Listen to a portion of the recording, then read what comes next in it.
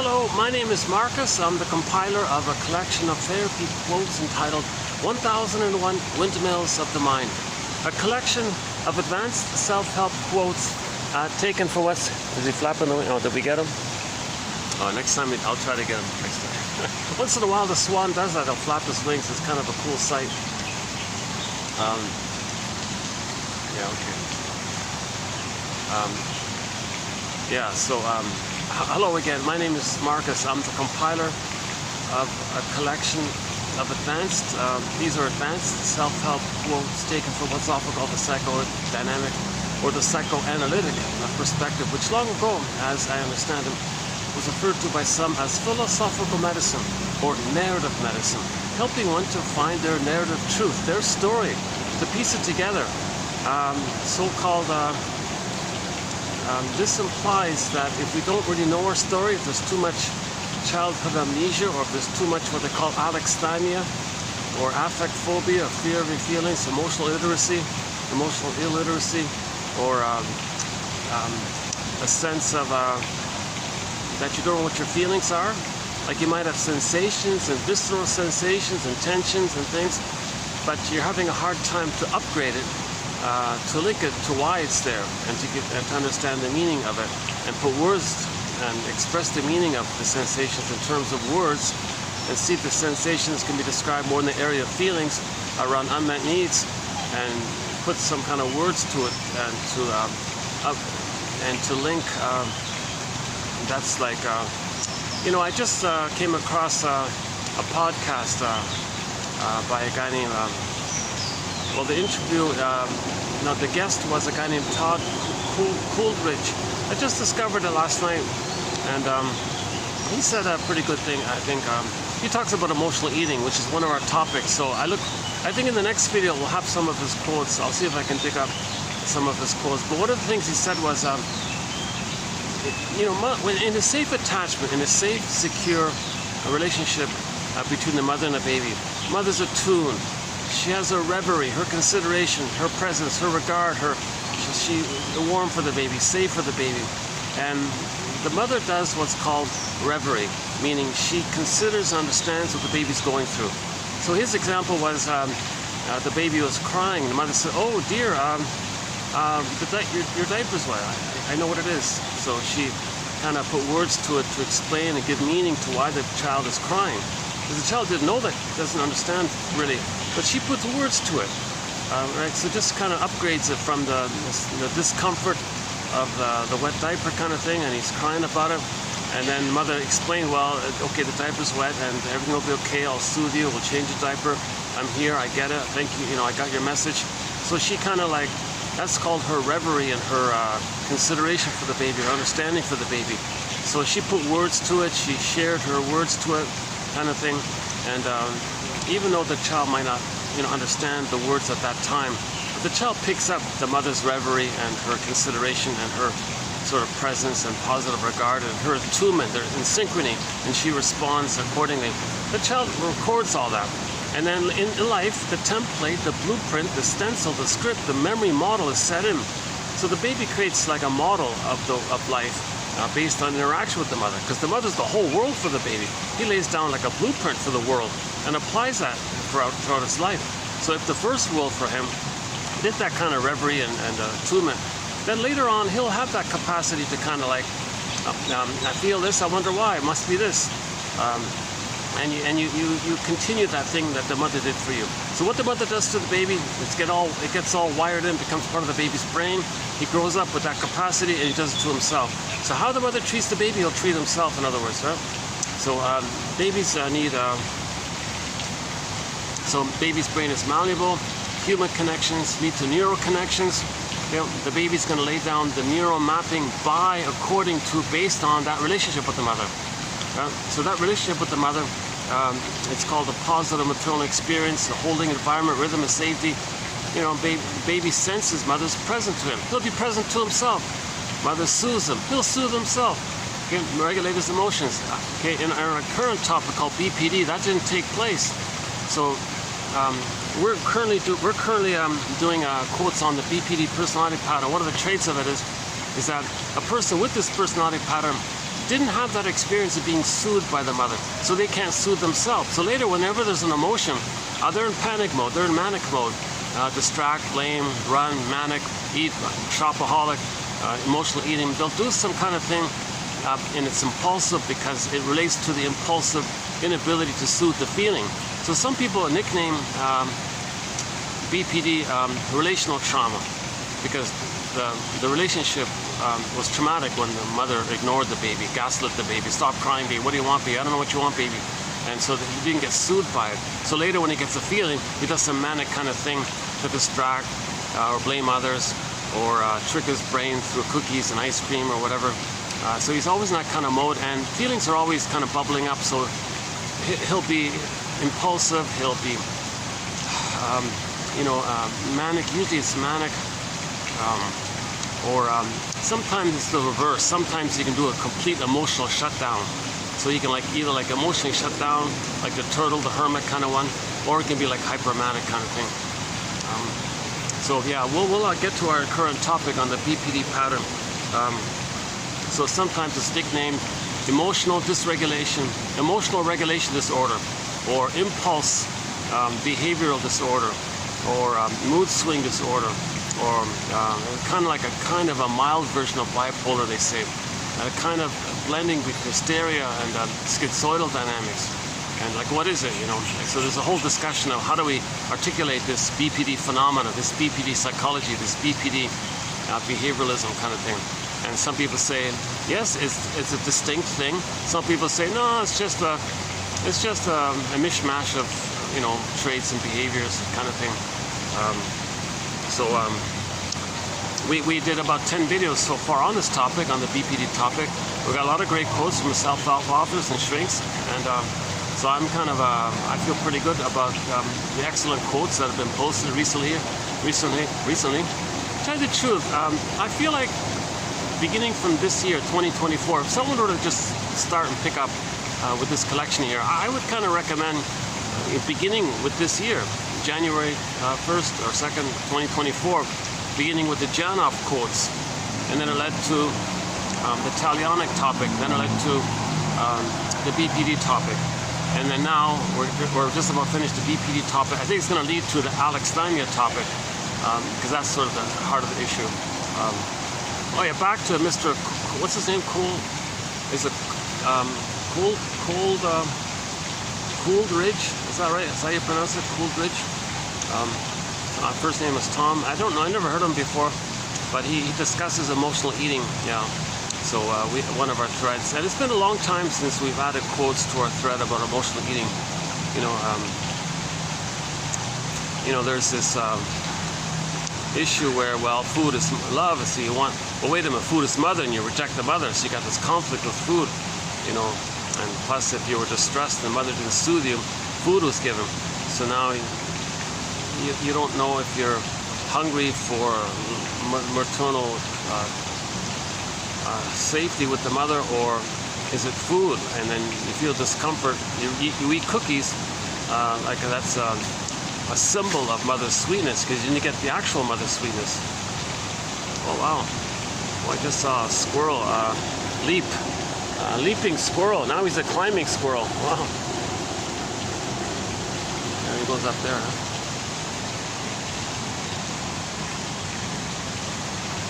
Oh my God, another leaf. Oh, that's one busy squirrel. My goodness. It looks like Tarzan. Tarzan squirrel. Kind of leaping and jumping. Great little spot here. I'm going to able to put the fan on now, yeah. It's baking here. You might see me sweating a little bit, so yeah, sorry about that. But they were kind enough to give me the fan, these guys. So I can put it on at any time.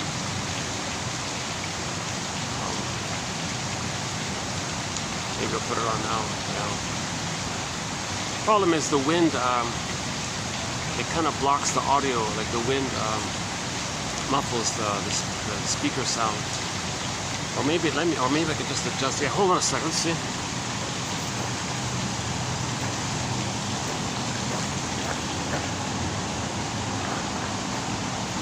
Maybe I'll just turn it a bit.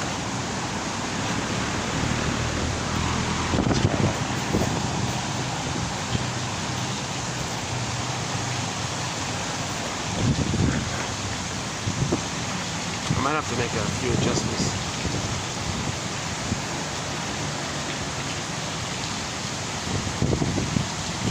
Yeah, so there's a bit of a progression, a bit of a continuation from Janov and then to the talionic feeling, and then to the BPD, and then now to the alexithymia. This issue about how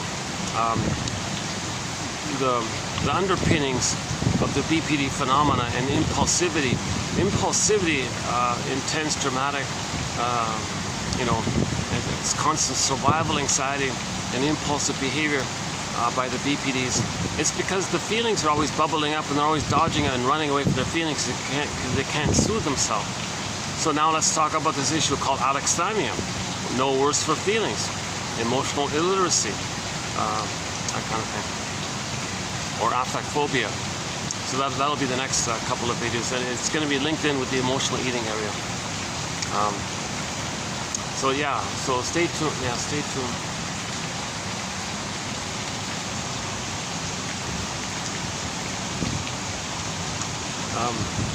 Truth is, this is take 2. Yesterday I did this video that we're going to do today, and I thought, oh my god, and let's check the battery.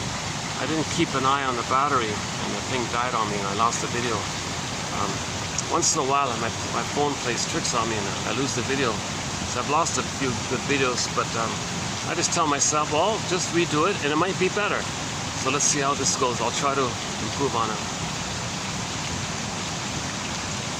But the main thing is, however the video turns out, the quotes are posted below. So we now have 10,000 quotes in our collection. Some kind of short, like these ones, some kind of longer, like those ones. That's pretty much the range right there. So they're very manageable, not too short, not too long.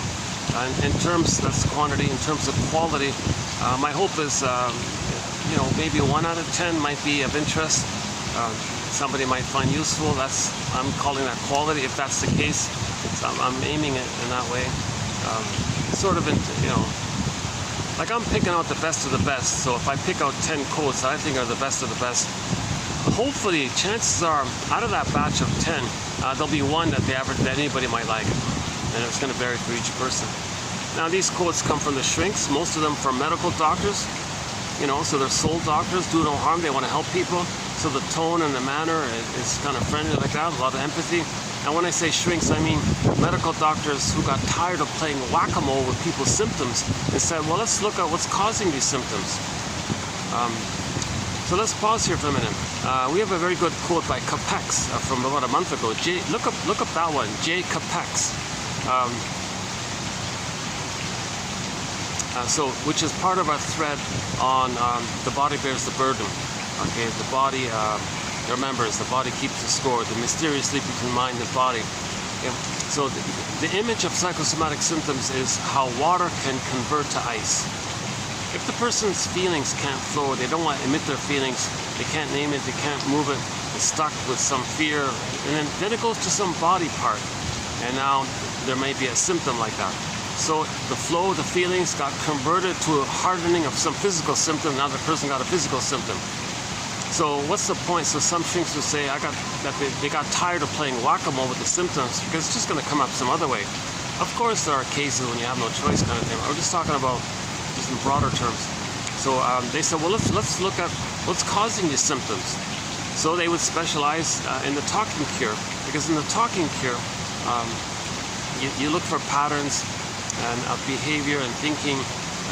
That's a communication of helping you to find your story. If you get your story, then you can have a belated release of the feelings that you couldn't feel, and now you can feel what you tried to feel but couldn't, because now you have the story, now you have narrative medicine, now you have a catcher's mitt, now you have a nest, and now you have an ego. You got a brick house, from a straw house to a brick house, and now there can be an emotional knowing, an emotional catharsis, a purification, this release of the feelings. And it coincides with belated understanding. It's a belated understanding with a belated release. So in the talking cure process, it sets that up. It sets those conditions for that to take place. Because in trauma, the child's life force is confected or invested or bound or stuck in a relational dynamic with the mother.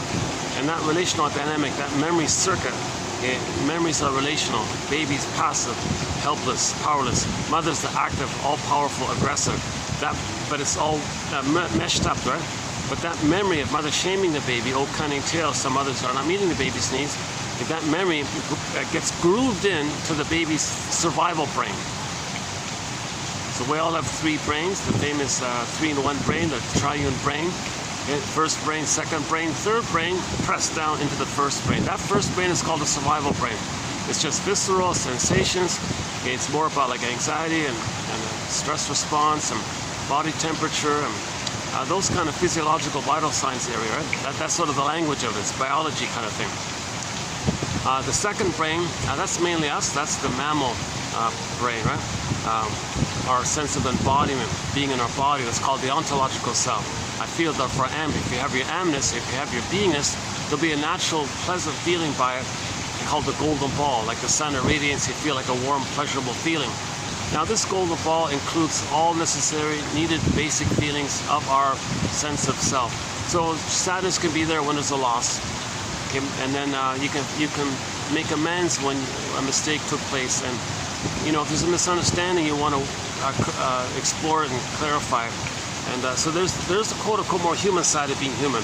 So the second brain is usually called the feeling brain, and the first brain is called the sensation brain, the visceral brain. You know, the third brain, okay, that's the thinking cap. That's what lets us talk and do math and speak and all that. Okay, so, and also the third brain actually helps to create a narrative, so to understand if there's trauma in the first two brains. So the third brain can help us to heal when there's trauma in the first two brains. Now, if there's too much trauma, then what the third brain does is keep hope alive by chasing symbols of mother's love, or keep hope alive by trying to change the mother. And you see others as your mother, and you're trying to change others or control others, thinking that's your mother, or give you the idea that you can eat cookies and ice cream to trick your brain to send you some serotonin by the sugar, salt, and fat, because you didn't get serotonin from being loved and soothed by the mother, so you found another way to get serotonin. But that's always just temporary, and you're doing it again and again. So the third brain is pretty active, actually. It'll process and try to heal when it can. When it can't, it'll repress the pain using symbolic acting out, or repeating the past and the present, or you know, engaged in wild beliefs to get you away from yourself. And wild beliefs kind of repress the pain because it gives you the hope of mother's love, and it replays the disappointment, which triggers endorphins in the brain. So the basic thing is when the baby's in pain, he's going to get endorphins. So the third brain might say, well, the person's still in pain, so let's get a false belief, let's be disappointed so we get endorphins. So the third brain is kind of busy like that. So we have three brains. The thinking brain, the third one, the neocortex, which came out, which we grew and developed 150,000 years ago. And we're mainly the mammal one. That's the more human side of being human. Okay? That means our sense of embodiment. Kristen Wilson says, yeah, if you're not in your body, you're not making sense, literally. And it's disembodied discourse that causes all these confusions and problems that we see out there. Because in disembodied discourse, people are grasping for mother's love, not knowing that, thinking they're still in the past. Because that old limbic system doesn't know time. All time is that time, you see. Or we're trying to show up the mother, or we're trying to imitate the mother, trying to save our mother, or be loyal to the mother. We're still stuck with the struggle with the mother. Why?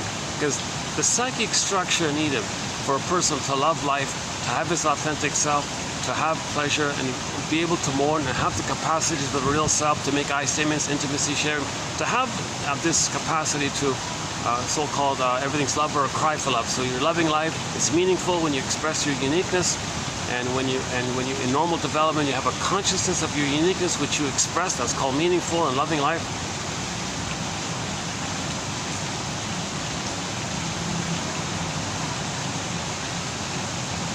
Hang on, I'll get back to the point. Hang on. Give me a second here. Kristen Wilson says, if you're not in your body, you're not making sense, and it's literally, and it's disembodied discourse that causes all these problems. Because in disembodied discourse, you're still struggling with the mother in the past. So you see the present as the past. Okay, the present is like the presenting past, or sometimes the present is still the past, or sometimes we transit the past to the present and act out and stage and metaphorize and theaterize, dramatize, symbolize the present as a representation of the past, and then transfer emotional struggle with the mother into that scene, that staging thing, and thinking we're still trying to, come on mother, I need your love. Why? Oh yeah, here's the point. So the psychic structure needed to love life and all that is what's called differentiation, a sense of self, a beingness. Okay, if the person doesn't have that kind of sense of beingness, that means that's the authentic self. The word of the year by the Merriam-Webster Dictionary Company last year, 2023, was authentic. So we're all born with this authentic beingness. But in childhood, babyhood trauma, attachment trauma, relational trauma, interpersonal trauma, betrayal trauma, arrested development, stunted development, all this kind of stuff, where the child freezes, petrifies, turns to stone inside, feels numb, unreal, petrified, like the velveteen rabbit. I've got some rabbits over there.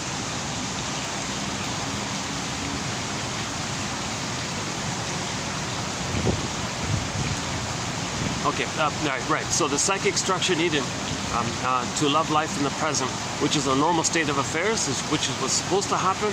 In normal development, we have our differentiation, a sense of self. With the sense of self, we feel at home within. Okay, we have our beingness. That's our home within. We all live in a psychic house called the soul castle. So in the Odyssey, that was called Ithaca. And Odysseus wanted to find Ithaca. It's an inward journey. He wanted to find his inner home, his inner land, his inner soul castle, because he was far removed from it with the machismo as a defense. And Poseidon, his unconscious, said, I don't like this. He understood why, so he went on the long journey to get back home. He wanted to find home. The whole story was about him trying to find home. Now that's a metaphor for inner home. Our sense of embodiment is our inner home. The Odyssey is not some kind of outer kind of story. It's all a metaphor, like a dream, like a fairy tale. It's all within. Okay, myths and fairy tales are true on the inside. They're metaphors for inner dynamics. So Odysseus wanted to get that inner home. Yep.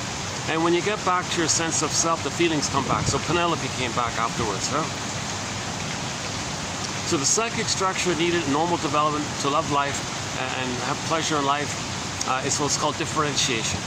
Now, differentiation only takes place, okay, all theory of course, but according to the models and the theories, what's been around for a while, is that the child's got to feel safe. That's the thing here. The child's got to feel safe with the mother. A rhythm of safety with her attunement, her acceptance, meaning she doesn't use the baby or shame the baby or attack the baby or blame the baby or thingify the baby or transfers her mother to the baby and fights and uses the baby as a proxy of her mother in the past, and that mother's still fighting with her mother, fantasizing that her baby is her mother. Oh, cunning tale. Of course the baby doesn't feel safe like this. No baby can say, Mother, what are you doing here? I'm your baby. I'm not your mother who hurt you. And to boot, you're going to criticize and try to control me, thinking you're trying to control your mother because your mother didn't meet your needs, so you're parentifying me, and I'm supposed to do what your mother did? Oh, cunning tale. Okay, some mothers...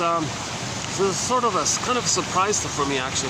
There's a whole long list of this "oh cunning tale." So this phrase comes from Emily Dickinson. Okay, one of her most famous poems regarding trauma. Our current what we're talking about. We're talking about trauma, relational trauma, interpersonal trauma. Okay, we don't talk too much about PTSD. We're talking more about developmental relational trauma. Although there are a few quotes on PTSD.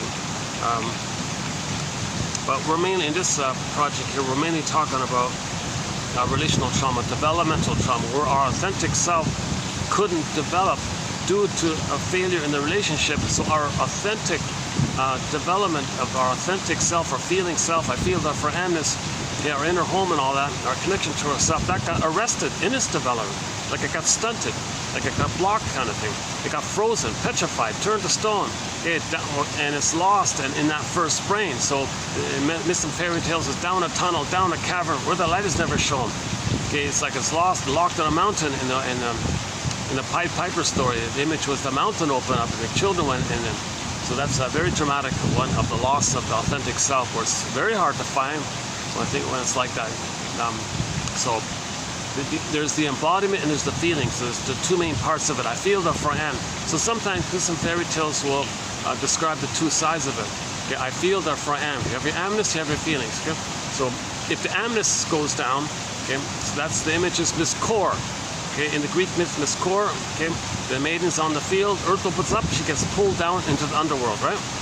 And that's the authentic core of the person kind of got pressed down like that. First brain, second brain, third brain pressed down, meaning the memory experience is recorded in that survival brain, so it's kind of pressed down like that. That old, earliest, darkest, primitive brain. It's called a shadow because dark, you don't see it, we don't remember it. So it happened, but we don't know it. It's too early. The baby doesn't have conscious memory of it, but it happened. It's in the brain, so it got pressed down. That's called repression. Now because the authentic self is kind of lost and undeveloped, that means where are the feelings? Okay, so the image for that is the golden ball goes down the well. Okay, the golden ball, or another variation of it is a recent one, 2015 Disney film called Inside Out. Very good film. Okay, it's that scene, instead of the golden ball going down, it was the character's joy and sadness getting zooped up that tube and twirls around, and then it got pressed down. So it went into that, and we saw joy and sadness in this Alice in Wonderland fantastical world called primary process mentation. So we live in two worlds. So the baby has in the beginning what's called primary process mentation. Primary process mentation. Okay, this is different. This is as the cat says in Alice in Wonderland, in that world, in that Wonderland world. Okay, there's no time, there's no conscious logic. It's mad in there. Things can flip, things can morph, things can be in this place, no, it's in that place, is it there, is it there, no time, and it's not normal kind of logic like that. Things are exaggerated, you see. So like Alice said, up is down, left is right, and so on. Okay, and then we have the conscious, now we have the more secondary mentation. This is the more like the adult mind or reasoning mind. Okay, we know what's going on reasonably and realistically. So, but the baby doesn't have that yet. In the beginning, he's in that primary world. Babies are in this magical kind of fantastical kind of place like that in the beginning. That's called primary process mentation. So when the baby's traumatized in the first brain, it's kind of stuck in that place in the primary process mentation. So now the main thing about trauma in the first brain. Okay, the survival brain. Okay, let's finish that point up. So we have three brains, right? A nickname, just a fun little cartoony, just as a teaching thing. It's just a fun. It's not. We're not calling anybody this. We're not referring to a person as this, but just as a nickname in a teaching mode to describe these three brains. Some people like to call the first brain. Okay, since it's all about survival and about sensations. Well, let's call it the crocodile brain, the reptile brain, right? Because crocodiles and reptiles and other cold-blooded things, they don't really feel and love, and they don't play it of an affection. There's no trust or anything. They only care about the instinct of survival and reproduction. So that's the survival brain. So our first brain is called the survival brain. Like the crocodile, doesn't care about love or friendship. They just care about. Although it's funny about that. Some people say maybe we're being hard on them. But no, it does seem like, you know, Janov says, hey, you don't talk feelings with a reptile or a snake or something like that. You know, yeah, that's true. Yeah. Okay, so the second brain is the main one, the chimpanzee brain, the monkey brain, the mammal brain, the body. The body. We have our body like a mammal. We're hominids, like from the mammal area, right? Homo bodoensis, then we became Homo sapiens. It's all from this body. So we have feelings. We feel like the animals. So we feel. We have pleasure, joy, play. The dogs. Look how playful the dogs are. You know, I saw one dog at the top of the ski hill with his family, and the adults were skiing down the hill, and the kids were skiing down sort of the side of the hill, like a smaller part, with their toboggans. And the poor dog wanted to join in with the fun and wanted to play along. But the dog didn't have skis, and the dog didn't have his own toboggan. So how's he going to join them? And I saw the enthusiasm. They filmed the poor guy, and they filmed the confused dog because he was so eager to join in and play catch kind of thing and slide down with them. But he didn't know. So you saw him kind of like posturing and gesturing, and as if he were like thinking, how am I going to do this? How am I going to slide down the hill here? they've got skis and toboggans. I don't have it. How am I going to do this? And you can see the dog like gesturing around and moving around and tilting and kind of thing. You can really see him trying to like think in a way, because he wanted to play and join him. And sure enough, he finally decided to, you know, twist himself a little in a way to the side kind of thing. And he figured he somehow managed to, I guess he figured he'd use his whole body as if it were a sliding toboggan or something. And sure enough, he threw himself down the hill and whoosh, like swooshed down the hill, and he was laughing and playing with the others. So he wanted to join in. That's the mammal, he wanted to play. A second clip I saw was the opposite. There was a border collie, I think, with the trainer doing some kind of obstacle course. Maybe it was some kind of competition of how fast can the dog run through this gymnastic obstacle course with hurdles and tunnels and zigzag things and loops here and twists there. Anyways, the dog didn't care about any of that. He was just having fun with the trainer, and he was wagging his tail, laughing, playing. So sure enough, he did the course routine. He was like Flash, like he was quick, you know, like Flash Gordon, right? The Flash. If Flash Gordon had a dog, this would be it, right? He was like zipping very happily, very excitedly, running through the course routine with the zigzags and the hurdles and more hurdles and the twists and turns and zigzags and kind of going under something and then jumping over something and doing a roundabout thing or something. Anyways, he did the whole thing with lightning speed. And the final sequence at the very end of it all was he had to leap up into the air, you know, like 5 feet up, like jump up into the trainer's arms, and the trainer, Wolf, had to catch him, and they, like thump, and the trainer caught him. And, oh, good dog, you did a good job, kind of. Nice job, kind of. We won the prize. Good work. You know. The dog was having fun. So play comes from the mammal side of it all, right? The crocodiles don't do play. The reptiles and snakes do. They only care about survival. So we have the three brains: the crocodile brain, the mammal brain, and the neocortex, or the thinking cap, or we can say maybe the human brain kind of thing. When the baby's traumatized, if the trauma gets recorded in that first survival brain, okay, oh boy, that brain doesn't know time. Okay, crocodiles don't know time. Babies are dominated by those first two brains, right? The brain 1, brain 2. If that third one didn't come on yet, it comes on at about age 3 roughly, kind of. So the babies are mainly operating from the first two. But if he's traumatized, he's going to regress to the survival one. If he didn't get his basic safety needs met, he's in survival anxiety. So memories are relational. Okay, so as mentioned before, memories are relational. The baby's the passive victim, the mother's the active aggressor, and that relationship of the baby saying, "Hey mother, I need your love," and mother saying, "Sorry, I'm angry at you because you didn't meet my needs when I was a baby. What's going on here, mother? I'm your baby who needs your love. No, baby, you're my mother who refused me, and I'm fighting with you. Stop this nonsense. Are you psychotic?" The baby might think the mother's psychotic. So he's terrorized. He's terrorized by this. So that's a great fear. That memory of mother shaming him, okay, in response to his basic need for soothing and comfort, and mother attacking him, okay, that memory gets grooved in that survival brain, okay, that crocodile brain, okay, which only cares about survival. So and this neurocircuits or whatever, they even have names that seal it in, that stamp it in. And that's relational. That's stunted development now, because he can't grow further. He can't have his sense of differentiation if he's frozen up with this painful thing.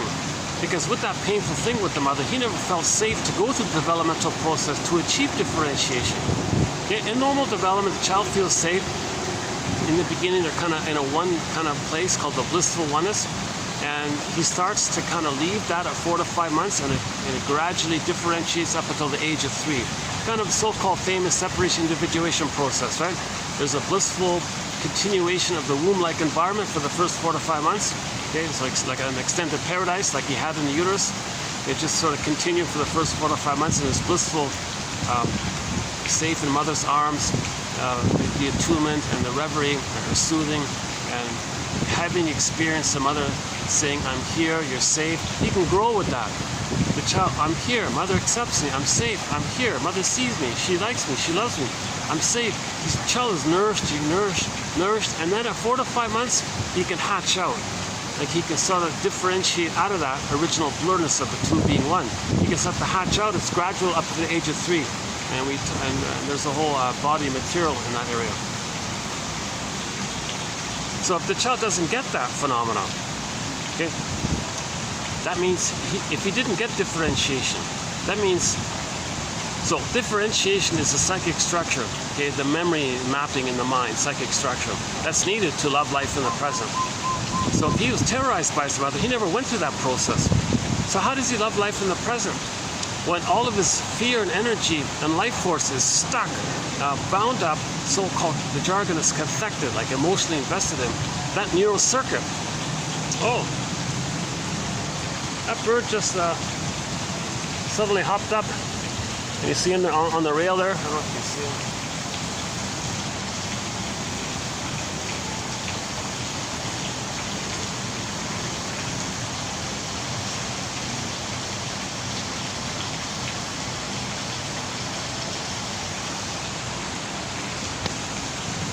Not sure if I'm pointing it at the right angle. He's got a blue beak. Okay, let's do it next time. So the psychic structure needed in normal, that occurs for a person in normal development, is a sense of self. He's a person, okay, and the mother is a person. So the mapping model template in the brain mind is he's a person in his own right with feelings and needs and a personal identity and a uniqueness, and mother is a person who was loving and frustrating, not perfect, but he can handle the ambivalence. Maybe this is not the best spot for me to sit because I keep getting distracted with the antics of the birds and the squirrels and things. But maybe I should try. Let's move on. Let's try this. Why don't we try this? Hold on a second. Is that any better if I do this? Let's try this for a bit. Okay, let's try this for a bit. Let's see how this goes.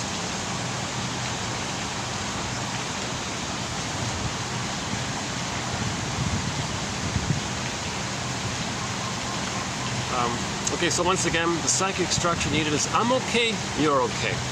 Child has a sense of self and it's whole, and the mother is a person, and it's called whole object relating, meaning he's a person, she's a person. So the template is there's your natural mutuality and respect for self and others, and you have empathy for self and others, and you were loved, and others are loving, and you're loved. Not perfect, but it's three-dimensional. But we're all one family like that. So if something's confused, well, they're wounded. Okay, they're a trauma survivor. Let's try to understand them. Let's validate that they have that what they're doing. They must have a good reason for what they're doing if they're traumatized. If that's the only coping strategy they know, how to deal with their painful inability to soothe their feelings, and that's what they learn, how to deal with their feelings, kind of understand things in a more empathetic way. So I'm okay, you're okay means self-empathy and empathy for others. That's like a normal kind of thing, right? If the child doesn't get that kind of thing, if he's still in a fused memory thing in his brain. Wait a second. I got some tourists beside me. Why don't I let these people enjoy the area here while I... Oh, no, the swan isn't there, so... Let me... I think I gotta make... See, you don't see this, but it's like 45 with the heat index here. Maybe 46 or 7. It's baking here. Let me make another adjustment with the fan here.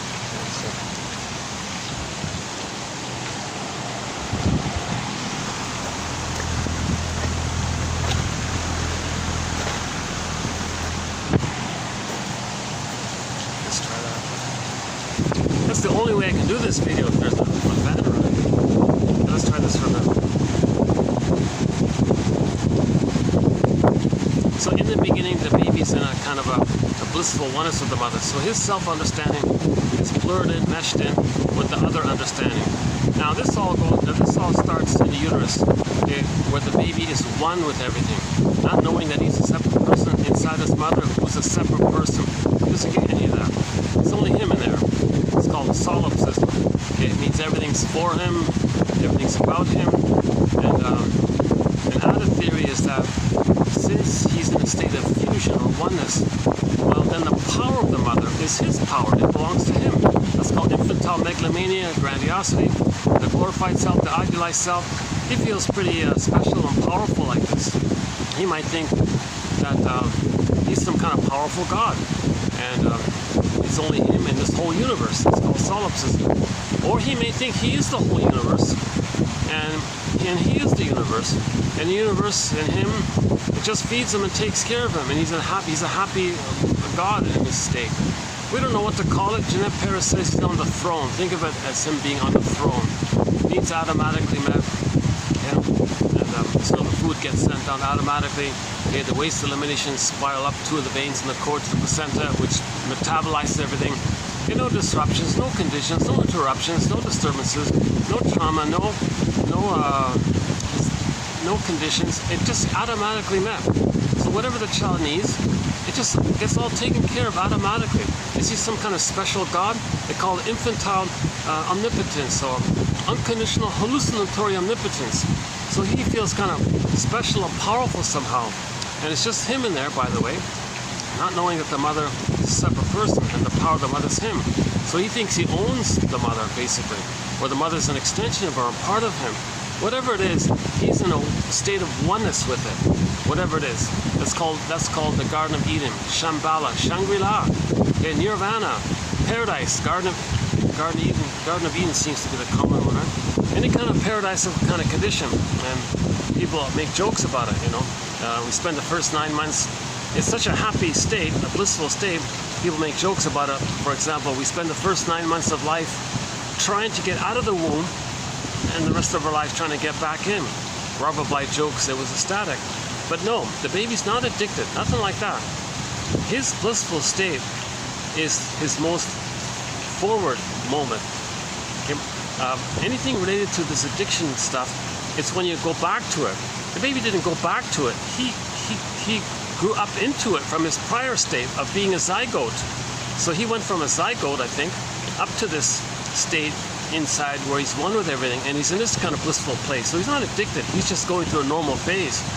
The addiction phenomenon takes place is when people go back to it and they get that blissful feeling, okay, through cookies and ice cream and smoking or whatever it is, or anything, or beliefs or fantasies or any kind of infantile areas, usually it's like comfort foods and or drinks, stimulating drinks or something, or something that kind of gives you that blissed out feeling where you're going back to that safe blissful time in the uterus, or when you're one at the breast kind of thing. So whatever you do or take or whatever later on, that gives you a kind of, that recreates that blissful feeling that you had originally. That might be addictive when you go back like that. But the baby's not addicted. Nobody would say that. The baby's just going forward in a normal kind of place. So the baby's in this ecstatic, blissful, happy kind of place, right? Now, when he's born, that psychology's got to continue. Okay, the first 4 to 5 months, the role of the mother is to offer that, to provide that. So this is done through skin-to-skin contact, natural feeding, a mother's loving gaze, and her safe, warm, loving arms. So the baby feels safe and held, and baby looks at mother's eyes, and mother looks at him with a kind of acceptance and delight. I see you, I'm here for you, I understand you, and there's a synchronicity there, and the baby recognizes the mother sees him, and he sees that he is seen by her. Then he can see himself. He experienced that mother heard him, he can hear himself. Mother felt him, he can sense himself. Mother soothed him, he can sense himself. Okay, remember, children need your presence, not your presence. So babies need mother's presence, maternal presence. That's the extended paradise, okay, if he gets that. And an important point here, it's skin-to-skin contact. So mothers, my disclaimer once again, I'm not a doctor, shrink, gynecologist and all this, but one theory is maybe mothers just stay in bed for 4 to 5 months, let the baby sleep on her, on the front, he feeds according to his schedule, and let him have that blissful, continuous, warm oneness, safety with her, and he feeds according to his schedule. So no bottle, barring desperate, dire medical emergencies, right, obviously, but you don't remove the baby, you don't even clothe the baby apparently. You put the bed sheet on the back kind of thing, but the skin to skin, mother's front to the baby's front, is meant to maintain like that, like he's in the uterus. It's a mother-infant dual unity. Mother-infant dual unity. So just have the image of a pregnant woman, okay, mother, baby inside. It's like for the baby, it's a dual unity. That's got to continue when he's on the front, inside, and then he's on the front. It's a continuation. So when he makes the transition from the water world to the land world, that land world is meant to be a continuation of the bliss he had in the water world. So he comes out of the canal, you leave the cord, you leave the placenta, then you hand the baby to the front, he looks for the nipple, he latches on, starts suckling, all is good. Skin to skin, the room is warm, okay, and it's called a lotus birth or a natural birth, and there's a whole body material to help facilitate this transition. Okay, Le Boyer's book and Klaus and Kennel's material, the time sensitivity, the hormones at the moment of birth, the position the mother can take to facilitate the natural birth where there's no pain there, and there's a whole body material about it. So we don't want the baby traumatized at birth, in other words, and nor do we want there to be child abuse in the womb. There's a thing called child abuse in the womb. Can you believe it? If the mother takes a cigarette, that's child abuse. If she drinks wine when pregnant or too much caffeine, that's child abuse. Whatever or any kind of pills that whacks the baby's brain. So that's child abuse in the womb. So while the mother's pregnant, the baby's meant to have a welcoming womb, a welcoming womb, not a rejecting womb where he's fighting with the sea monster. The cord, placenta, and the 3 veins. The child gets enraged at that, thinking that's his mother, and projects his rage onto the cord, veins, placenta, and creates in his unconscious fantasy life some kind of sea monster. That's his mother now, a sea monster. Well, what? Now he's in hell. Yeah? So his identity is being rejected by this, okay? And shame is a burning, biting feeling. So storytellers long ago would create this image of hell as a metaphor for the emotion of shame. So once again, this in fairy tale is a metaphor for inner dynamics. Shame is an emotion, it's an inner dynamic. Okay? Shame is this burning, biting feeling. So the storytellers, like an artist, would draw it and describe a hell imagery, the fiery and all that. Well, that's the emotion of shame. Shame, right?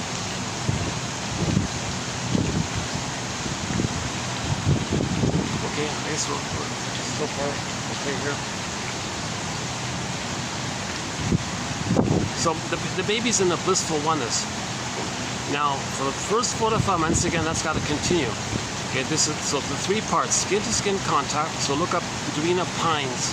Okay, and then the natural feeding, not the rubber nipple in the plastic bottle. There's no reverie. There's no communication that takes place. There's no let the music play on taking place. There's no synchronicity or attunement if the baby's using a rubber nipple, because that's a dead. He's relating to a dead mother, they say. So he's internalizing this rejecting mother. Yes, he stays alive with the powder stuff, but he's not looking just for physical food. He needs maternal, motherly kind of relational love. Like he needs like a love from the mother's sweetness, and he needs that kind of experience to take him, not just the powder stuff. So he's meant to naturally breastfeed, and mother's love engage. So if those 3 parts are there, he's considered to have a psychological egg, a continuation of the womb. It's an extended womb, an extended social womb, an extended interpersonal, social, relational womb. Mother-infant dual unity. Then at 4 to 5 months, Okay, then his self-understanding that he's a separate person, distinct and different, and he differentiates from that, hatches out. So no psychological egg is not going to hatch out. He'll be stuck in there. So in normal development, he hatches out, and it's a gradual hatching up until the age of 3. Okay, I won't do the other parts of it now, but if he doesn't get that egg, okay, and he's still in that oneness, okay, and mother shames him in the first 4 to 5 months, okay, with the feeding, the force feeding, and taking revenge on the baby, thinking the baby's his mother, thinking the mother has the right to use the baby, to brainwash the baby, take care of her later on. So, you know, some others say, what, you have an identity? You want to be you? No, you're going to betray me. You're with me or against me. So mother will punish the baby for being unique. And she'll brainwash the baby to be dependent on her, never, because the mother has, she might have a fear of abandonment, so she wants to fix it so the baby always needs her, will always go to her, always turn to her, make her always number one, so she never feels alone. She always feels important, always feels seen, someone will be there for her, respond to her, respect her, do what she said. So she might be parentifying the baby to be a good mother for her. Oh, cunning tale. That child's needs aren't getting that in these case scenarios. And there's a whole long list of, you know, mother resents the idea of maybe she resents the idea of giving love when she never got it, now she's supposed to give it. She resents it or something. Or maybe it interrupted her career or something. Or maybe she thought she looked attractive with her new appearance and didn't want to breastfeed. And we had a quote from 3 years ago where the husband said, "Hey darling, why aren't you breastfeeding?" "Oh no, husband, give him the powder stuff. I'm having a whale of a time in the office, jiggling my sexy appearance with the fellows at the office, and they're all gaga, and I love the power that I have on them. I'm getting revenge on them." And the husband died inside. He said, "You mean you're going to traumatize our baby for this nonsense at the office?" "Well, I want to control the guys at the office because I think I couldn't control my mother, so I'm going to control them." He said, "I have a chance to use seduction as power. And you're going to traumatize our baby?" "Oh, don't worry, the powder stuff's fine." So the mother's soul blind. She's soul blind to the needs and humanity of her baby. Because when a mother has unmet needs, she doesn't see the reality or care about the reality of the present. She only sees her projection of her unmet need for love. So she projects the disappointing mother onto the fellows of the office and wants to control all the men there, thinking she wants to control her mother. Because if the baby thinks, if the mother operating from the old memory of how once upon a time when she was a baby, during that time, as a baby, that baby thought or had a fantasy that, gee, wouldn't it be great to control the mother, and maybe if I control the mother, maybe she'll change her ways and provide the love that I need. So she continues this battle, okay, and wants to control the fellows and make the fellows do what she wants all the time. Husband said, "Don't you care about the feelings and the needs?" She didn't care, didn't see it, didn't recognize it, because she only saw her need. Okay? When people have needs, they usually don't see reality in the present. They just see their projection of their old unmet needs. Because that projection of old unmet needs is a lot of pain. And we're still seeing this unmet need because it being unmet means there's too much pain. And in the pain, you're in survival. So you only see the need. So she saw a chance to continue with the fantasy that if she controlled the fellows, you know, then that could be like a time machine back in the nursery, and mother was controlled, and she would maybe respond and provide love and all this. The husband said, there was an interesting quote about 3 years ago, we posted it, towards the beginning of this collection. That quote always kind of, I don't know what it is about that quote. Well, yes and no. But that quote, he said, and I remember what he said. He said to the shrink, and he said to the shrink, "I had no idea what a rotten, miserable, cruel mother my wife would become." Like he didn't think about it. Like when he married her, thought she was lovely and all. Never thought about what kind of mother she would be. He said he never had that thought. He just assumed she'd be a loving mother, and all women are going to be loving mothers. He just expected that. He never thought about it. Then he discovered how cruel his wife was to his own baby. And he said that was the beginning of the end of their marriage, because he couldn't take it anymore. And then they drifted apart, and they divorced and all this. And it's funny, because there was another reference similar to that, where the guy realized, what's he going to do here? Because if he doesn't get custody or something, then that child is betrayed by the father, because the father didn't protect the baby from the abusive mother. So that was an interesting one about that. And the daughter said she hated her father because the father didn't protect her from the abusive mother. But that kind of anger that she was talking about, it's half and half. Fathers cannot be a replacement mother. Fathers don't breastfeed and stuff like that. Fathers don't do that in the beginning. But she is right, half right, in that the father could have done something to say, okay, back to the first example, no, darling, forget about the guys at the office. Your baby has feelings. Let me hold you. Let's calm down. Let's think about it here reasonably. Look at your baby. Take a good look at him. He's looking at you with such trust. He has no idea that you're not going to feed him properly. He wants to be held by you. Imagine you're that baby. Like, imagine how the baby would feel doing what you're planning to do. Like maybe the father can intervene in some way, or let's go to the counselor, let's talk to the counselor, or just try some other methods. I don't know. But the father could have made some efforts to persuade the wife to give up this fantasy of her petty power game politics at the office and nurse the baby, hold the baby.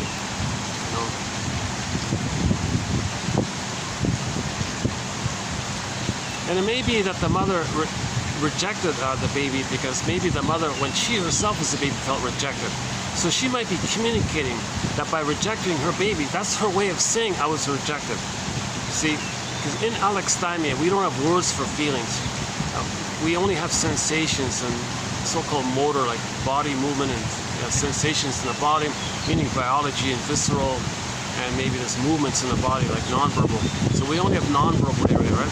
So that mother might be nonverbally saying, well, look, when I was a baby, my mother didn't hold me and nurse me properly. So she might be communicating this through her behavior of recreating it to communicate what had happened to her. So maybe that husband could have said, darling, I think what might be happening here is maybe when you were a baby, you weren't really fed and nursed and all that. Let's think about it. I never thought about it before. Okay, well, let's go visit your mother and interview her. That's a good idea. Let's do that. No, I don't want to do that. No, we're going to do it. Come on, let's go. Drag her to there. Drive across town to the wife's mother, and the two of them interview. All right, we have your grandchild here, and I don't want my wife to do what you did to her. So come clean. What did you do to her? Did you breastfeed her? No, I didn't. I see. Did you hear that? You weren't breastfeed. I didn't know that. Really, I wasn't breastfed? No. Well, and then she finds out the reason. Oh my God! How cruel can you be? And I was just on the verge of being just as cruel as you. Thank you, husband, for letting me know this. So the husband can do something to kind of help out here, right? So that daughter, so back to the middle of the previous case, the second one, she was legitimate in her anger at the father for not intervening in some way to protect the baby from the abusive mother. He could have tried some stuff, right? He could have tried some things. At least make an effort. Maybe the daughter would have felt the effort. Might have been helpful in some ways. I got a little bit off topic here, so what a pity about yesterday. Yesterday was a good video. Yesterday was not a bad video.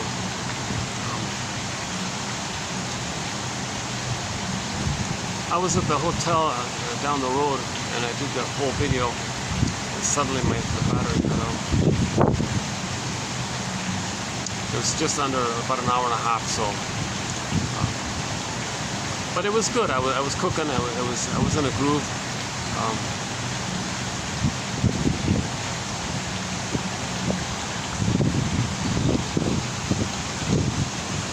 Okay, let's get back to hold on a second.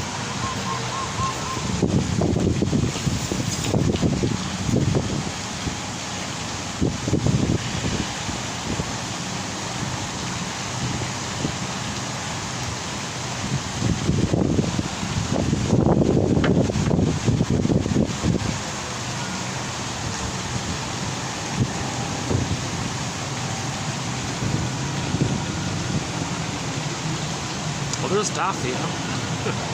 No, that's a swan. I'm just kidding. That's a swan, not a duck.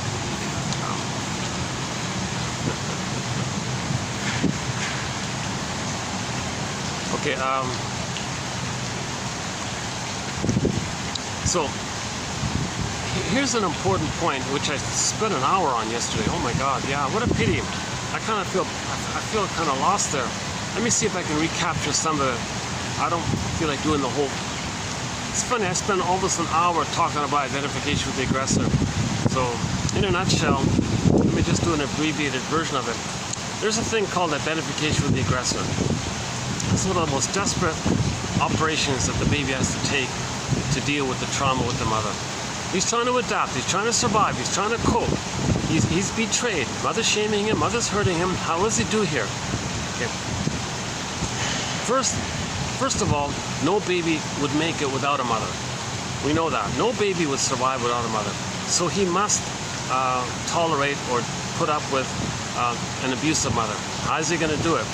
How is he going to arrange this in himself? Okay. So he does a couple of things. First, his rage around his mother and his unmet need ends up as oral greed.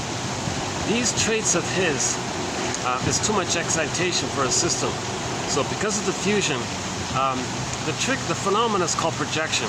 He'll infuse into the image of the mother his traits of rage and oral greed and create an image of the mother called a mother imago. It's not real, it's just an imago, an image of some kind of cyclops. Like in Odyssey, it was a cyclops.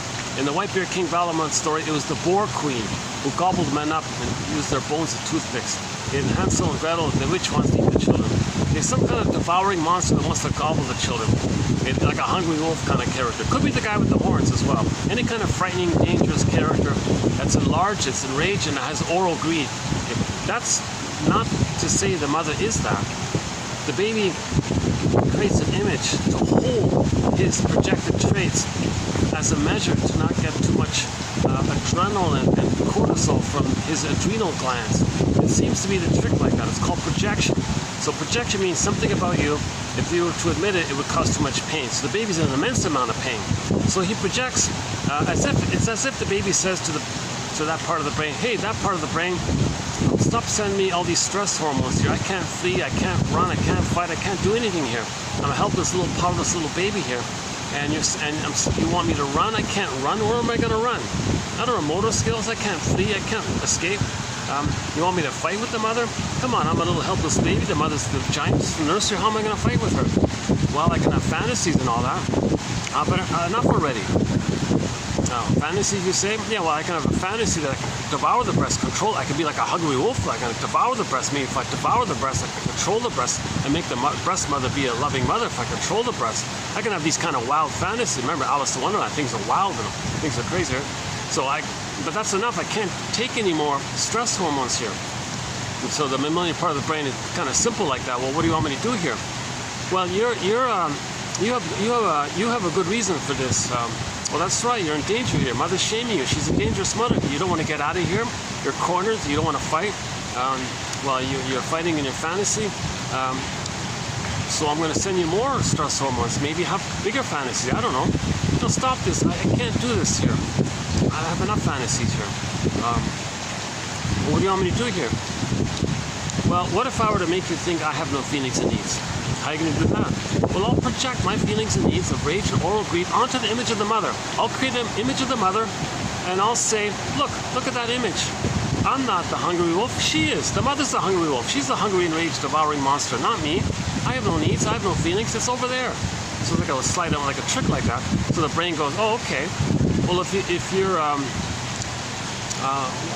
okay, well, but to tell you the truth, I'm still confused. Well, what do you mean, brain? Why are you still confused? So the brain says, well, if you think your mother's a hungry wolf or a devouring monster that wants to eat you, how are you going to take in the powder stuff? Okay, good point here. Let me do another trick here. I'll deny that monster is my mother. Okay, so, and me with her being shamed and attacked and abused by her, I'll deny the whole thing. I'll deny that relational unit. I'll bury it, put it in a psychic bin, separate it, disassociate it, put it some other place, deep in the brain somewhere. I'll deny it, bury it so much, and what I'll do then is, out of my desperate psychosis, I'll hallucinate that I'm in a blissful union with the goddess mother. What? The brain says, yes, I'm going to imagine that I'm one with the goddess breast, an ideal breast, a lovely, beautiful, trustworthy, all there, reliable, unconditional, loving breast. And I'm special with this breast, and we're safe this way. Does that work? Okay, well, if you could trick yourself to feel safe that way, I guess you're safe, then I won't send you all these stress hormones anymore. Okay, thank you very much. Much appreciated. Okay, by the way, this mechanism is known as the splitting defense. Okay, the child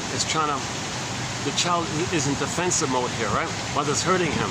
His brain wants to flood him with cortisol and noradrenaline and all these stress hormones, which can damage his body. He's trying to survive. He's in defensive mode. So in defense of himself, to protect himself, he does the splitting mechanism. Okay? Morphs the image of the mother. Okay, so the baby's like a Picasso. You take like the breast image as a canvas. Okay, in your mind, floating in your mind like some round circle or something like that, right? And the baby takes that image and morphs it or infuses or injects into it or sees into it or attributes to it, projects into it like a projectile, puts into it, okay, his rage and oral greed, and morphs the image into a monster. And that's in his brain now. Then he says, that's not my mother. So that's part one, to get it out. Okay. Then he says, that's not my mother. And then he hallucinates a goddess, like the guy in the desert. Okay, the thirsty guy in the desert, the scorching heat, trying to survive in pain like this. And then the guy, on the edge, like he's going to hallucinate an oasis. So he's trying to he's trying to survive. If he hallucinates an oasis, maybe he can buy some time. There's an oasis there, right? Like in your dreams, you dream things that you need, wish fulfillment. So baby hallucinates a goddess breast, okay? A perfect, reliable, trustworthy, perfect, ideal breast scenario, and he's one with that. That's called splitting. So it's called splitting because the mother's not two entities.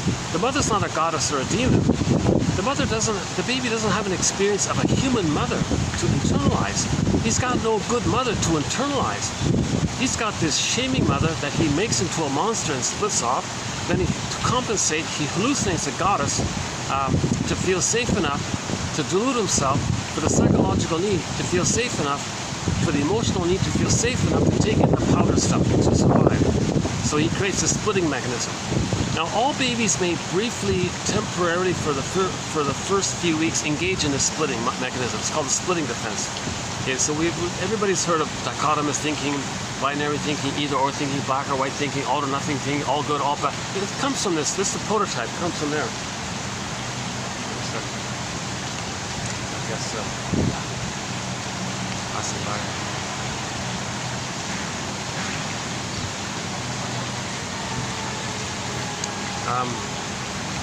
Hold on. Let me hold on a second.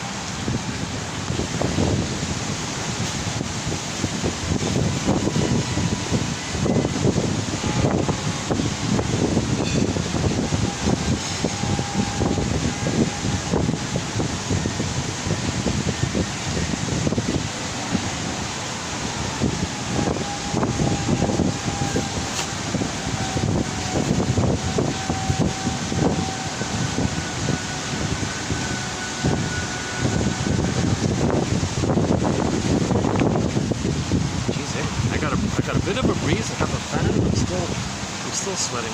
Jesus. My goodness. Nobody sits there. I'm the only one that sits outside. Everybody sits inside. Oh, except that one behind me. There's a couple of cars. Oh, hopefully you're not getting him. Are we getting him in?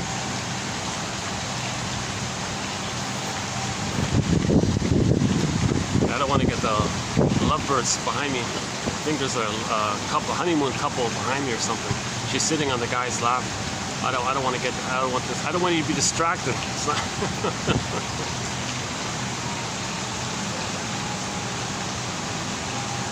Let them have their moment, I guess.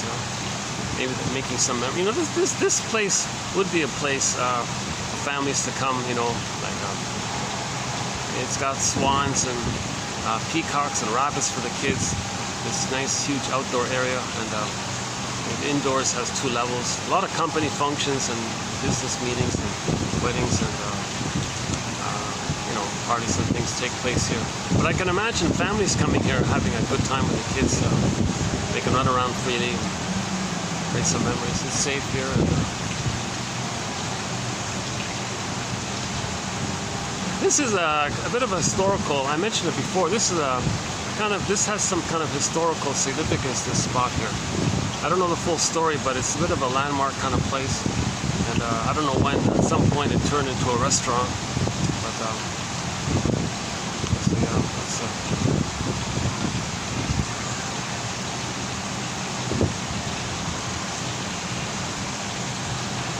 makes you imagine, you know, maybe what life might have been like 1,000 years ago or whatever it was at this very spot. Wow.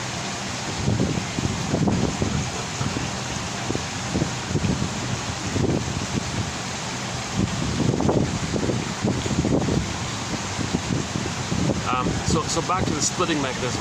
Melanie Klein has a theory called the positions. Okay? The paranoid schizoid position, or the paranoid schizoid mode of experiencing, or mode of operating.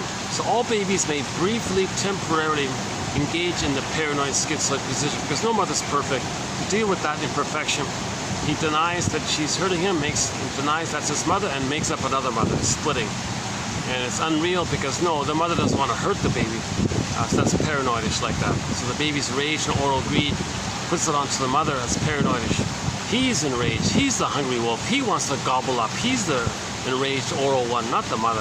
Mother's just misattuned, confused, using a magazine or reading the instructions in a magazine or something, in a book or something.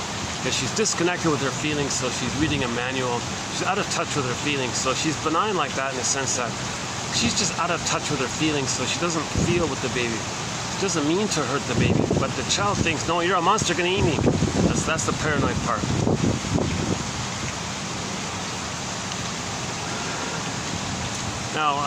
Now in normal development, this all gets sorted out, and then later on, the child has the experience of a mother who is loving, sometimes missing it. But wait a minute, the child got to a place in later development where he had the experience of feeling safe enough, strong enough, resourced enough to see the reality that, wait a minute, mother's not a goddess or demon. There's not two separate things here. Mother's a person, and I'm a person, and she is mostly loving. You know, sometimes she misses it, but you know what? I think I get it now. It's one person with two sides. It's imperfect. It's not an either-or thing. It's a both-and thing. Mother is a both-and. She's both loving and frustrating. And I think I can get it. I can handle this ambivalence. I can handle this confusion. It's a little messy, but I think I can hold it. I can hold the tension of the opposites. I can hold this. And you know, yeah, you know what? The funny thing is, if I forget it and I get angry and I bite her or something, if I bite her nipple or something, I might feel badly thinking that maybe I hurt the one who loves me and the one I love, and I hurt. So I want to make amends. Oh, sorry, mother, I made a mistake here. So I want to make amends now. So reparation is there, and apologies there, regret is there, and forlorn is there. So now we're getting to the more human side of being human. Okay? Now, in the prior place, the baby doesn't have that capacity. Okay? In the earlier place, if the baby's enraged and bites the nipple, he has no concept that the mother might be screaming in pain. He doesn't get it or doesn't understand it because everything is just for him. Remember, he's a god in a solipsistic solo world of himself. He doesn't understand someone else being in pain. So that's the prototype, by the way, of later on when people don't care about others, lack of empathy for others, don't apologize for others, and their slogans are no regrets, no apology, don't say sorry, hate weakness, hate bond. A lot of these, my greedy, your greedy, a lot of these simplistic survival slogans come from trauma during this early on time. Because the baby in the early on time is dealing with what's called part object related. Okay, the mother's not like a full person. The mother's not like a full person. He's dealing with just like a part of the mother, mainly the breast, and that's just there to serve him. It's utilitarian like that. He's not supposed to give back and think, you know, he didn't get to that early place. So the baby's in a utilitarian mode where it's all about him, everything's for him, and that's okay. Oh, hold a second. Let's let this couple. Let me give this couple some space here. Just hold a second.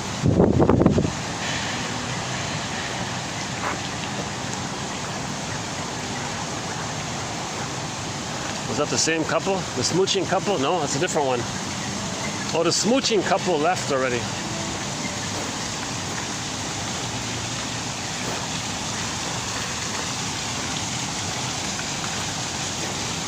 Oh, there must have been some function here.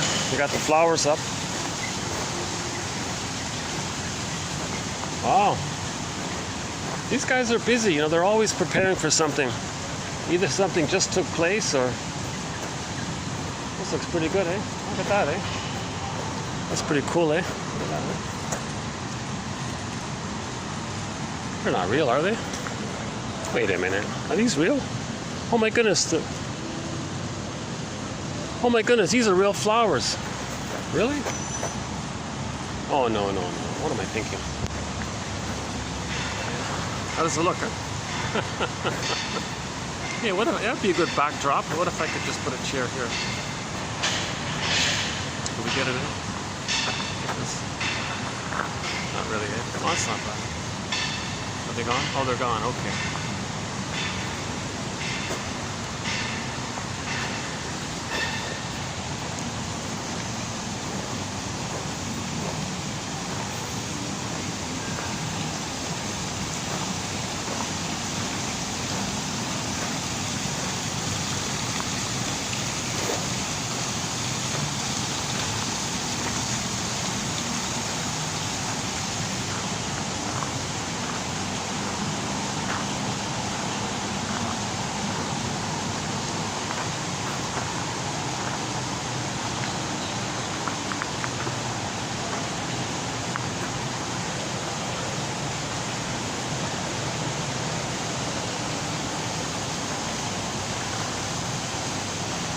No? I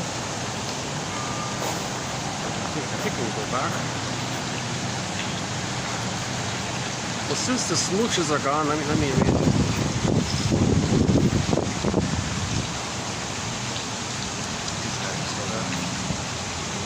Okay, let's yeah. So that's called a depressive position. That's a developmental result. That's a healthier thing. Despite the confusing term, it's called a depressive because it just means like. It's not depression, it just means like you kind of feel a little sad about, you know, maybe hurting the mother, the one you love, and you feel sad like it. And it's not so easy and it's more complicated. I don't know why she called it that, but we're sort of stuck with this awkward phrase. But if you compare with the prior place, paranoid schizoid, you know, maybe it's more human, sad, includes a little sadness, more human feelings, maybe it's depressive like that. In the paranoid schizoid one, that's more like the survival brain, either or thinking. Okay, but in the depressive position, that's more like human thinking. That's more the feeling area. Maybe that's why she called it depressive, to include. Why don't you just call it the feeling realm or something, versus the sensation in the visceral realm of the survival realm, survival anxiety realm, versus the feeling mammal embodied realm of the more quote-unquote more human side of being human versus the quote-unquote lesser side of being human, right? The more desperate survival trauma. Anyways, it's one of our threads is called Melanie Klein's theory about the positions. She's really the true mother of object relations theory, or even psychoanalysis maybe. You know, the joke is, you know, I don't think I've told this, right? The joke is, yeah,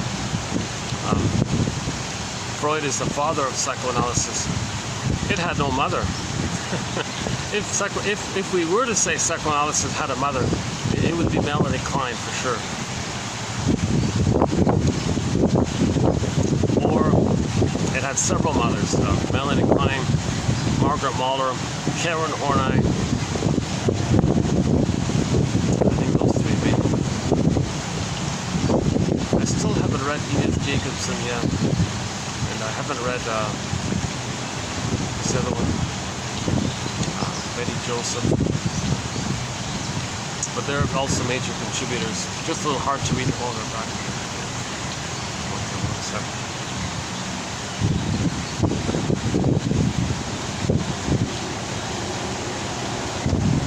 Oh. Just wait a minute. Okay, we're going to be doing this. So, by the way, see, I'll be doing in a few minutes. We'll be doing these quotes here about the BPD pattern. So this we'll be doing 2796, and kinds of these quotes here. This is pretty typical for each video, what you're more or less seeing here. And hopefully 1 out of 10 you'll find of interest.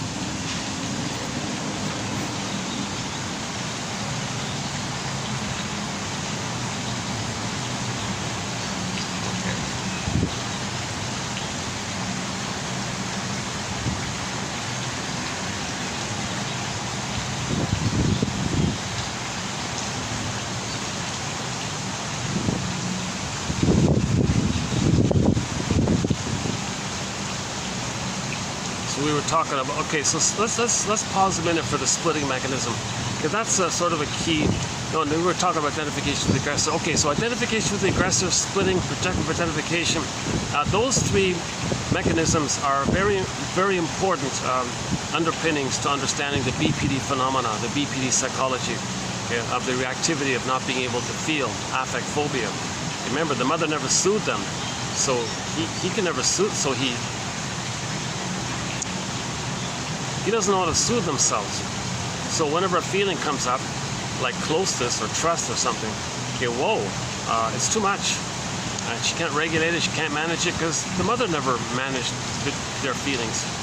So she'll be reactive, impulsive, blame, distract, accuse, blame you. It's a lot of like games people play. And actually in her panic, what she's trying to do, or he's trying to do with the BPD pattern, is ultimately they're trying to control the other one. They want to control the other one. You're thinking they're the baby trying to control the mother, so they want to control others. So all the games people play in duplicity and flip-flopping and lying and pathological lying and blaming, and you're the aggressor while you pretend that you're the innocent one, and then you think the innocent one is the mother who hurt you. Now you're fighting with your mother. Like all these kind of crazy things.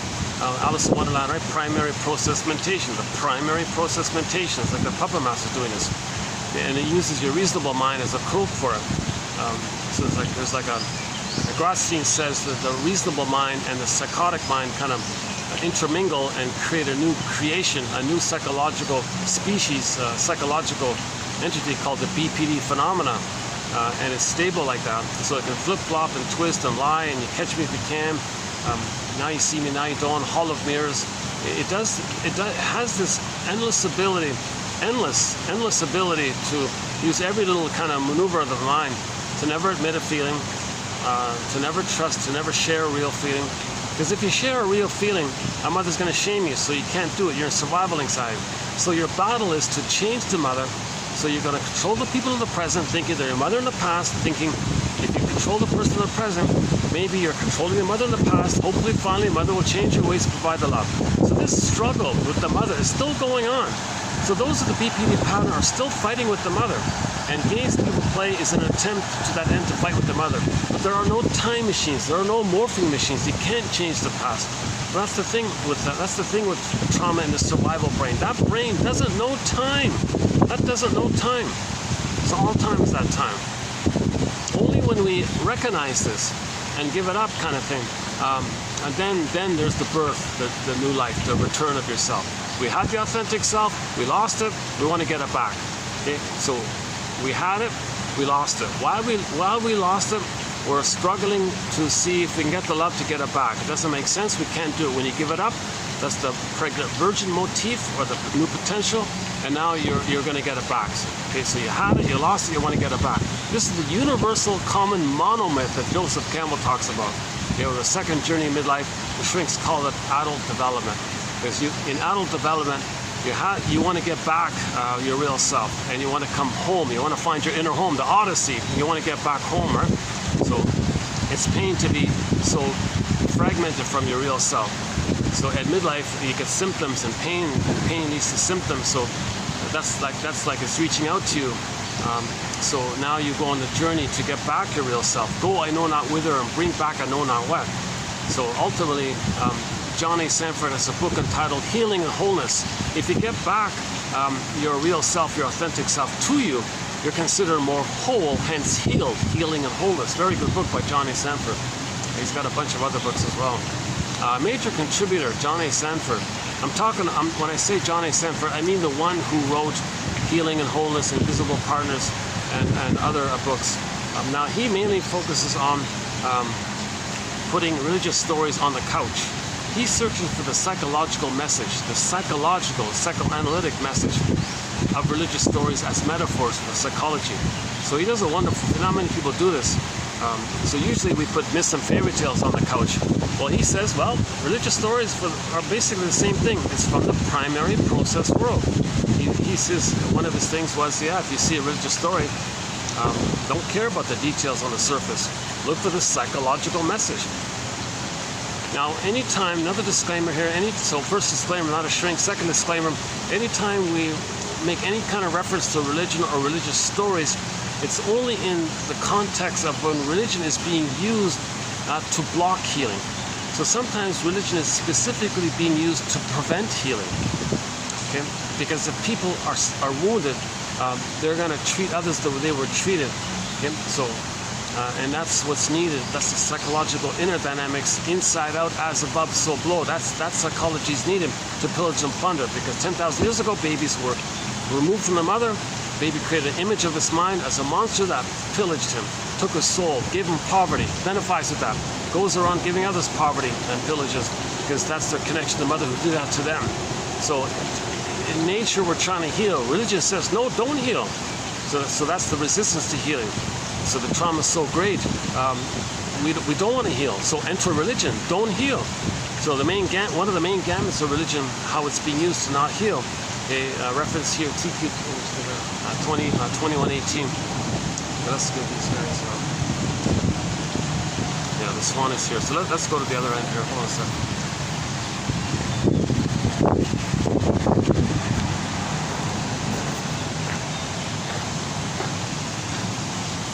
That's one of the reasons I don't usually sit down there anymore, because the guests want to see the swans. So.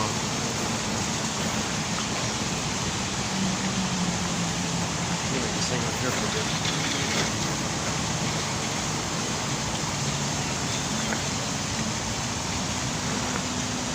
Oh, okay. Hold on a second.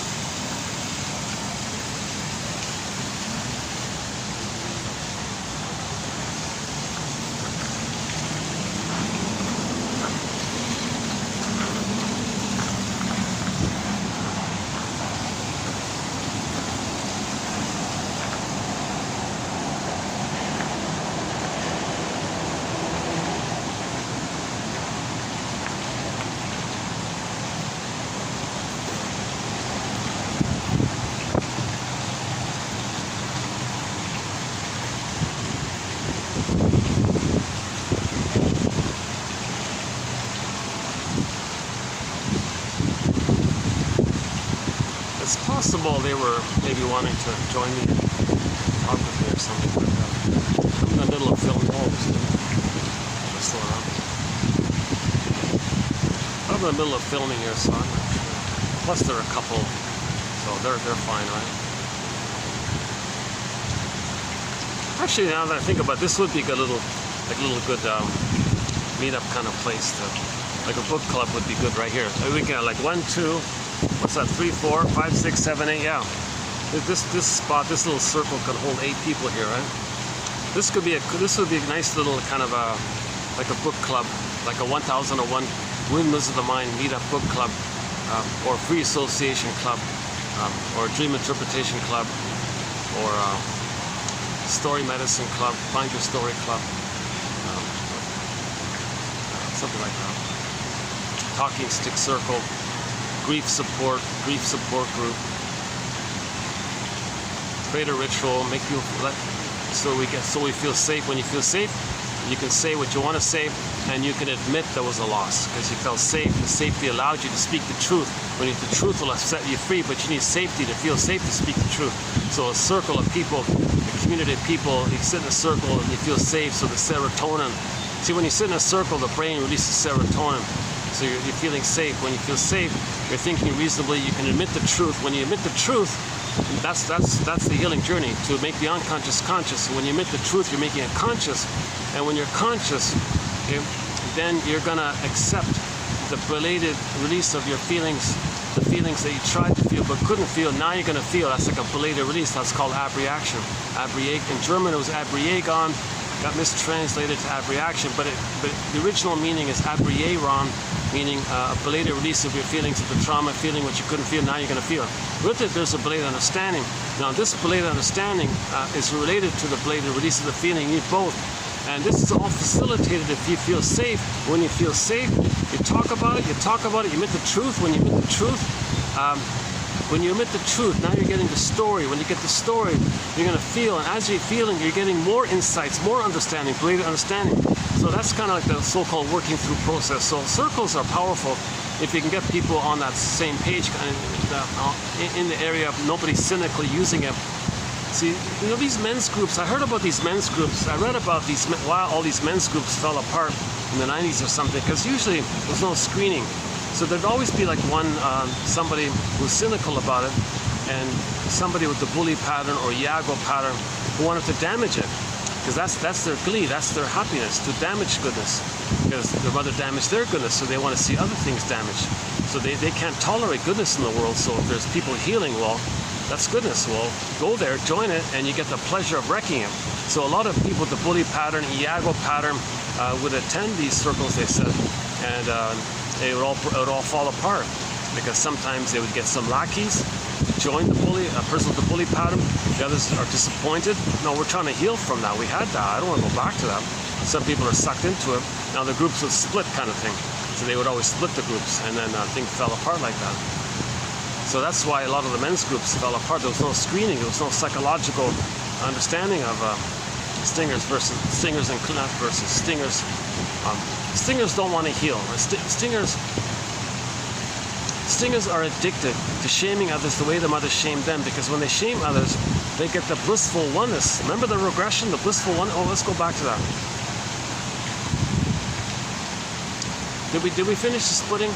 So splitting is, okay, breastfeeding for the baby is a question of heaven or hell. The baby can't do under heaven, over hell. Okay, that's a lyric from the song called Storyteller by the classic rock band Streetheart. The lead singer was Kenny Shields, who passed away, I guess, about 8 years ago, something like that. 2016, is that right? 2015, 16. And Kenny Shields was the lead singer of Streetheart. And that band's second album was entitled Under Heaven, Over Hell. It's a lyric from one of their songs on the vinyl. Didn't make it to they didn't keep it when they crossed over to the CD. It's only on the vinyl. A great song called Storyteller. Under heaven, over hell. Baby can't do this ambivalence, this gray area, under heaven, over hell. He can't do this. Breastfeeding is a question of heaven or hell. They can't accept ambivalence. He can't tolerate ambivalence. The baby's in paradise. He's in heaven. He needs heaven. When he's breastfeeding, secure attachment style, skin to skin, breastfeeding, loving gaze, he's in heaven. All is good. So if breastfeeding is going okay, and then the heaven continues. If the mother slips up, if the mother withdraws the nipple prior to when the baby was ready, he's enraged. Oh my God, he can't forgive her. He can't tolerate that. He can't say, oh, mother is in a hurry to answer the phone. He can't think about the mother's needs, because he doesn't understand that the mother's a person with feelings and needs. Everything's just about him, so it's got to be paradise. So if the baby can't tolerate ambivalence, see, it's either or for the baby. It's heaven or hell for the baby. So if the mother's doing it right, he's in heaven. All is good. Okay. But when she messes up, when she does it wrong, okay, woof. Okay, that's a monster. He's in hell. Denies that the mother's a monster, makes up a goddess to compensate. It's heaven or hell. So he is splitting in the mind. He can't do ambivalence. That's called a paranoid schizoid mode of experiencing. It's a desperate way to survive. How does the baby survive in that situation when the mother's hurting him? Okay, make her a monster, then ask my mother, make up a goddess, my mother, splitting, either or. The more abused the baby is, the more he's going to think in either or terms, like this template just described. Oh, well, there's a whole group just beside me. Although they're all I'm gonna need to move here. Let's pack up here and move to another spot. Hold on a second. Let me get my bag.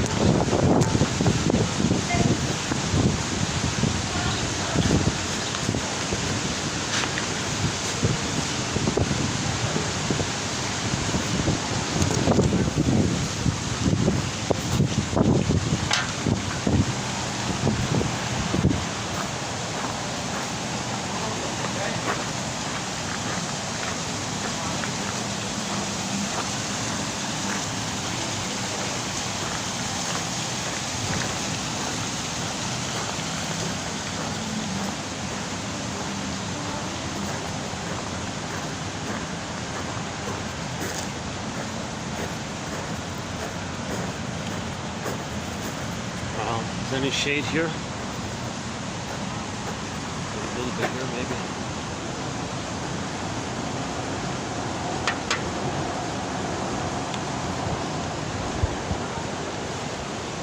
You mean they're gonna sit outside? Near me there? Jeepers. Oh my God, they're gonna sit outside just beside me. Ah. I need to get the fan over here. Maybe I can ask them that. Yeah, there's a whole group just near me there. Unless, how are we doing here? Is lighting okay here? Let's see if I can get the fan.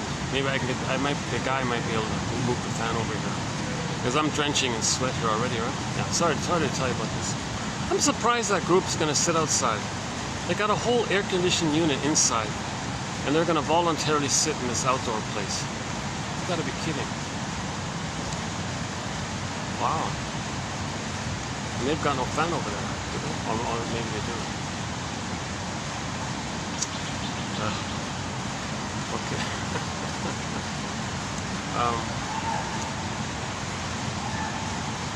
Yeah, I gotta get the fan, yeah. Let me, sorry, fast forward this video a good 5 minutes and let's see if I'll move it myself. I gotta move the fan over here. Unless, okay, now they're all over there. No, I better just stay here. Give me 5 minutes. Yeah, I gotta.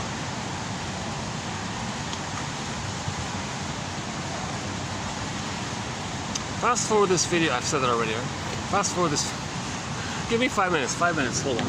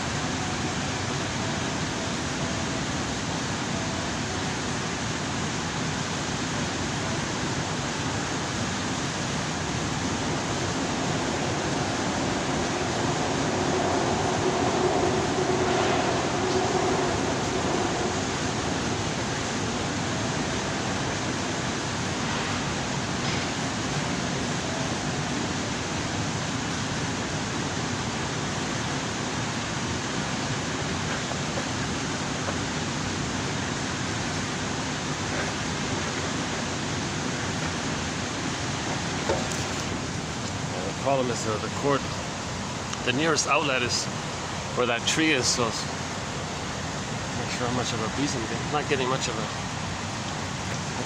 a breeze here. I'm getting zero breeze from it. Let's try another adjustment. Hold on a second.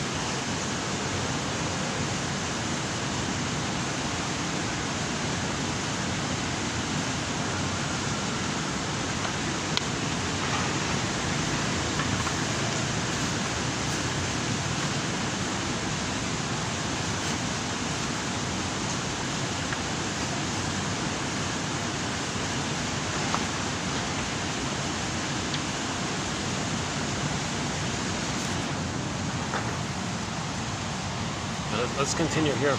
Yeah, so, okay, that's a little bit about the splitting. So in the babies, if it's burned in like that, the either or goddess and demon imagery, then that's the template. He sees the world like that. Okay, he'll see things in this exaggerated term, all good or all bad. Okay, he'll see things. Now nothing is gonna fit the all good, so it's usually gonna be all bad. So he's very negative and cynical, and usually, right? So he'll have a very negative attitude, because what he'll do, because related to splitting, is he won't accept himself. So so one is splitting, another one is called projection of the real self. So if the baby is traumatized very early on, okay, then what he's going to do is in his imagery within, he'll put himself outward in some kind of disassociated outer kind of place, right? He identifies with the aggressor. So back to identification with the aggressor, which we started with earlier. The more the mother's love is unavailable, the more the baby's like, where are you, mother? I'm looking for you. Where's your love? Now the mother's hurting him, shaming him. But that means there's less of a good mother. But he needs a good mother, so he's sticking. So they're already sticky. Like they're already one in this blurred fusion. And the mother's hurting him. So that means the stickiness gets stickier and stickier. He ends up in the tar pit of a negative symbiosis with the mother. Mother's hurting him, the tar pit's getting messier and messier. Mother's hurting him, stickier and muckier like this. Finally, the child does one of the most desperate, drastic things. Now, before the phrase identification with the aggressor came about, it was called the deal with the devil, right? So the baby makes an image in his mind of a devil character, says that's the mother. Not his mother, it's only partly his mother. It's mostly his rage and oral greed imagery that he put out. So he created that, associates that with the mother. So now he's going to say, oh, no, now the swan is flapping his, well, now he's showing off. Oh, he missed it, huh? Okay, next time. It's quite a scene when the swan does the full flapping thing. It's got quite a surprisingly wide wingspan. Oh, now I'm feeling the fan a little bit. Finally, huh? Oh, just barely though.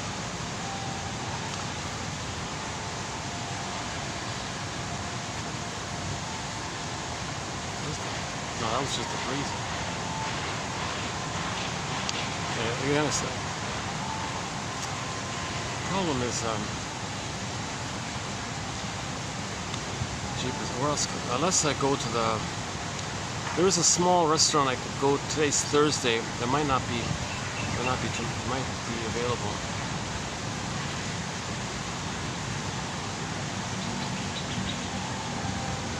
Okay, if you don't mind a little sweat here, if you don't mind the optics, let's just keep going here.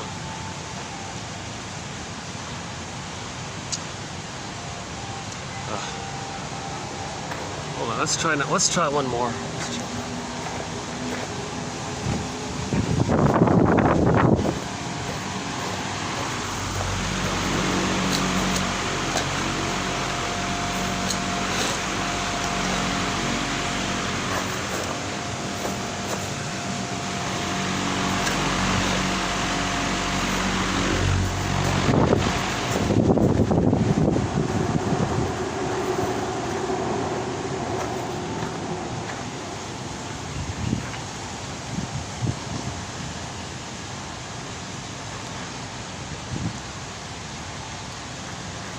So identification with the aggressor, deal with them.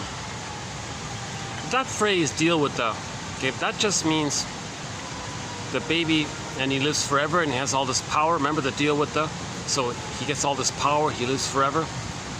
That means his emotionality is stuck in that place of timelessness. There's no time. Since there's no time, then he's always there. He lives forever. Okay, now this power we're talking about, it means he's got mother's power. He thinks he's the mother. Okay, now the mother shamed him. So he'll feel all revved up, shaming himself. So he goes through life, finding proxies to play him and shames the proxies.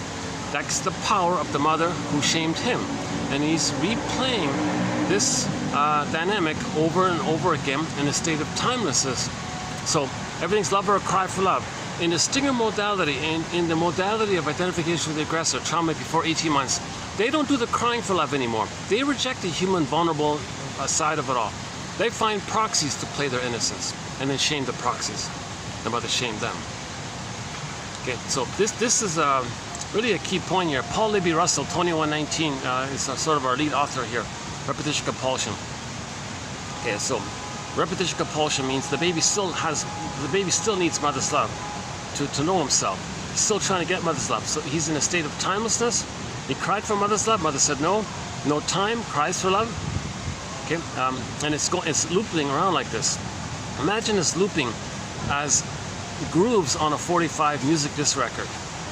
And let's call it the song, this tune, the cry for love. It's repressed.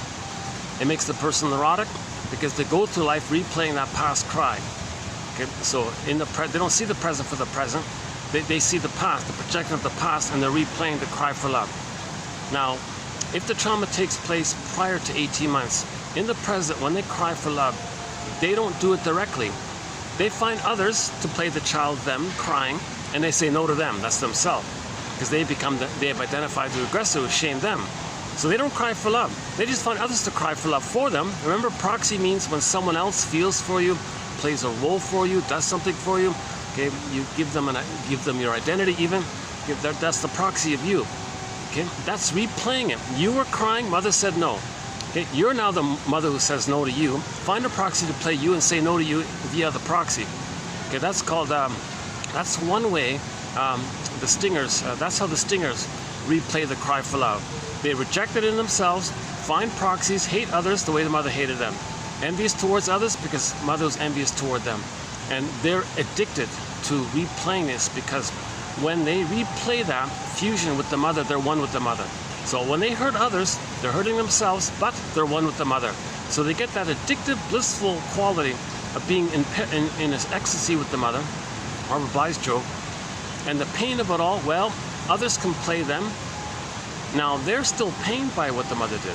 They're still pained by it, but they distract themselves from the feeling of it by seeing it externalized. The proxy or the scapegoat is the externalization of how they felt shame.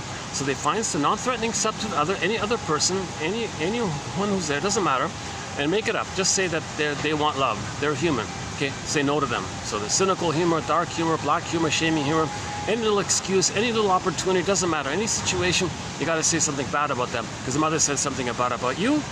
Every moment you see others crying for love, every moment you say no to you, and meaning the proxy, which is you. Now, you're still, that's part A. That's only part A. The proxy cried for love. Okay, remember the baby was both the victim and the aggressor. Okay, so the other person, the proxy, is going to be both victim and the aggressor. You're going to recreate the whole thing. So first you make the proxy, you as the victim, okay, and you shame them. Hocus pocus, auto-hypnosis, Alice in Wonderland, double focus, flip-flop, here's there, up is down, left is right. The one you just shamed now suddenly morphs into the aggressive mother that you just were. And now you're the victim of the mother in the past, and you see the shaming mother in the past into the one you just shamed in the present. Now you're in righteous indignation to battle with your mother. The one you just victimized, who was you, is now suddenly your mother, and you want to control them. So now you're very aggressive and rude to people in the present, thinking you want to have power over them and control them, because you're still back with that struggle that you had as a baby, trying to control the breast, devour the breast. Come on, mother, be a loving mother. Be there for me, mother. No, stop with these cunning tales. Come on, mother, don't use me as a proxy of you and you shame me because you were shamed yourself and you're trying to know what happened to you. Or don't parentify me, I can't save you. Or don't blame me for what your mother did. Or don't resent me for being born at the time and you think I've interrupted your career. Cunning tales. So the child's very enraged by these kinds of things. Right? So the baby in that kind of place in the original setup was come on, mother, change. I'm angry. Change, anger. I want to control you. Change. The baby's desperate. So anger just means his needs for love weren't met. Joy and sadness got zooped away. Regresses back to the survival crocodile brain, which is fear, anger, disgust. Now, in that Disney film, disgust was mainly about distaste and dissmell, also like physiological type area. So although we say fear and anger and all that is feelings and emotions, they're more about the visceral area of the sensations of the survival brain, the biology of stress hormones. It's not really like feeling in the same way.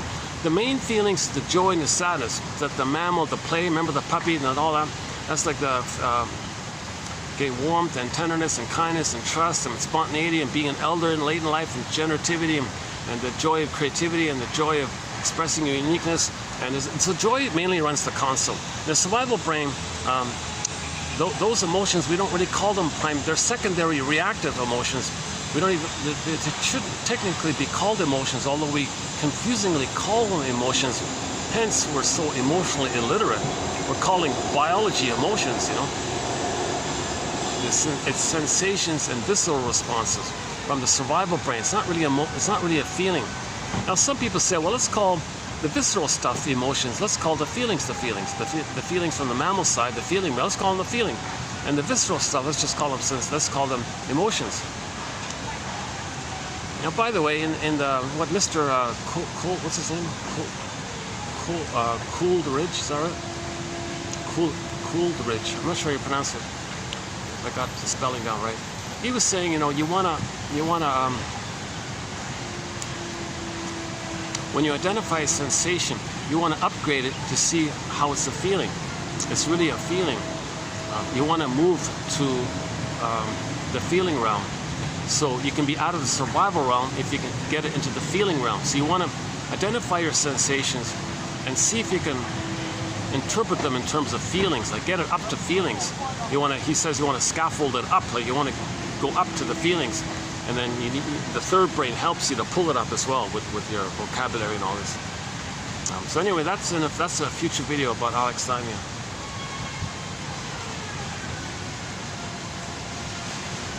Okay, so identification with the aggressor. Here's the key nugget about identification with the aggressor. When the baby has trauma, when the baby's traumatized, his self, his authentic self is shamed, it's devalued, it's painful, it's buried. Now, when it's buried like that, to avoid, it is painful, but to not be aware of the pain, you say others have it. So you find proxies to play your authentic self and say they're no good, the way,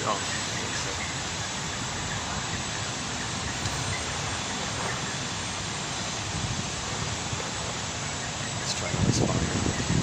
That's fun.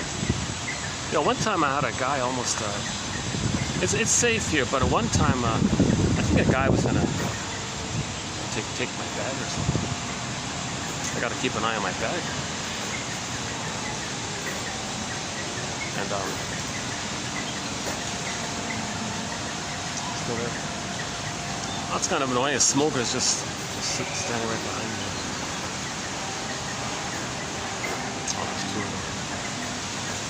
The group. Oh, it's getting busier here. I wonder if I could try the other side. Well, there's a whole gang of smokers. Let's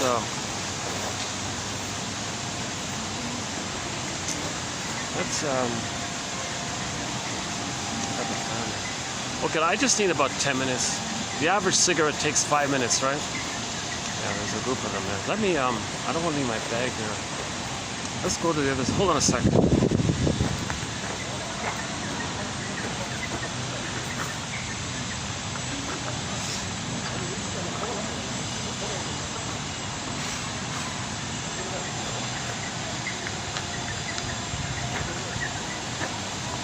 Maybe I can try the other side.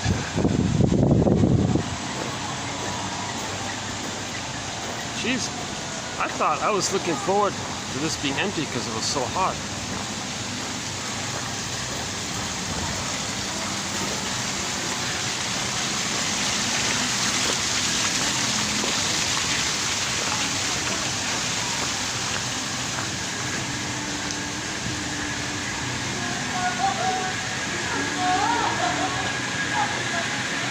I wonder if I could cool off in here.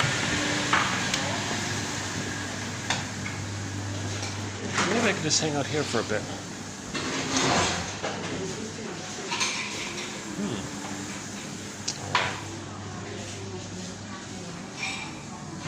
That's not gonna work.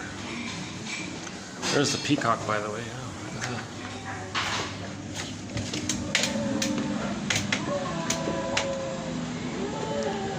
we getting him on there? The peacock? Can you see him there?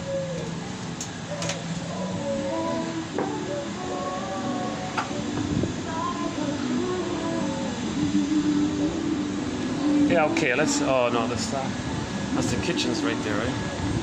But there's a chair here and there's a bit of a breeze here. Yeah, let's hang out here for a bit.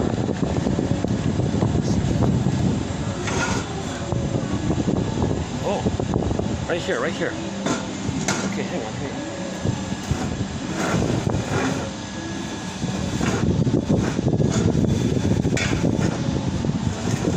Oh, there's a breeze here. Oh my God.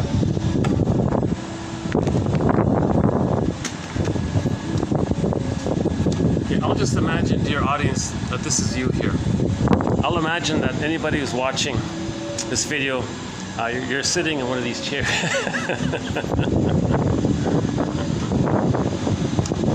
I'm guessing this is where the wedding thing takes place, right here. Right?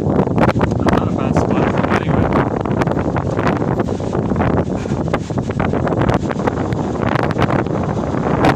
Okay, you're going to hear the wind on the speaker, a little muffling sound. Unless I move it up a bit.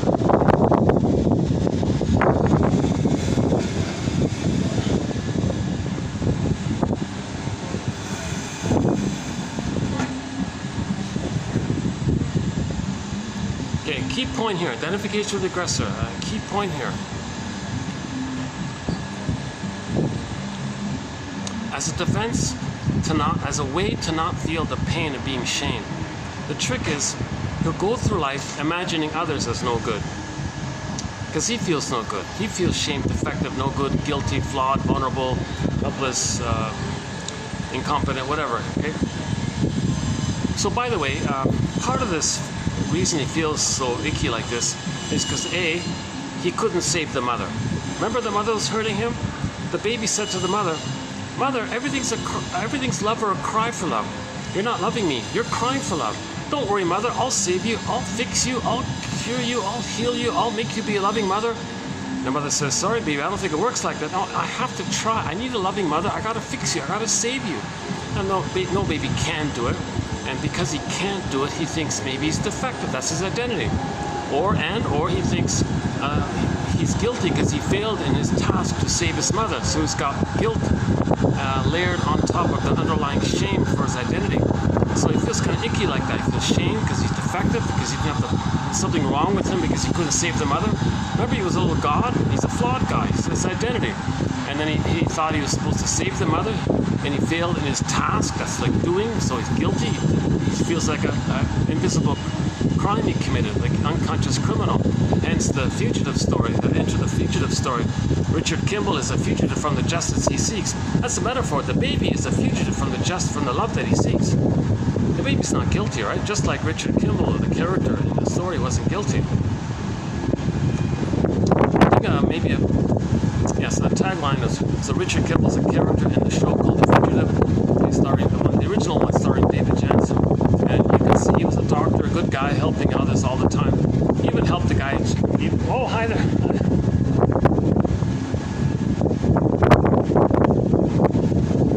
I need to breathe. Sorry for not hearing me as well here, but I need to breathe here. I can't talk with you here. I wonder if there's some little device I can buy to block out the deep part. Okay, it's just for about 10 minutes. I'll go back when the smoker is smoking.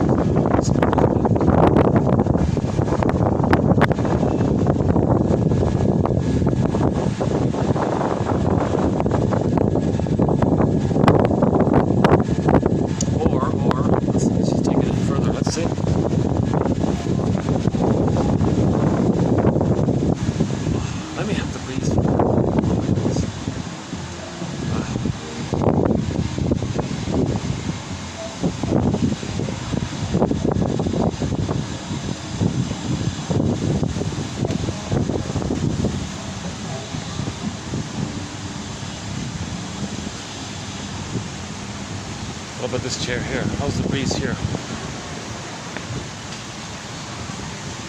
What about this right here?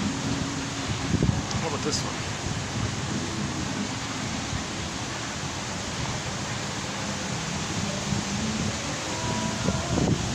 those the smokers? Yeah, those are the smokers. They're done. Okay, good, good. Let's go back.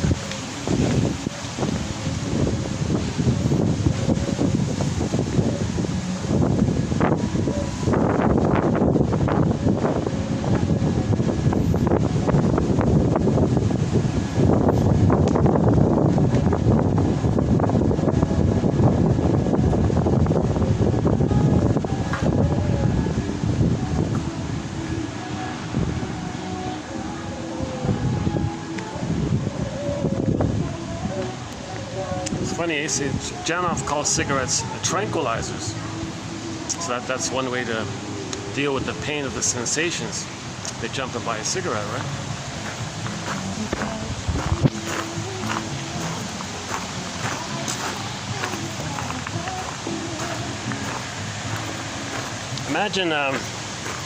Imagine this stone rabbit. I'm getting him in here. Imagine this stone marble rabbit asking the real ones near him.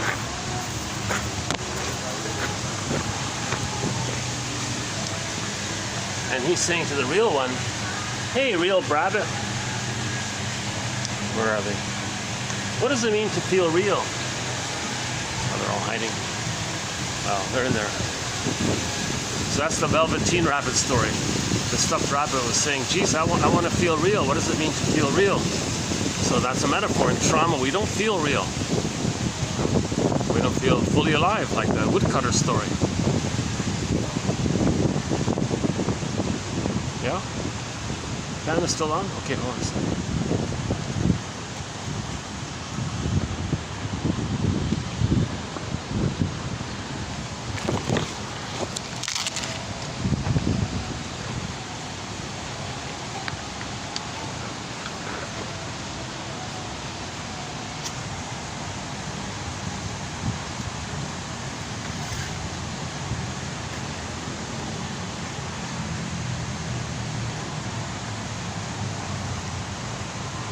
Okay, let's continue. Yeah, so identification with the aggressor. So imagine this loop, okay, grooved into the survival brain that's causing, and all the energy, all the person's energies in there, meaning his life force, his power. So that's called unconscious motivation, all of his energy and his force, his drive, all this stuff, right? So it's tied into that loop, okay? Because he can't just, no baby can just pretend he wasn't traumatized and just magically love life in the present. It doesn't work like that. The psychic structure needed to be able to love life in the present is differentiation. That only takes place when he feels safe with the mother to differentiate. He didn't get that, so he's stuck with this unfinished business with the mother. Janov calls it like the struggle, this relentless struggle. It's and the person's gonna have this constant, mainly for the first half of life, they're gonna have this unconscious hope for the fulfillment of old unfulfilled needs. And okay, so imagine this interaction with the mother grooved into that survival brain, and it's pressed on a 45 disc record. It's a conflict. It's a hopeless. It represents on the loop the cry for love of mother saying no, the wish and the fear, the need and the memory of the pain of mother saying no. It's a conflict, and that's the only song he knows, the cry for love. Okay, he's not loving life and doing a variety of things in the present. He's just doing this one thing over and over again. Okay? So everything's love or a cry for love. So imagine trauma being grooved on a 45 disc record. Okay, and the metaphor is as follows. Every neurotic is a music enthusiast, but he only has one record. Okay, this 45 that we're talking about, this 45 record called The Cry for Love, which he carries with him everywhere he goes. Every time he sees a turntable, a Victrola, a phonograph player, with never-ending fiery ardor, that's the compulsion. Okay, the compulsion, the baby, all of the baby's life force is to find the nipple, the mother, the compulsion, the drive, the compulsion. So he's recreating that new situation. Every new situation with never-ending fiery compulsion. Okay, the person runs to the turntable, looks for the plug to power it in, puts the 45 on the turntable, finds the power switch, turns the thing on, picks up the needle, moves it over to the beginning, and plays that tune, the cry for love. The metaphor being that in the present, he's going to recreate what caused that problem and continue the cry for love in the present. He does it again and again and again, every situation. He only has that one record. So how does that look? Okay, it takes two forms. If the trauma is before 18 months, when he replays that scene with the mother in the present, so it's called like a transference acting out. You're going to transfer the past to the present, and like actors, act it out like theater, like on like a stage. Others are co-actors. You're an actor, okay? Or symbolic acting out. It's a metaphorical acting out. Some kind of symbolic representation. In other words, you're going to see the present as some kind of thing in the past, as some kind of dream of the past, okay? Thinking you're in the past, okay? Because you're still in the past emotionally, and you're going to cry for love. So you just make the present like an as-if thing, like a theater thing, as if. So you're not seeing reality for the present. So that's why you're not loving life. You're not seeing reality. You're still in the past all the time. Yes, cognitively, you know the present's the present. You can drive a car. We're not saying you're totally lost, but there's a split there. Your emotions are in that past survival brain, and your false self gets you through life, and you can still get 10 awards and 10 PhDs and 10 medals, write 10 books. We're talking about the feeling area, and your identity and your sense of self area. So yes, you can be reasonable in terms of writing 10 books and all that, but your feelings, your motivation is still with those 10 books and 10 medals, you maintain your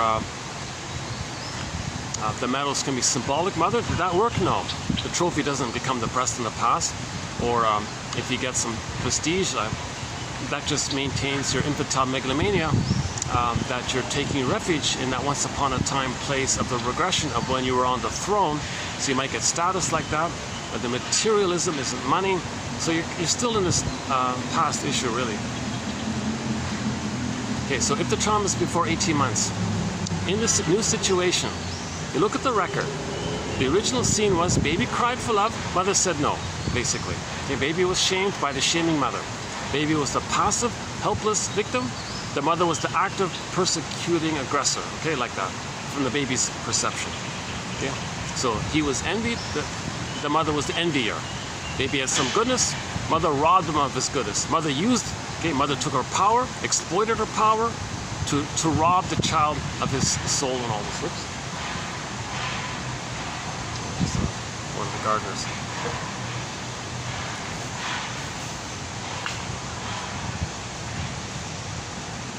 Yeah, this spot's turning out to be the best spot after all. Yeah, this parking lot area. I gotta balance it, like, you get more interruptions. Do I get more interruptions with the traffic here? At the moment there's none, but last time I was here it was just all this activity.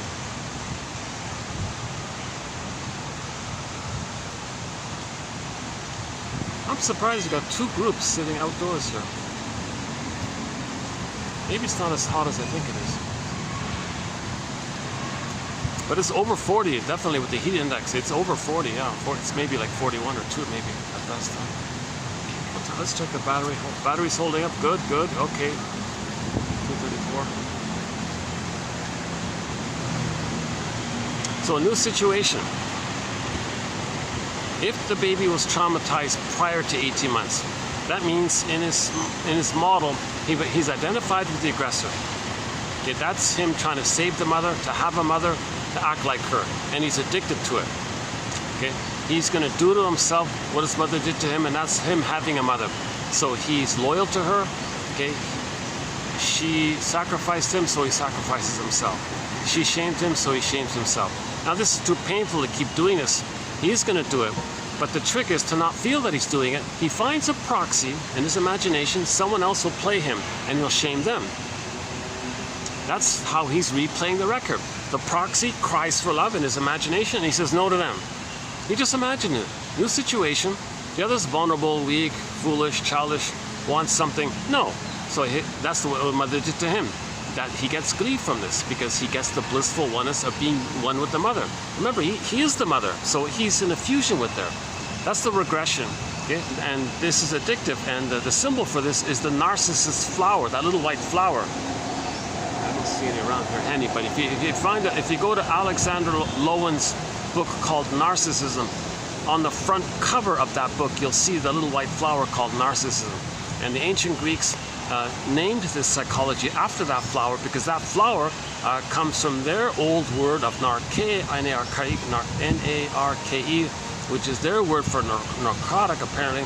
I'm not an expert in this area.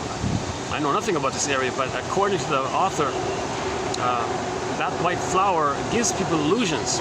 So they thought people with narcissism had this illusion that they're an infantile god and they got the power of the mother, and they're shaming themselves in the proxy. It's all illusionary kind of stuff. Plus, it keeps them in that blissful oneness of being one with the mother, and that flower gives you this illusionary, dreamy feeling that you're back with one with the breast, maybe. Because a lot of these substances give people regressive phenomena. A lot of these substances, I guess, give people the experience of regression, of regressing back to the time when you were safe, when these substances trick your brain to send you serotonin. That's the safety. So you're looking for the safety of the serotonin. So either it has the chemical property of having that effect, but you're regressing back to that blissful place, or maybe the chemical has the effect of triggering up the bliss you did have, or maybe it creates so much pain because of the pain you go back and then you get the bliss. I don't know the specific dynamics how these things kind of work, but anyways, the baby was originally pretty happy. So when you go back to the oneness of the mother and you act like the mother, shaming yourself, that means you're one with the mother. If you're the mother who shames you, okay, then you're back in that place where you were one with the mother. When she shamed you, you were one. And you're frozen there. It's frozen, flash frozen, stuck there. And you're her, and you're going through life shaming proxies of you to replay the experience of you shaming yourself, because you become the shaming mother who shamed yourself. That means you're one with the mother, because you're the mother who shamed you. You're still you with the mother. The trick is you don't feel the pain of it because the proxy shows the pain of it. So you see the proxy is crying for love and you say no to them. So this is most seen with the attitude of I'm okay, you're not okay. Now again, when they say you're not okay, they're talking about themselves. Okay? So their humanness is not okay. They say others are not okay. It's called projection. Okay? Now they're emptied out by this, by the way. They're so empty. They feel empty. They feel empty. In the hole, they fall back down to the time in the uterus when they were on the throne. So now they're on the throne, one with the mother. Okay? And they act like the mother, the power of the mother. And to have the mother, they replay the cry for love. So the proxy is the child. They're the aggressive mother. That's how they're replaying that record, that 45 record. They can go through life addicted to cynicism, greed. So the main emotions or sensations really are hate, greed, envy, grandiose, spite, vindictiveness, schadenfreude, grievance collecting. Bergler calls it injustice collecting. Now, since they don't have a beingness, they don't mourn losses, so there's complicated grief. They don't mourn. So if there is a loss, okay, to get the pyrrhic victory instead, they say the other one wasn't important. Didn't eat him anyways. Okay, sour grapes, contempt, okay, and didn't eat him anyways phenomena. So denial, okay, and sour grapes, and then they say, and contempt, and they say they didn't eat him. They call that like a pyrrhic victory, where they shame someone else, meaning themselves, and they're in the blissful oneness of the mother who shamed them.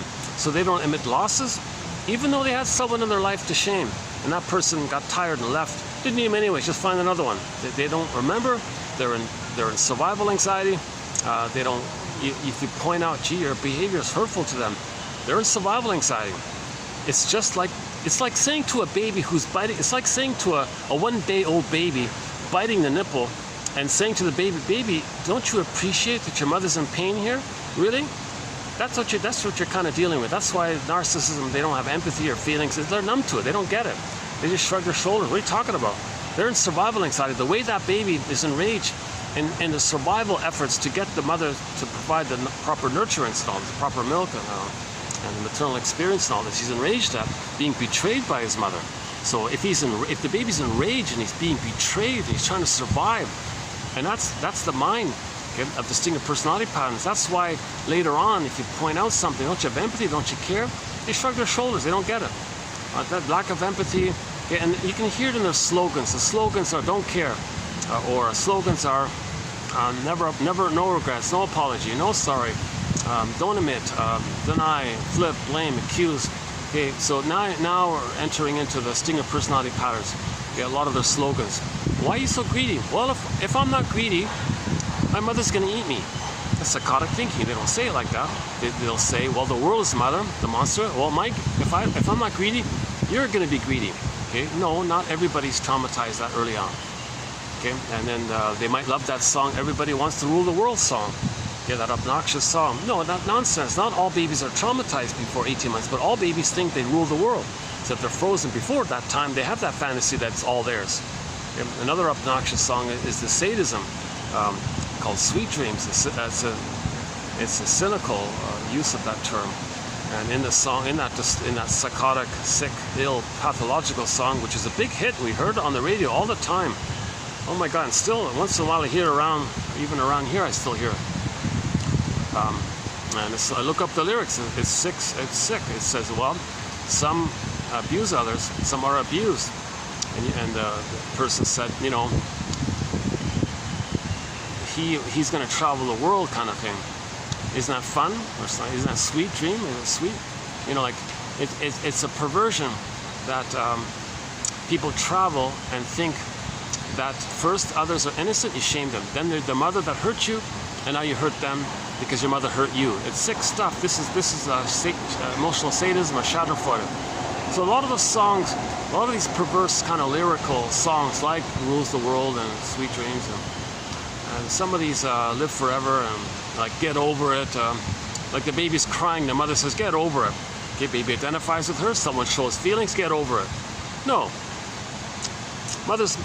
Okay, that's Marsha Linehan says a lot of babies grow up in what's called an invalidating environment. An invalidating. If the mother gaslights the baby and says, "Get over it," you don't. I feel this. No, you don't. Get over it. That's invalidating. That's why the counselors say to their clients, when the client says something, they want to validate it. So the counseling path is, or with your friend, you say, you must have a very good reason for feeling this. You must have a very good reason for, switching chairs when the smokers were right behind you. Yeah, because I don't like cigarettes. I can't stand cigarettes, smell, smoke. So that's a good reason, right? Plus, it's uncomfortable to have like a little gang there, like a youth gang kind of thing, just right beside you. What if they're just like checking you out or something? One of those kind of.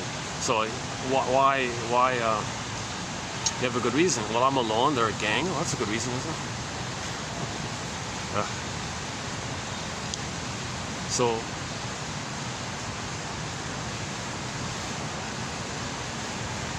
you must have a good reason. So why did I move? Maybe I felt vulnerable. Maybe they know me more or something, or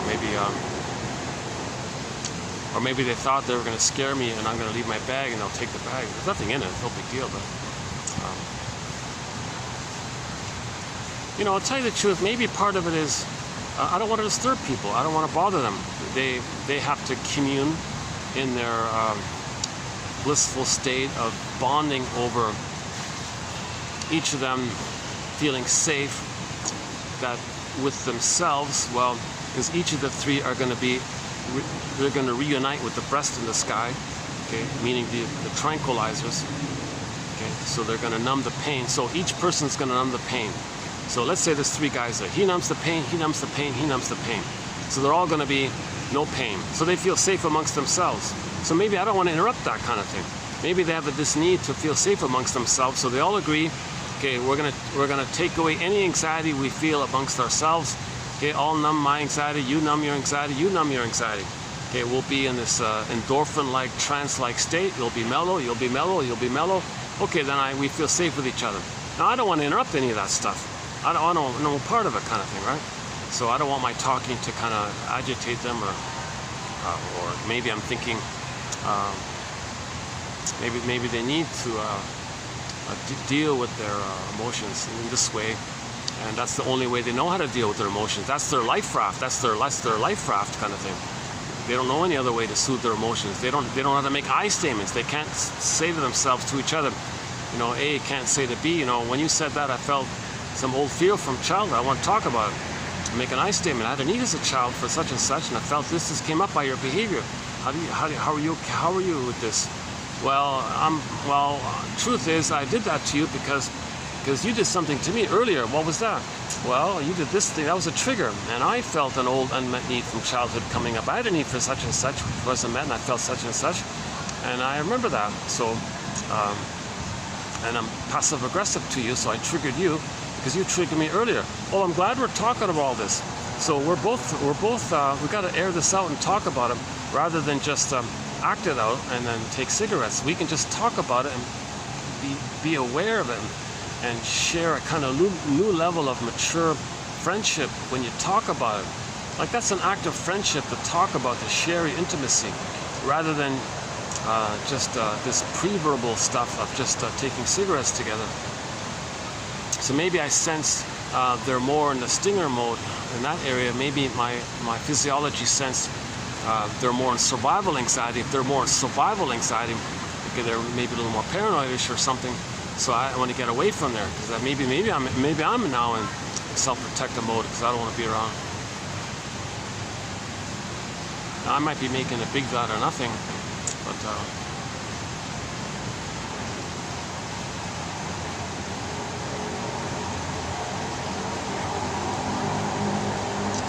because they could have stood down. There's a whole drive, there's a whole parking lot there. Why just stand right behind? Like, we could have gone down a few steps. Like, why right at the entrance? Oh, because the can is there. Oh, the smoking can is on me. That's why. The ashtray is right there. Yeah, that's why. Let's look at this instead.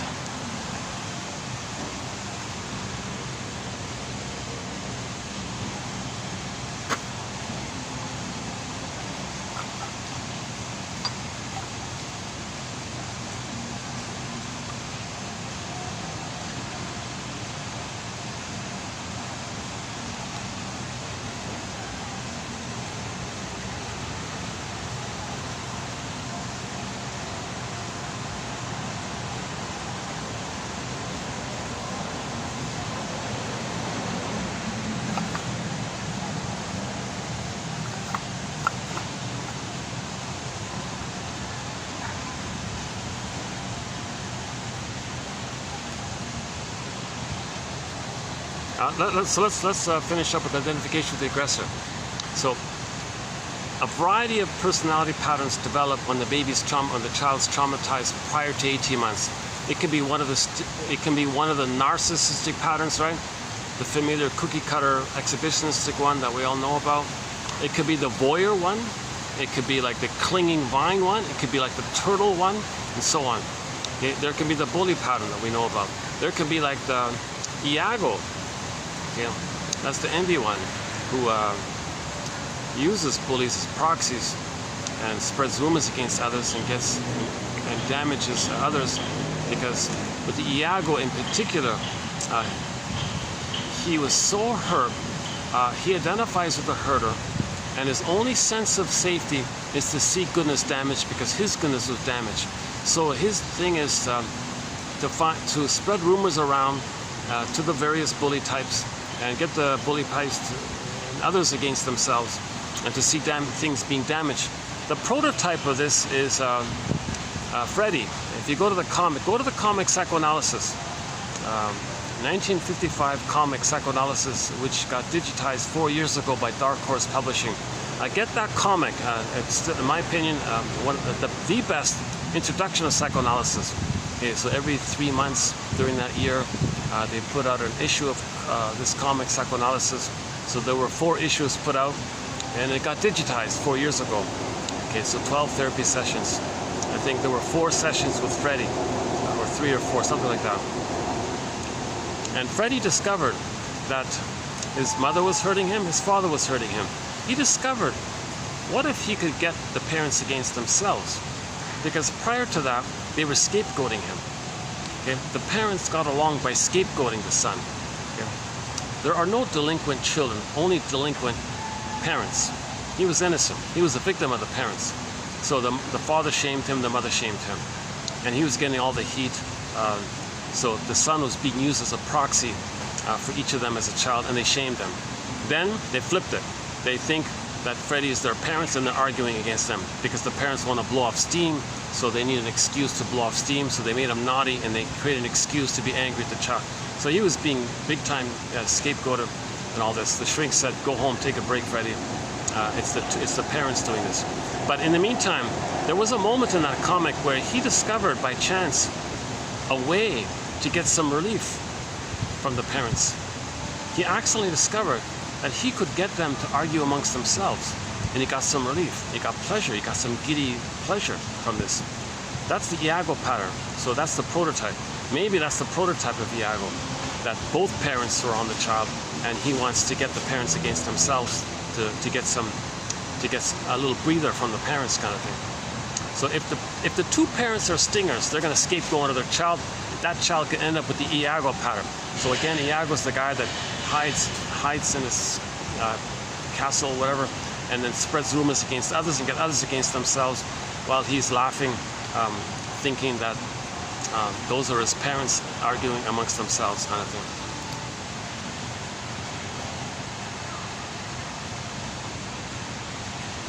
Okay, let's not go into the Iago pattern. That's a big topic about Iago, but if you look on in a nutshell, if you go to the Enneagram, there's a line between the 5 and the 8. The 8's the bully pattern. The 5, okay, that's like the hermit one. Okay, and so sometimes the hermit one, when they feel safe, they become overly bullying, like the 8, the bully 8. Sometimes when the 8 is stressed, they regress back to the voyeuristic turtle one. But they're the same thing. It just depends on how their mood. Okay, but they may generally be more the introverted one, or the more sympathetic, revved up one, or they might be more withdrawn like that.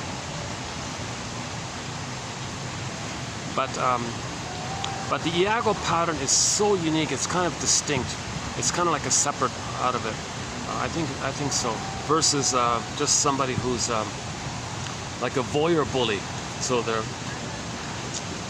See, I think, come to think of it, the unhealthy 5 is more like the voyeur bully. The bully's a proxy for them. Iago's distinct. He's like an active, introverted witch, right? Because the witch is destructive. So I'm talking about Christine Lawson here for a minute. So Christine Lawson has a self-help book called Understanding Borderline Mothers. She's got the 4 types there: the waif, the hermit, the bully queen, and the vindictive witch one. I'm thinking maybe the witch one is over, and like a voyeur kind of closeted one, like a voyeuristic closeted one, might be the Iago one, because he's the one that's filled with vindictiveness. The witch one does it overtly aggressive. Iago's like a covert version of the witch. Yeah, Iago's like a covert witch, put it that way. And the Iago and the witch, they both don't care about healing or goodness or hope. They're only focused on getting the mother to stop hurting them. So they don't have any hope anymore that the mother to change the mother. See, the bully has the hope that they're going to change the mother. So they find lackeys and they want to control them. Maybe they think they're going to be back in the nursery. Mother's going to change her ways. Iago, they don't bother with that anymore. They have no hope. They have no hope of fantasy hope. They're so wounded. They have no hope of searching for symbolic mother. So they just want pain relief. Mother, go away and stop hurting me. That's it. I don't want any kind of chance of you changing your ways. I don't trust you. I don't trust anybody. Mother, just stop hurting me. Maybe they're more like in that kind of thing, like the witch modality. I'm getting a little off topic. I'm getting a little scattered and off topic here. Let's just stick to the basics here. Yeah, this video is a little mixed, right? There's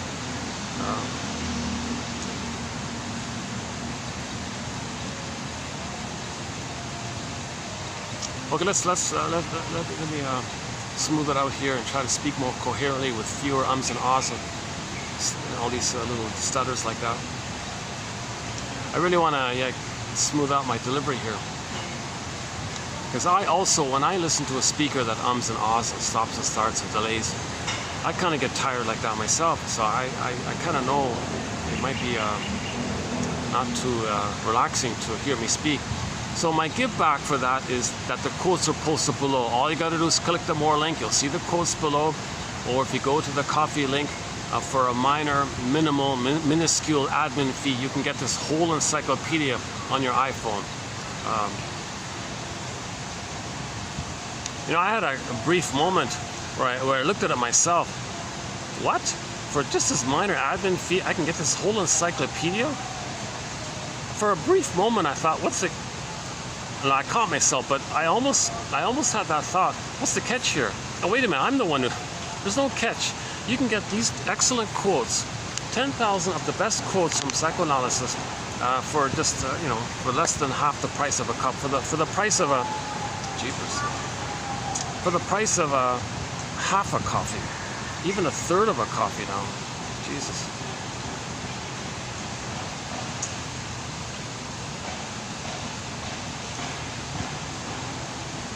For the price of a little tiny 200 milliliter juice item.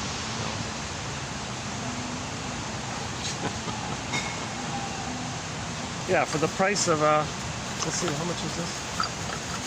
One of our companion beverages to our collection is a tangerine juice. So that's about right. Yeah, that's close enough. Yeah, yeah. So this is one of our companion beverages. Let me cover up the brand. Yeah, tangerine juice. Unfortunately, the guava. Are we getting it on here? Sorry if you can't see it, but the guava.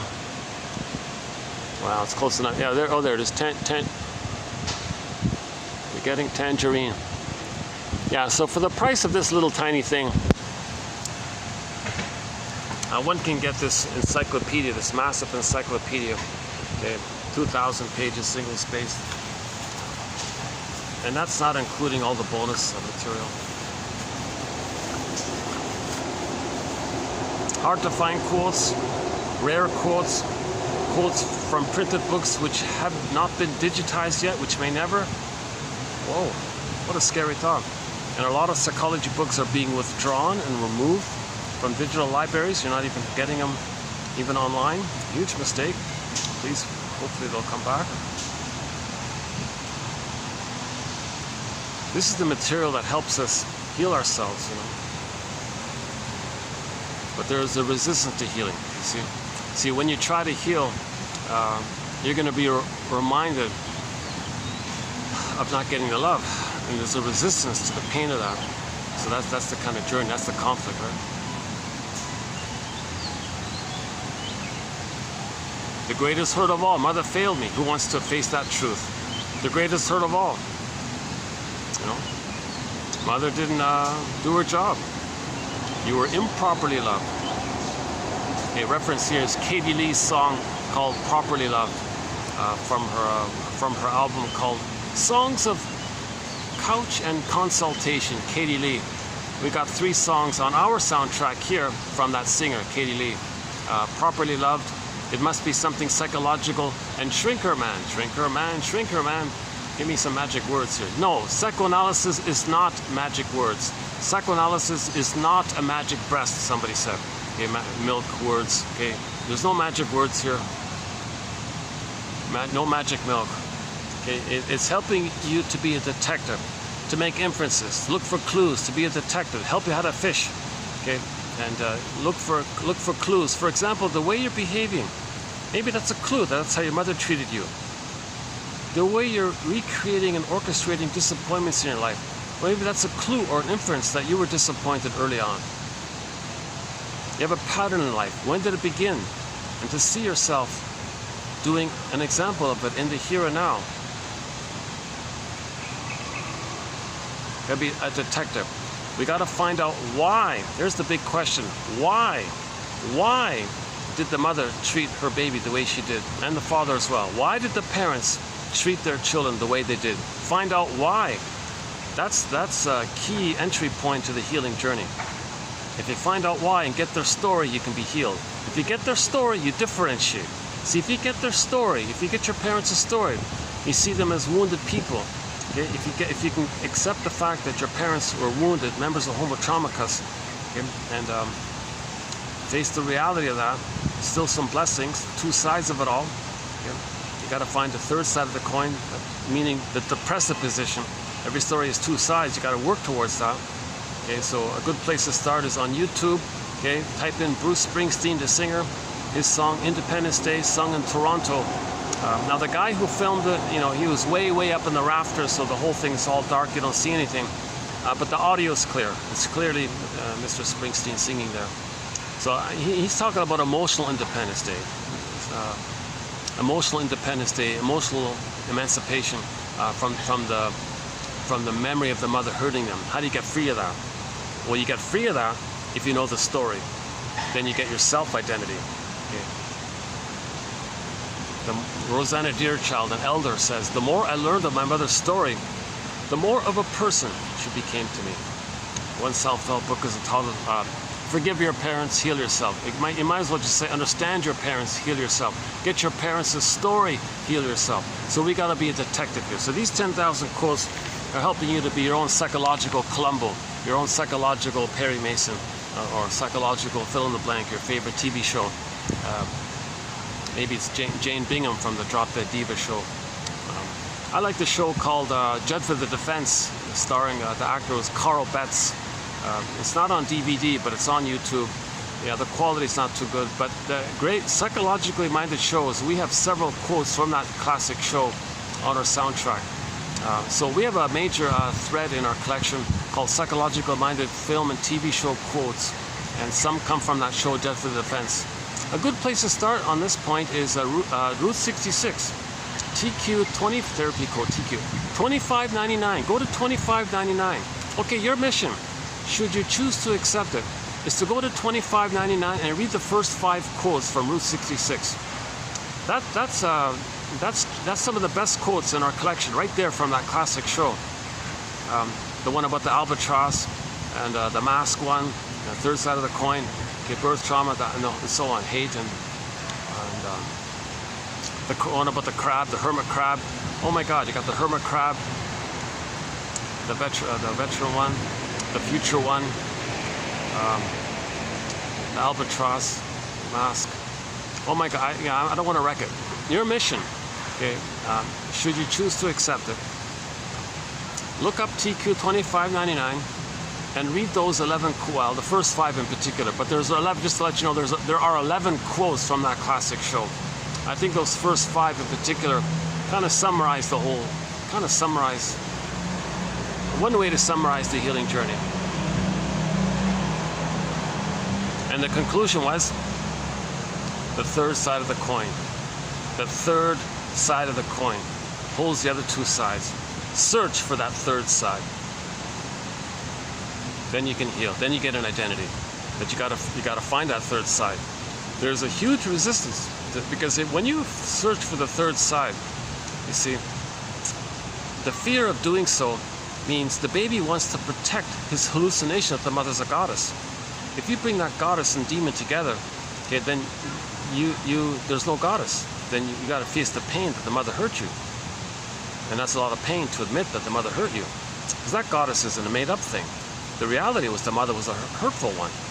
So if you bring the split images together, that goddess one's going to poof away, and you're dealing with the hurt of mother hurt. Now you're really angry at your mother, and that's part of the grief work process. It's not forever, but then at that point you want to get her story. Put on your detective hat or cap or whatever, and get out your magnifying glass and be a forensic psychoanalyst, be a forensic psychiatrist. Each person has to be their own forensic psychiatrist, okay, and understand the mother, towards the mother. Okay, she won't tell you the story. She won't give you the key, which unlocks the cage, which gets your embodiment golden ball. Robert Bly says you got to get the key yourself. She won't hand you the key. She won't voluntarily tell you and apologize how she treated you. She doesn't know. She's in survival anxiety. She'll say you did something wrong to her. She'll say that when you were a baby, you did something bad to her, and that's why she hurt you. And she's in survival anxiety, and you did something wrong as a baby. She'll make you feel guilty. Mothers know how to push your buttons because, hey, they sewed them on. So the mother might be in survival anxiety, so she won't apologize. So you got to get the key yourself. Again, in Iron John, the key is under mother's pillow. If you get that key, okay, that's the metaphor that the mother used the baby to meet her unconscious needs. If you get that knowledge, you can unlock the cage and get back your embodiment. Okay, that's the Iron John, the embodiment, the power of the wild man character. Okay, and the golden ball, the feelings. I feel, therefore I am. So you got your embodiment, the Iron John. Okay, and then the feelings, the golden ball. Oh, 1 second. Young family just walk in here. Yeah, I guess it's starting to cool off a bit. Yeah, what time is it? Let's see. 3:05.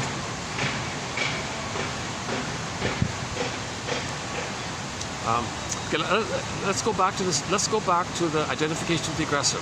The key point here. So the baby was first the passive victim. The mother was the aggressor. But that goes into the brain, and the baby identifies with the aggressor. So he's both the victim and the aggressor. Okay?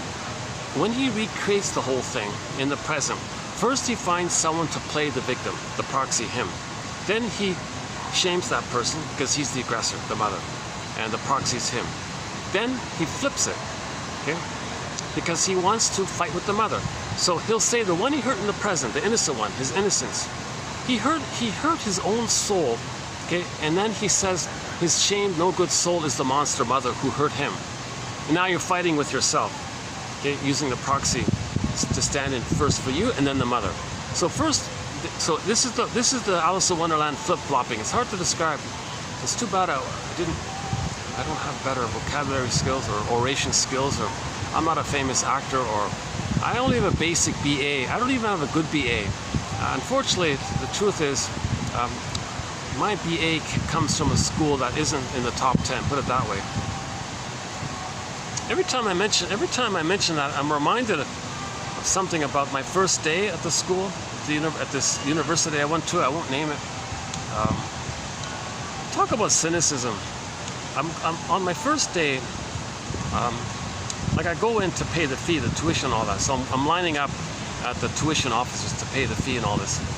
And while I'm lining up in the hallway, you can see on the hallway there's bulletin boards with the memos for the department, the finance department, all this. So while I'm waiting in line, I'm just reading the memo that's right there beside me there. I kid you not. They never use the word student when talking about students. Never, not once. Anytime they want to talk about a student, they refer to them as a funding unit. In brackets, FU. And then all throughout the memo, they would then use FUs, meaning funding units. Okay. Now, that was bad enough. Like I first thought, I remember this. I first felt, okay, just a coincidence, the funding unit. They're being some accounting, finance, they're thinking funding units. Kind of awkward, but okay, I guess I get it. But then here's the thing.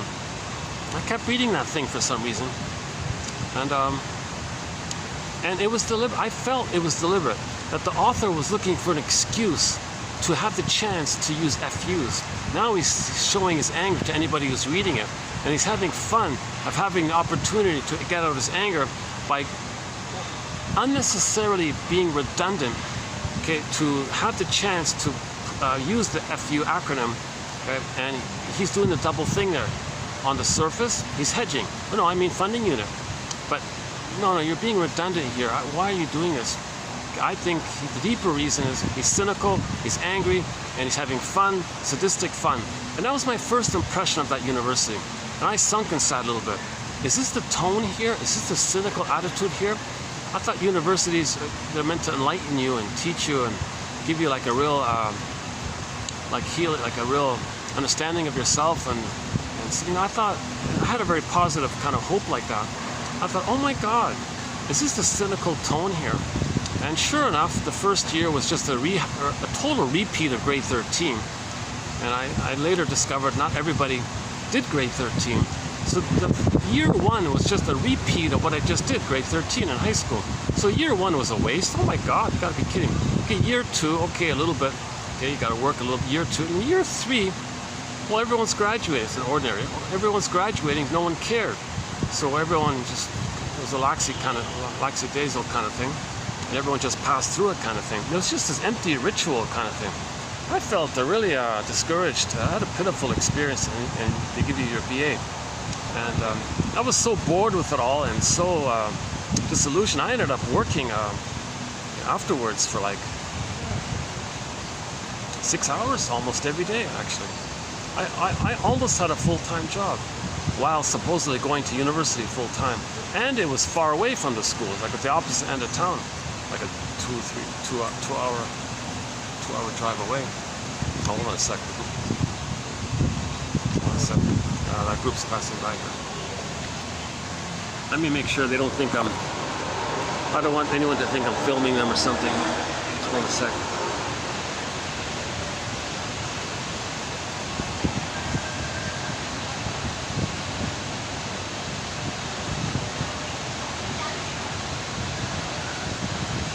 Yeah, so needless to say, in conclusion, I don't have a very good BA, put it that way.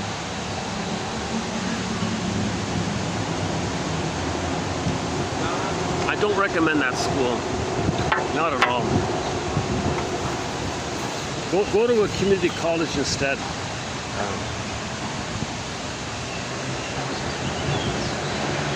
Don't waste your money on a BA at that place. My goodness.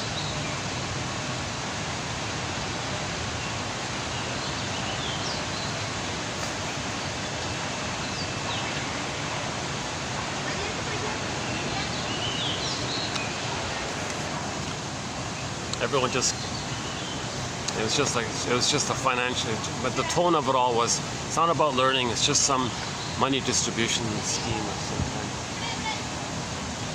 Oh, we're still there. Oh, hold on a second. Yeah, sorry to speak poorly about that university, but I think it's fair. I think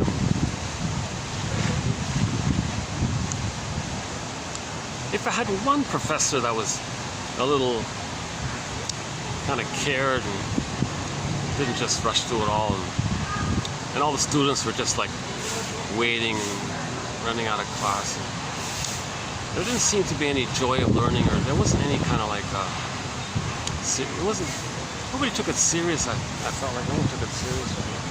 And I'm trying my best, and you can't get a question, you know, hundreds of people in the lecture hall, you can't get a question in or anything, and like you're overwhelmed with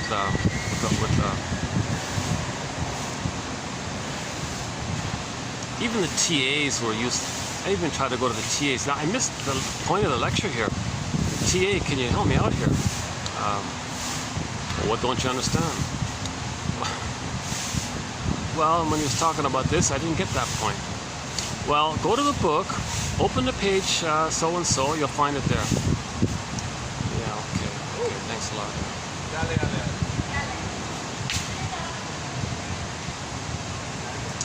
Or they didn't want to see you, they're busy, they're, you know, this guy's still there. And that's the second time I talked, that's the second, maybe third time I brought that up. I didn't mourn the loss of the chance to have a proper, decent university education. It was a loss, it was a missed opportunity. I wish I were more mindful about the options.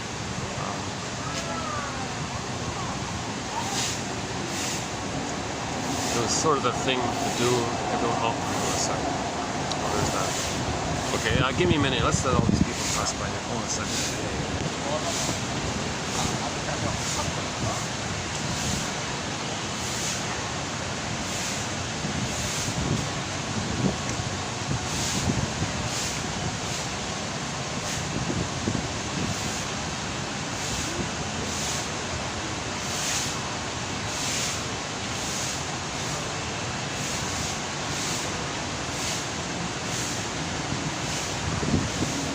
Okay, let's do this here. Hold on a second. Let's go back. I think we can go back to where we were. Hold on a second.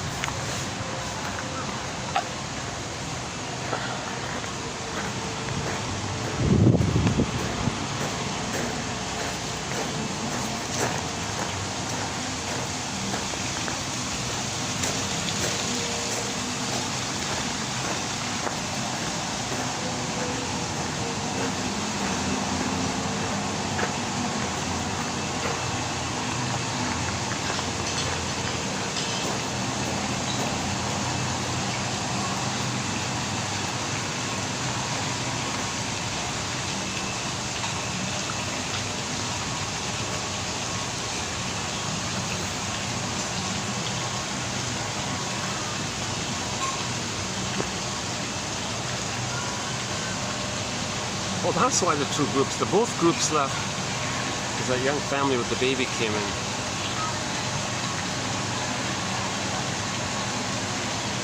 So I don't know, a young couple came in with a little baby, and just when they settled in, the two groups that were around them both simultaneously left for some reason. But I didn't hear the baby screaming, so I don't know why that would bother them. If that's the case.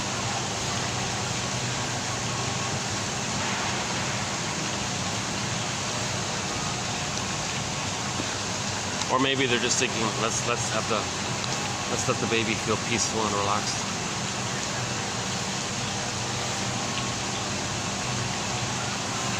Or it's just the heat, the timing, maybe it's just a timing thing. The heat caught up with them. Oh, they took away my fan. Oh, the fan's back there. Oh, I should turn that off. It's still there. I'll turn it off in a minute.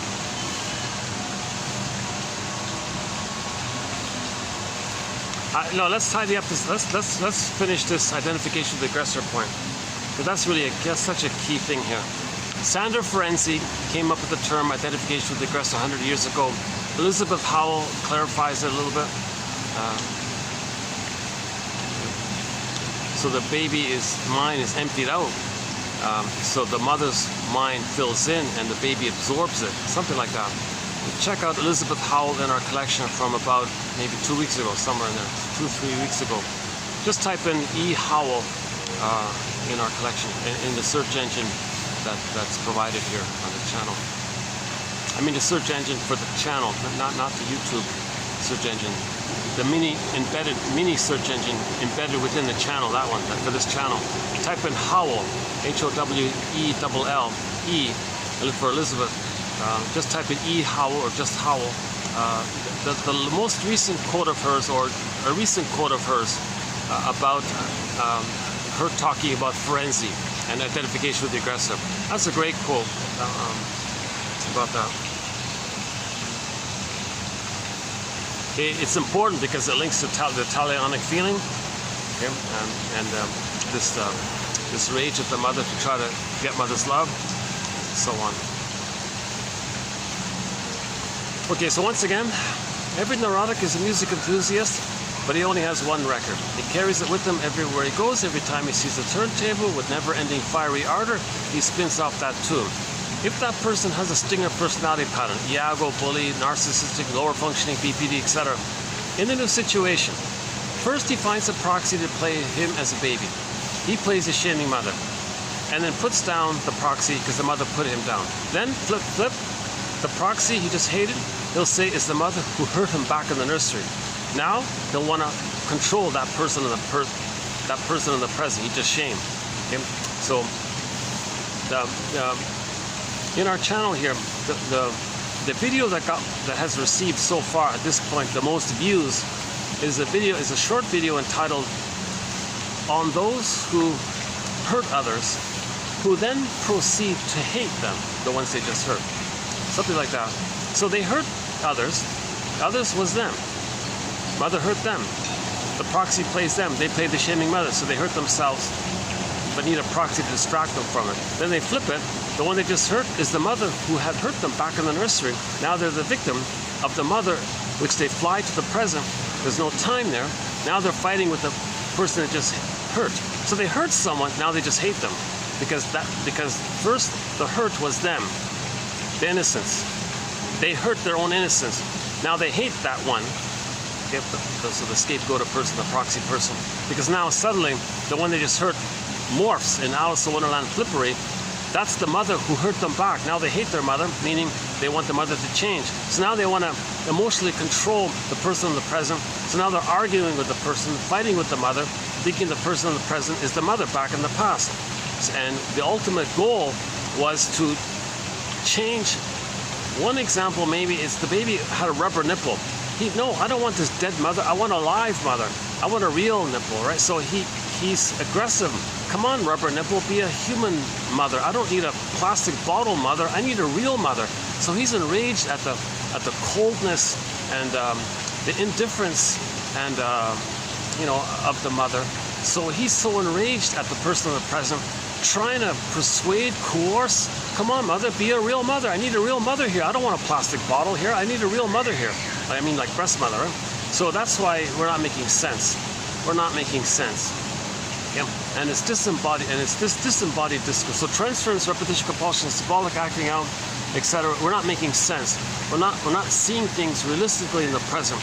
We're distorting the present in order to create some imagining of the past, so we can replay the past, because we're still trying to replay the past to change the past. The positive intention is to know what happened in the past. We recreate the thing in the past, in the present, to know what happened in the past. Observing this, making an inference of this, is your unconscious communicating to you. Hey you, hey conscious you, who are you? I'm your unconscious, or the energy, the id, beside him. Oh, who are you? Well, I'm your unconscious.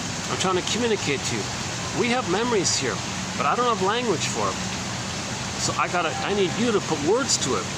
You have a third brain, and I need you to find words to it, to metabolize it, to recognize it, to capture it, so we can love life in the present.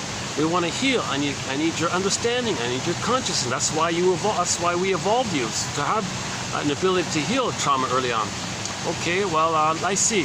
So are you saying that what we're doing in the present is some kind of staging to represent and for me to know what happened in the past? Now you're getting somewhere.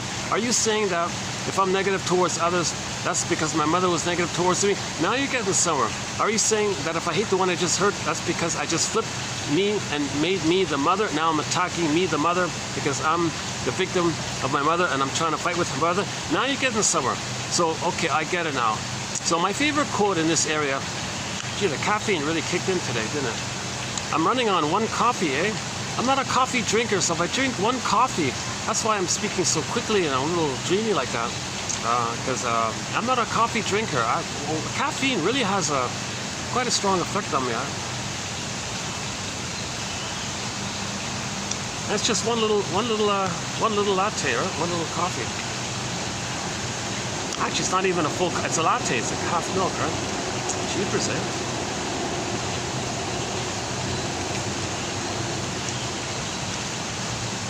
But I gotta order something when I come here, and the tea isn't too good, honestly speaking. I no disrespect, but I don't find the tea too enjoyable. So I thought, okay, let's take the caffeine because maybe I'll speak more quickly. I'll get more information in.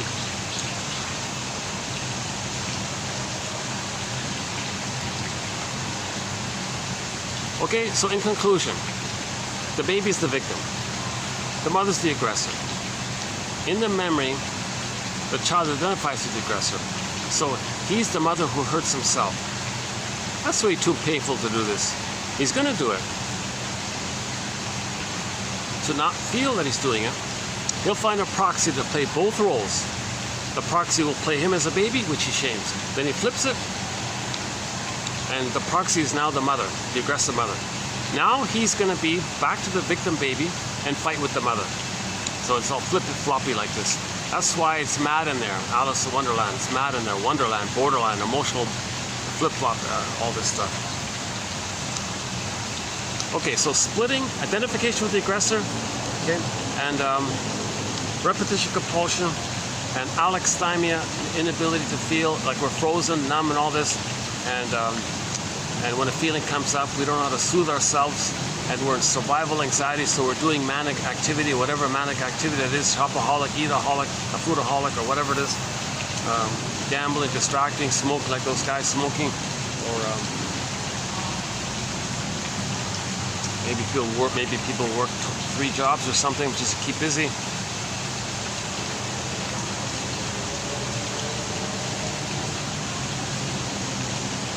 So the manic impulsive behavior is in response to the feeling that's coming up that we can't soothe. So when we have a feeling that we can't soothe, we have impulsive behavior. So this continuous series of little impulsive behavior. So OCD can come from there. Obviously anxiety comes from there as well. That's the gift. I think that's the gift of a lot of this mindfulness stuff. It's to teach you to soothe yourself if mother didn't soothe you. That seems to be I'm guessing that's part of it. I don't know. I don't know the story about. Maybe in the future we'll look into the Eastern philosophy of mindfulness and meditation. All this. It's funny because even Mel Faber, a very analytic I think, if I'm not mistaken, at the end of his life, he was looking into Buddhism, just like Karen Horney was looking into Buddhism at the end of life. Well, what's going on here? Why are all the shrinks towards the end of life turning to Eastern philosophy? What's going on here? Like in a healthy way, like not in the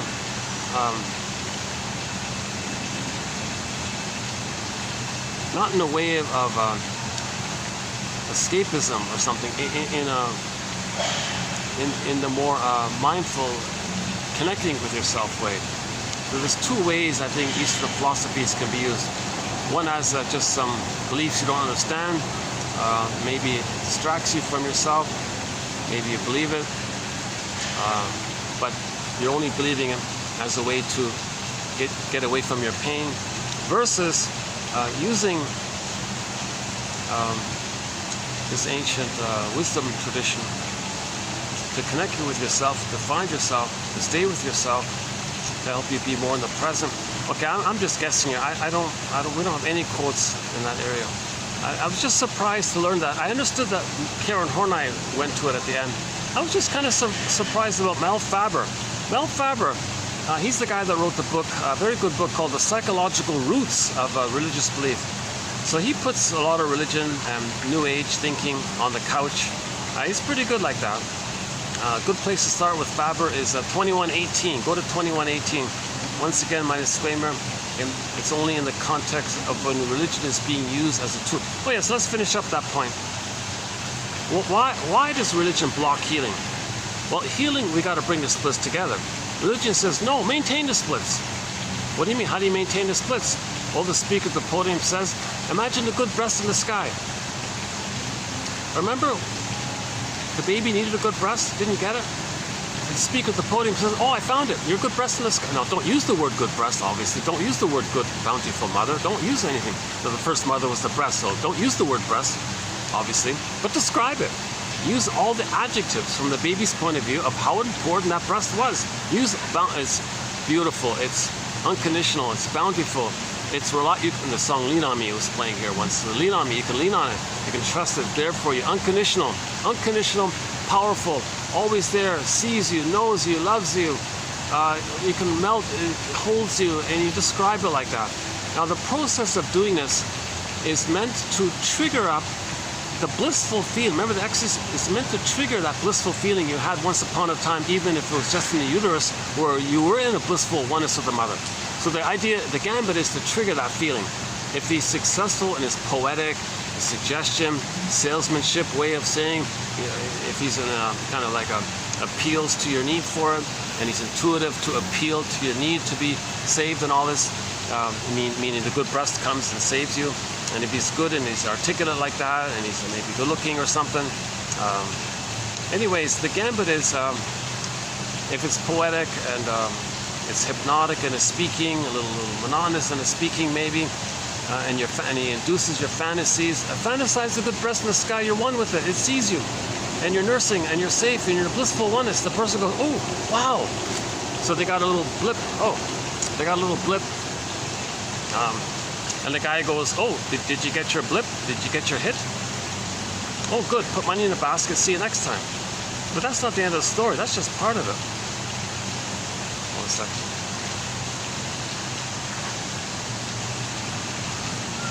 A lot of the staff had to get a ladder that was back there somewhere.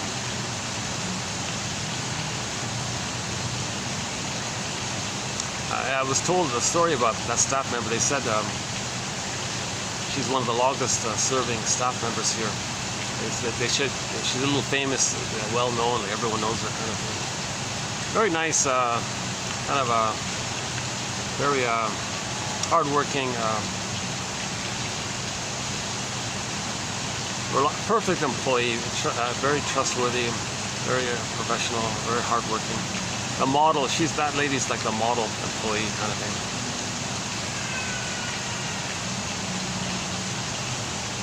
Yeah, I heard the story. She was going to take a better job. The manager begged her, please, and I'll give you more money, please stay, and all this. I heard the story about it. So she said, okay, I'll stay, because they gave her a raise or something.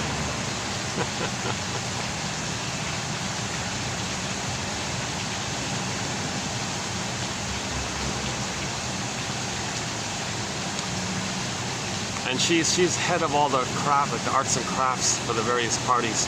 Like those flowers we saw, she probably did it all herself. Right? Why am I telling you about this? Yeah, sort of off topic here. So we were just talking about Mel Faber, yeah. Oh yeah, that's just part of it.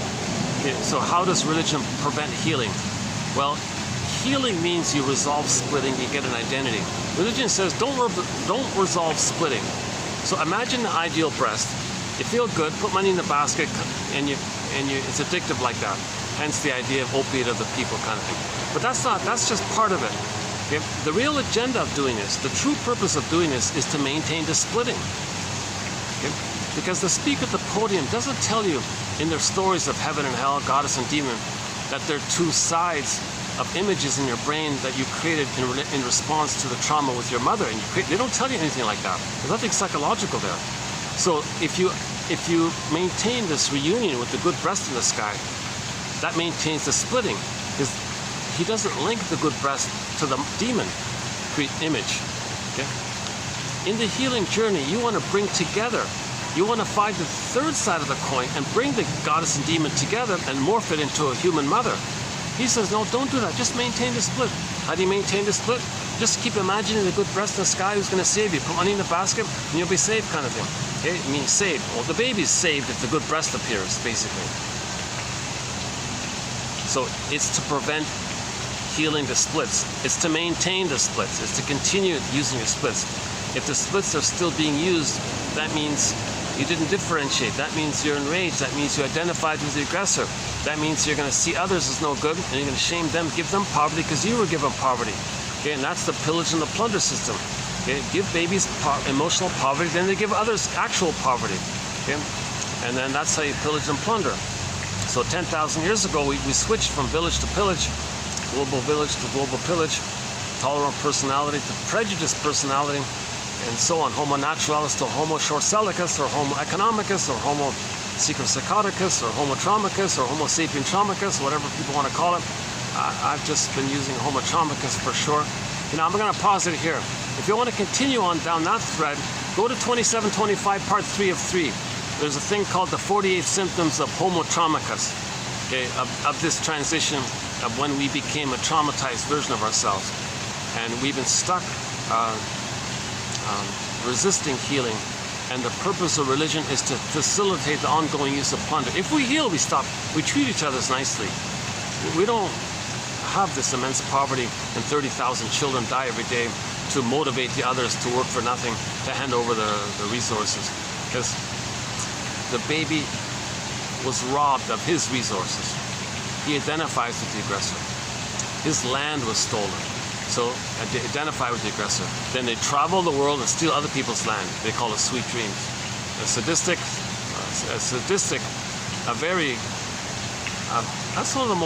got to be one of the most cruelest songs out there. And it's such a big hit too, right? That's one of the most hateful, sadistic. I don't know how to describe it. That's such an awful. That's a painful. It's even painful just to recall it. You know, at least the way I'm interpreting it. At least the way it comes across when I read it.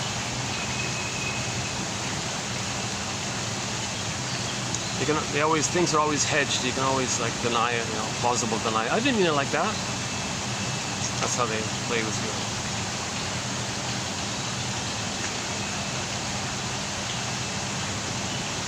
So part of the pillage is the more traumatized babies, okay, when they grow up, the slogan is, well, if we find something, any land, it belongs to us. And they create a euphemism called principle or doctrine or dogma of discovery. If we discover something, some land, like Turtle Island or South America or any land, well, it's ours. Anyone who's more traumatized than the others, if we find something, it belongs to us. Now, it just so happens that the more traumatized people became more traumatized because the way babies were raised was more brutal and cruel. Now, this took place simultaneously where there was less sun, apparently.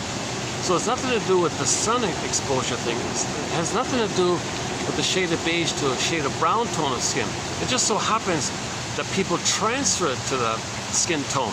So now the slogan says, well, if we with a shade of beige tone of skin, you know, nobody has white or black skin, so forget that. If we with the shade of beige tone of skin find something, it belongs to the shade of beige tone of skin. That's just code. Shall I compare thee to an onion? That's just code for, well, the more traumatized ones. So the more traumatized ones are more aggressive to, and more energized. All of your energy is in the trauma, so the more traumatized, the more energy in the trauma. In the trauma, you recreate it. So mother gave you emotional poverty, stole your land, identify with her, travel the world, steal people's land, keeps you in a blissful union with the mother who stole your land. And you feel emotionally impoverished, so you give others poverty to not feel emotional poverty. As above, so below, inside out.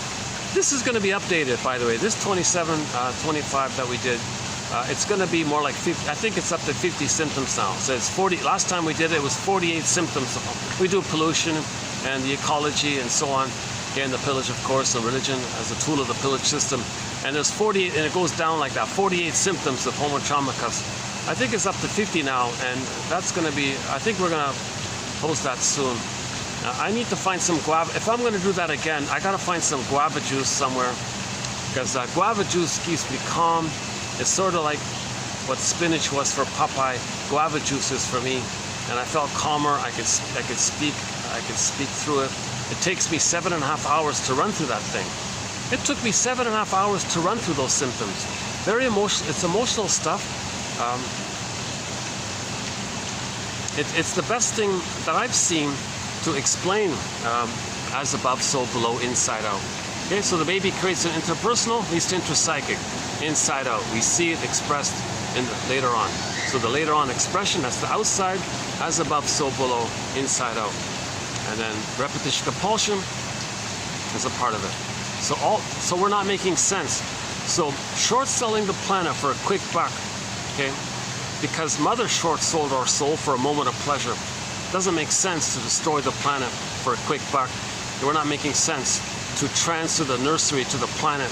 So the planet is our innocence. We damage the innocent planet. We morph it simultaneously. The planet is the monster mother, and now we're attacking our mother. So we hurt the planet because mother hurt us, and then we try to control the planet, hoping to control the mother to give us love. We're not making sense. Okay? If you're not in your body, in trauma, you lose your connection to your sense of self. You're not embodied. Okay, back to Kristen Wilson at the beginning. If you're not in your body, you're not making sense. Literally. So we're not making sense to replay the nursery on the planet.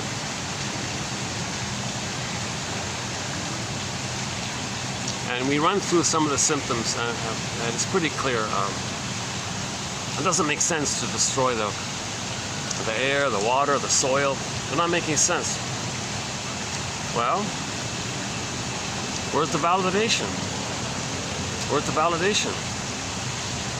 You must have a good, there must be a good reason. Okay, well, when the baby's soil was polluted, didn't breathe properly, and the water feelings couldn't flow. So his whole inner world, his inner planet got damaged and pillaged and damaged and made impoverished. Okay, so in one of the lists, in one of the symptoms, one of them is called how the, there's a book called How the Fill in the Blank Creates SH, fill in the blank, fill in the blank, fill in the blank, fill in the blank, LE, is that right? Countries, maybe before was how the fill in the blank created SH, fill in the blank, etc. Continents or something, or hemispheres even.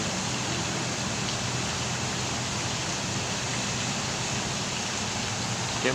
So all the more traumatized people will give others poverty because the mother gave them poverty. We recreate in the present to know what happened in the nursery. Repetition compulsion. We recreate. We're trying to find our story. See, we recreate stuff in an attempt to find our story. We have a story, but we don't have words for it.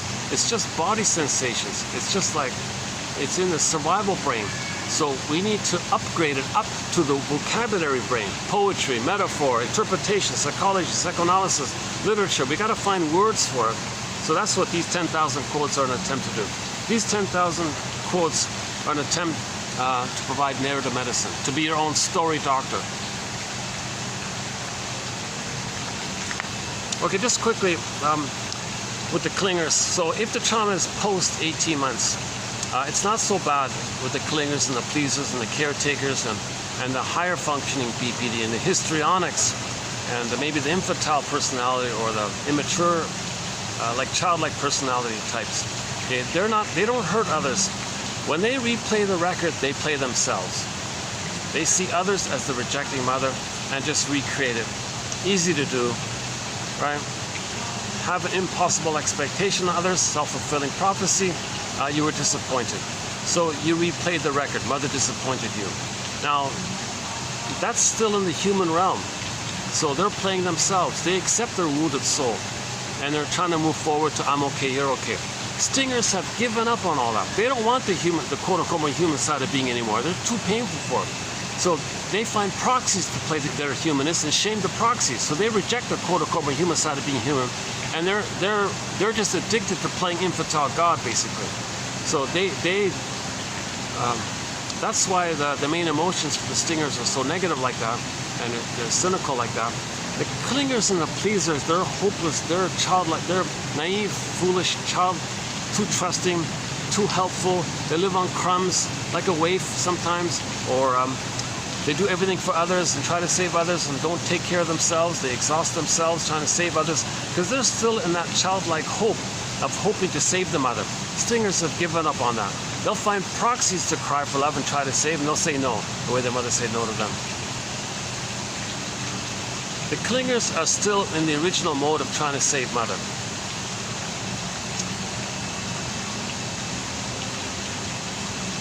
Stingers will find proxies to do that and shame the proxies.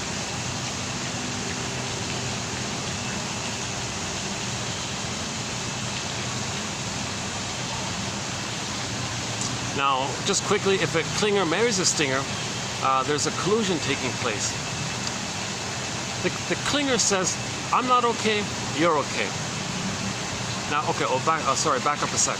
In the beginning, all babies say, I'm not okay, you're okay. Remember?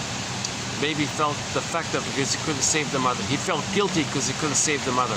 He's in pain when maybe the mother rejected him and sees something wrong with him, but mother must be seen as good. So all babies begin with, I'm not okay, you're okay. If this continues again and again and again with the mother, Missatun, Malatun, not around, all these games people play, the mother sees the baby as her mother and she's trying to control the baby, thinking she's controlling her mother. That's too much stress on the child. So in that scenario, the child gives up his soul, so to speak, finds proxies to play, identifies with the aggressor and shames the proxy. Yep. So in that mindset, when they shame themselves, seen as the proxy, they'll say, you're not okay. They fall into the hole, meaning regress back to the time in the uterus when they were on the throne. Self-sufficient superiority complex. So they'll say they're okay from that. So their mindset is, I'm okay, you're not okay. Now the clingers don't do that. They don't cross over like that. They hold on to the foolish, painful. So it's funny because the clingers are more overtly and more openly childlike. They don't hurt others, but you can see them openly, visibly more childlike, you know, and because they're still trying to save everyone, the mother. They still have that kind of a mindset of, I'm not okay, you're okay. They're kind of stuck with it. I'm not okay, you're okay. So if the clinger marries the stinger, the clinger will say, I'm not okay, you're okay. The stinger says, well, of course, I'm okay, you're not okay. So it kind of fits like that.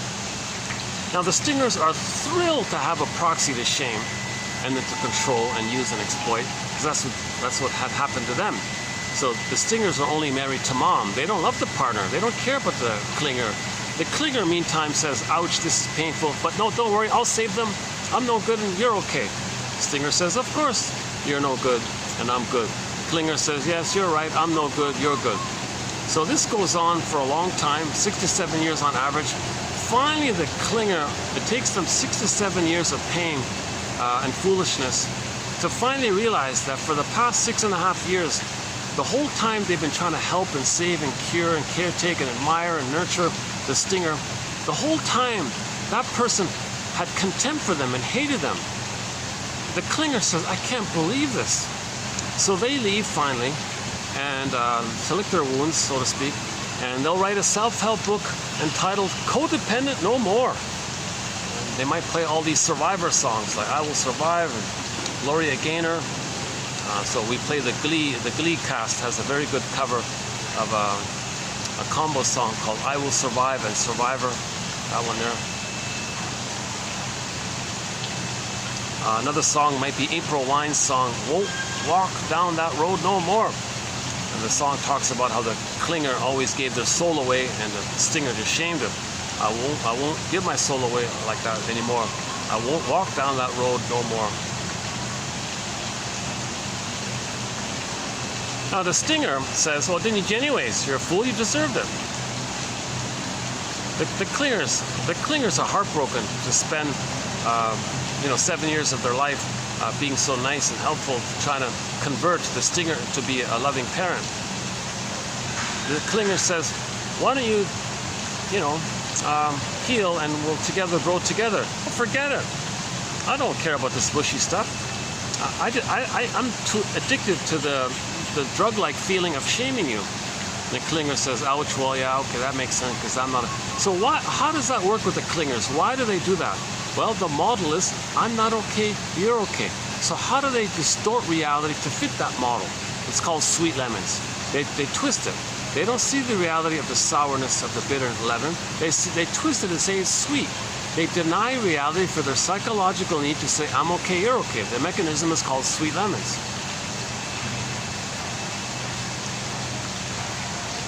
Yeah, and then when the stinger loses the 7-year partner, they'll use sour grapes. Didn't need them anyways. That's a fire of victory for them to shame the clinger and return their superiority status if they totally devalue the partner. Because the partner was playing the proxy for them.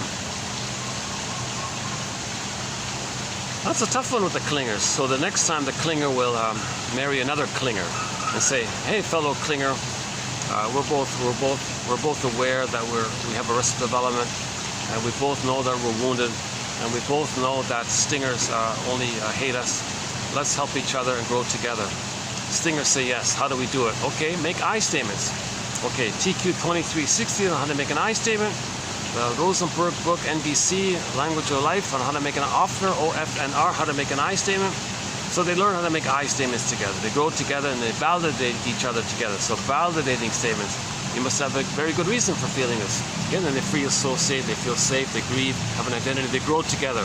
So the two clingers getting together, they can heal together and go forward together.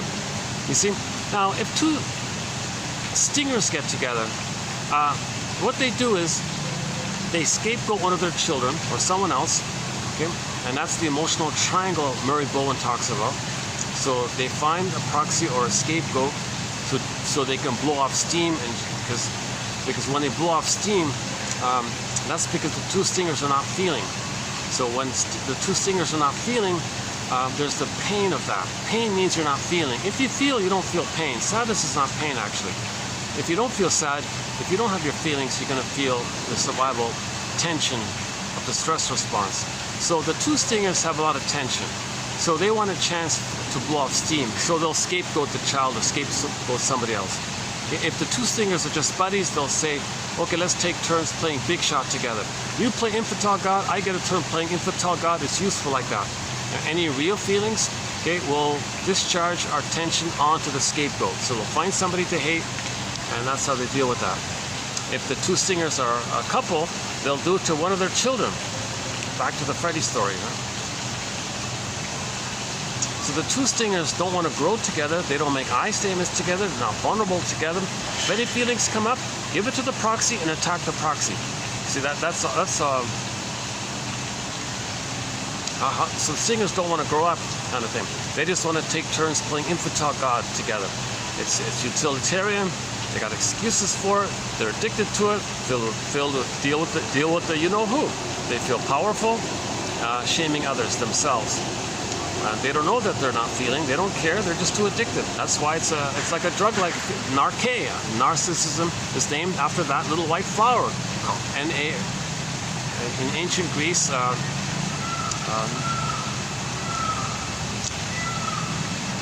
the term for English narcotic in ancient Greece was narke. Okay, so it comes from the Greek word narke, and that flower is one of the narkes in ancient Greece. So they're just addicted to shaming. So they're addicted to hate, greed, envy, grandiose. They're addicted to the negative emotions. And they're addicted to shaming the quote-unquote human side of being human. That's why most stingers, they're not elders. They don't really love others. They don't. They're still bitter curmudgeons, grumpy, vengeance-filled, bitter curmudgeons, because they're getting older and older, and they're more. They're needing to resort to more rage to compensate for them getting older, or something like that. So most stingers end up as bitter grinches and grouches and so on.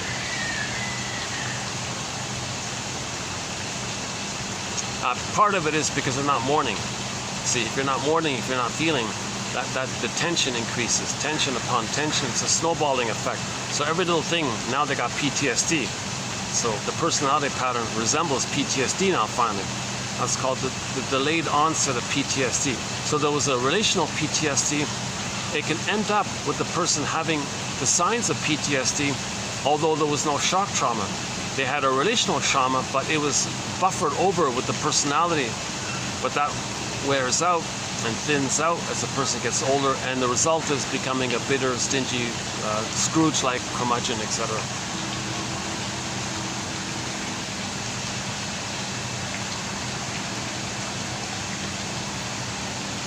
Okay, let's continue with the BPD personality pattern. So the confusion about the BPD personality pattern, as I understand it at the moment currently, as follows. There's the higher functioning clinger place where they hurt themselves. So they're self-defeating, they hurt themselves, they live on crumbs, they do self-defeating things, and of course we're familiar with the more extreme version of it all. So we don't really talk about the self-harm area, that's out of my zone there. But they're self-defeating, they're not happy, they're dysfunctional, doing self-sabotaging things like overeating or shopaholic, and they're not good with, they don't manage themselves, they don't plan for the future really, they're just in survival in the moment kind of thing. Now the lower functioning BPD, that's the stinger area. So the lower functioning BPD, that's the ones that are more hurtful towards others. So they may be more impulsive and verbally abusive towards others like that. So that's part, but the commonality of the two, the general commonality of the two is alexithymia. They don't know how to soothe their feelings. So the milder version is the clinger way, where they blame themselves. Okay. So the impulsivity in that area is emotional eating cookies and all that.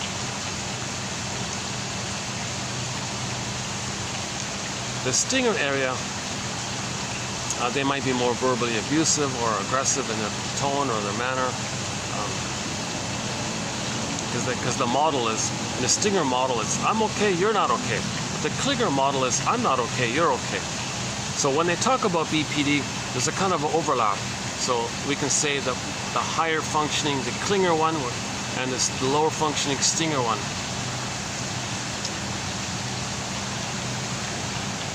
Okay, plus, now the unique quality of the BPD dynamic is a fusion between primary process mentation and secondary mentation. So Judy, what's her name, gal?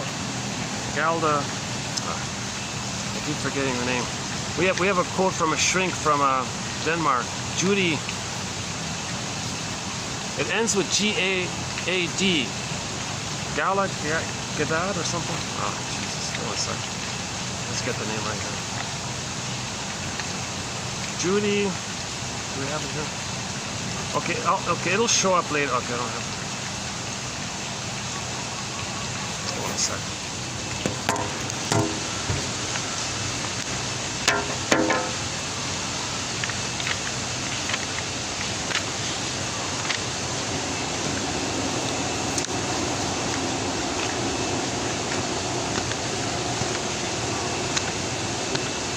Okay, here. This one here. Gamelgan. Judy Gamal Gaan. However you pronounce that, I'm not sure. It's in the Dutch, no, it's Danish language, sorry.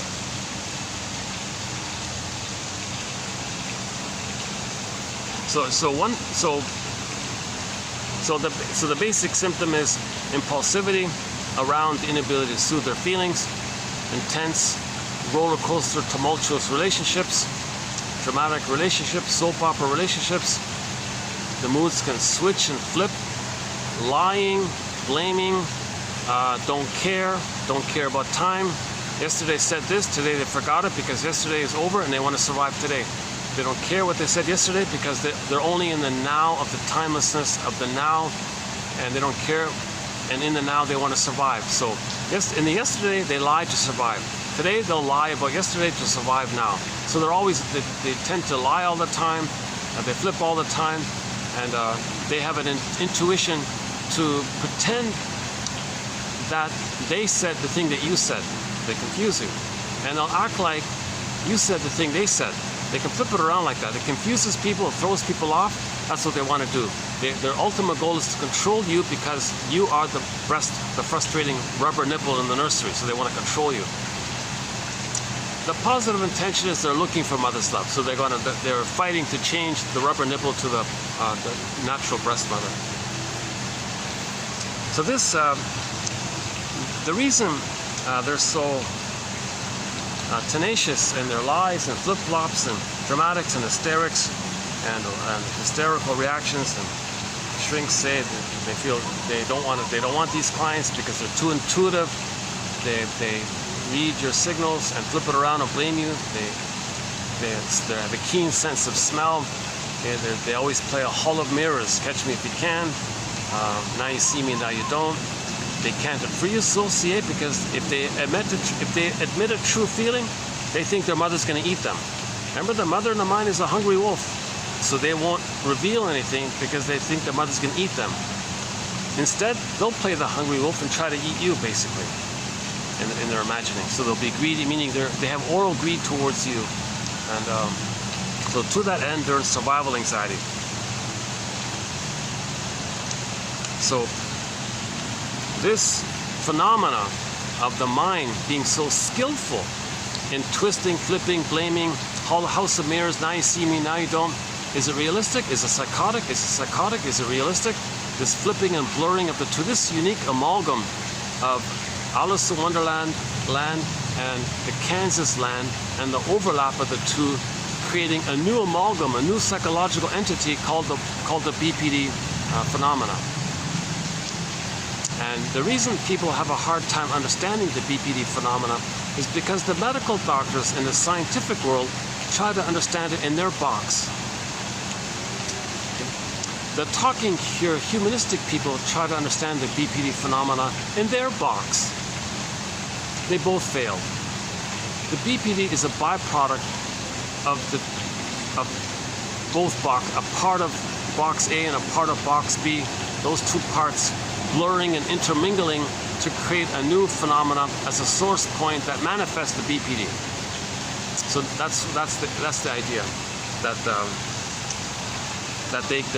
Grotstein says they're psychotically neurotic or neurotically psychotic. Catch me if you can. And part of this trick is no memory. So yesterday they said this. They just actually forgot it. That's their survival. Because they can't admit anything. because they think they're going to be eaten. They're in survival anxiety. And you say, that was hurtful that you said this and didn't follow through. Why should they care? They're in survival anxiety. They're the crying baby looking for the nipple. They're in survival anxiety. Reaching, flailing, grabbing. How can they care about the feelings of the mother? They didn't reach that place. And they're in a state of timelessness, so time is not an issue for them, really.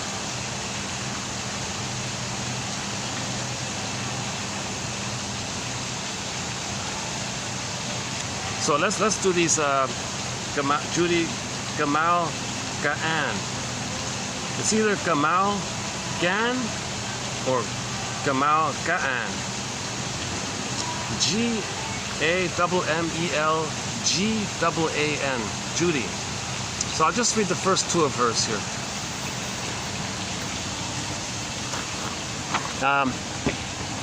Yeah, okay. The borderline concept has been used as a term both in relation to hospitalized psychiatric patients and to clients undergoing the talking cure on the couch. Thus, in more than one respect, the concept reflects a broader problematic. The concept exists in the borderland between two discourses. On the one hand, we have the psychiatric discourse based on science and biology, things that you can measure. And on the other hand, we have the more humanistic talking cure area. A border may denote a line, or it may refer to some form of overlap, as happens when two clouds border on each other. In the borders of neurosis and psychosis the borders of neurosis and psychosis appear to be somewhat indistinct. In other words, we are not dealing with a clear line of demarcation, but with an area lacking clearly delimited borders, a kind of no man's land. The story of the borderline concept and how it came to be positioned between psychiatry and the talking cure. Okay, on the one hand, we have a theory and a method based on the talking cure, neurosis, OCD, dysfunctional behavior, false beliefs, etc. On the other hand, we have the theory about the people in the hospital, schizophrenia, psychosis, etc. These are the polarities of the no man's land inhabited by borderlines. It has been interesting to observe how both psychiatry and psychoanalysis have sought, based on entirely different discourses, to extrapolate a concept of something which could not be captured within the fundamental explanatory models of neurosis or psychosis.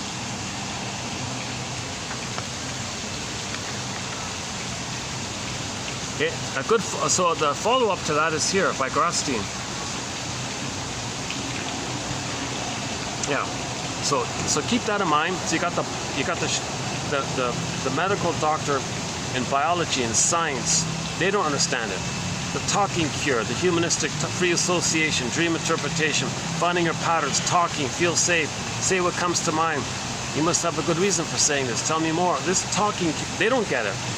Okay, you got to take the two edges of the two and blur them up, and from the intermingling of the psychotic and the neurotic, okay, Wizard of Oz land and the Kansas reality land, the overlapping there, not a clear line like that, the overlapping there, and from that overlapping, the intermingling of the psychosis and neurosis, you got this new creature, this new species born, a new psychological species called the BPD.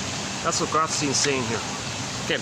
BPD is characterized, in my opinion, by the presence of a psychotic personality organization and a normal or neurotic personality organization, which have undergone a unique interpenetration with each other so that a new amalgam emerges, which can well be stated as psychotically neurotic or neurotically psychotic. It is as if a collusive symbiosis exists between these two twin personalities, which allows for an unusual tenacity, stability, and cohesion. So there's an unusual stability. Yeah, I'm sweating here. I got no fan here. Maybe I can go back. Maybe I can go back to the fan. Yeah. Hold on. Let's go back to the fan. Hold on a second.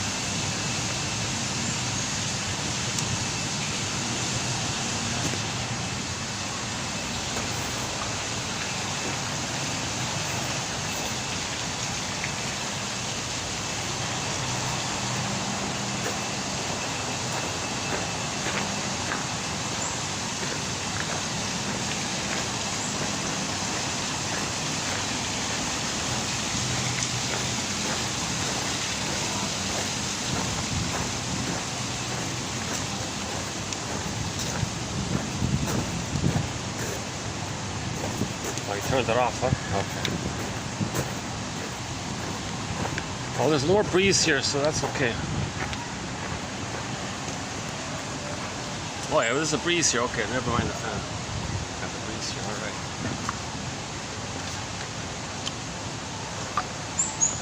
So this is the unique thing about the BPD. They're skillful and happy to flip and lie, deny, stony silence, blame, accuse, attack, but pretend to be the victim and convince you that they're the victim while they're aggressing against you. And they're so intuitive, they can read things so well, and they can push your buttons so easily because they're in that fusional kind of place like that. They got psychosis and they got neurosis, and they draw on a kind of synergetic new creation of the 1 + 1 = 3 dynamic. So they got this third dynamic in the area of psychology, where they're this new breed, like psychological species in the mind. Now this is just a desperate effort to survive. This is just this is a coping strategy of trauma. So this is a byproduct of relational trauma. Okay, so BPD is a form or a brand of PTSD. This is a new kind of PTSD. BPD is a kind of PTSD. There's nothing to admire here. It's a stubborn, consistent way of going through life, lying and BSing, and being successful at it. Okay. In the area of trying to survive minute by minute by minute. I'll play the Doobie Brothers, minute by minute. The Doobie Brothers, yeah, one of their songs is on our soundtrack, the one called What a Fool Believes. When we talk about transference love, that song is on there.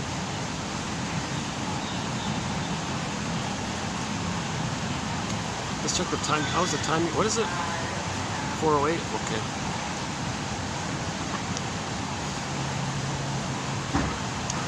Maybe there's a function here tonight.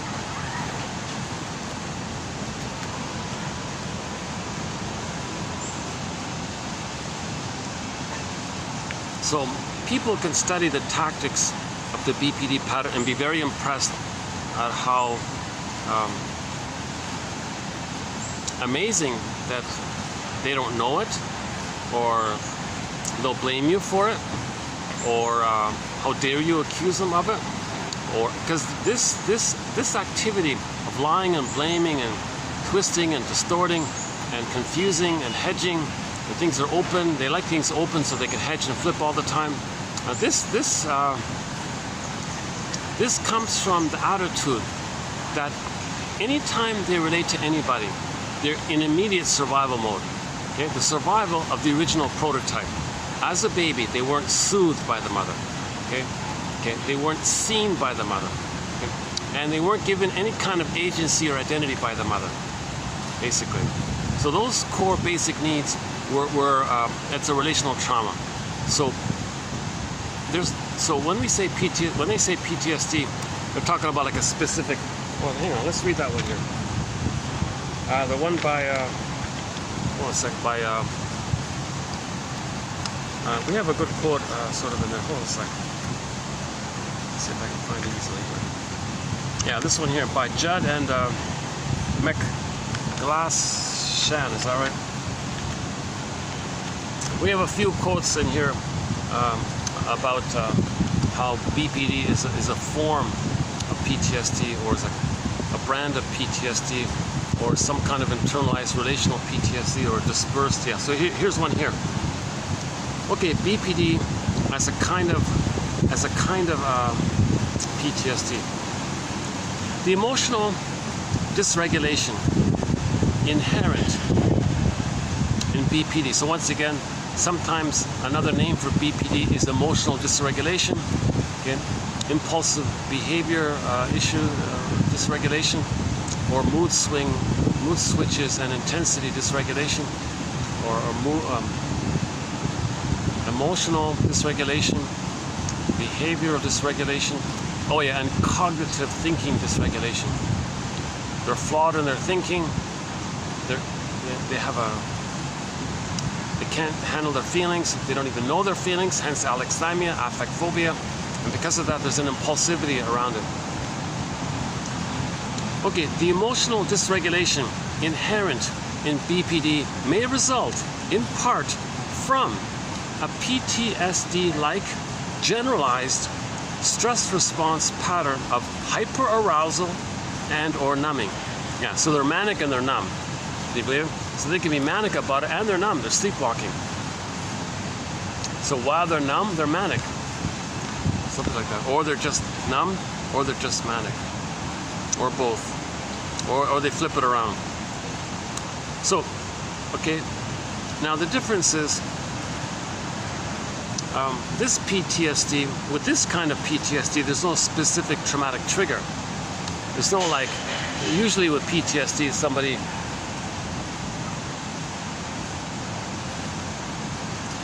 let's say somebody had a trauma at a certain location somewhere, and they avoid that place the rest of their life because it reminds them of the terrible fears. So even naming that place, so the famous example with Niagara Falls, right? So the skit, there's a comedy skit from the, I don't know, 40s or something called Slowly I Turn. Is that the one? Abbott and Costello. It's a gruesome skit. It's a gruesome skit, but it does sort of convey it to a degree, where anytime something terrible happened to a guy in Niagara Falls, okay, and it was buried, and he forgot it. But if later on somebody mentioned that word, Niagara Falls, he was back there and he was enraged, and he was all revved up, and had all these angry feelings and so on. So it's an exaggeration, but it's sort of the idea there, that that's a specific trigger. In BPD, there is no specific trigger, like a key word or something like that. Instead, what you have is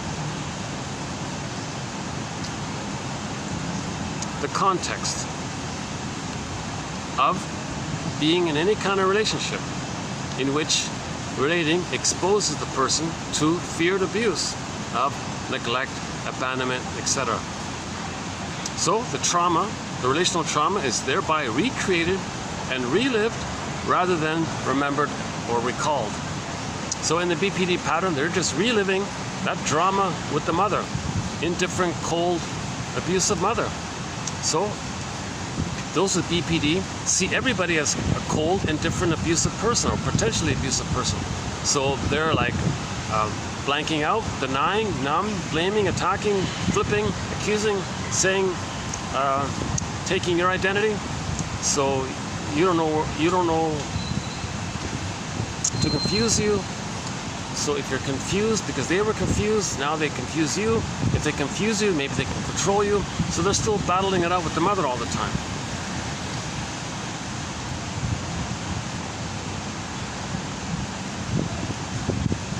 BPD causes problems in 4 main areas: intensely varying mood, significant difficulties in relationships, which tend to be stormy or non-existent, destructive acting out, either inwardly, that's the clinger, or outwardly, that's the stinger, and a poorly developed sense of identity, reflecting a lack of integration of different parts of the self, including a split between good and bad objects.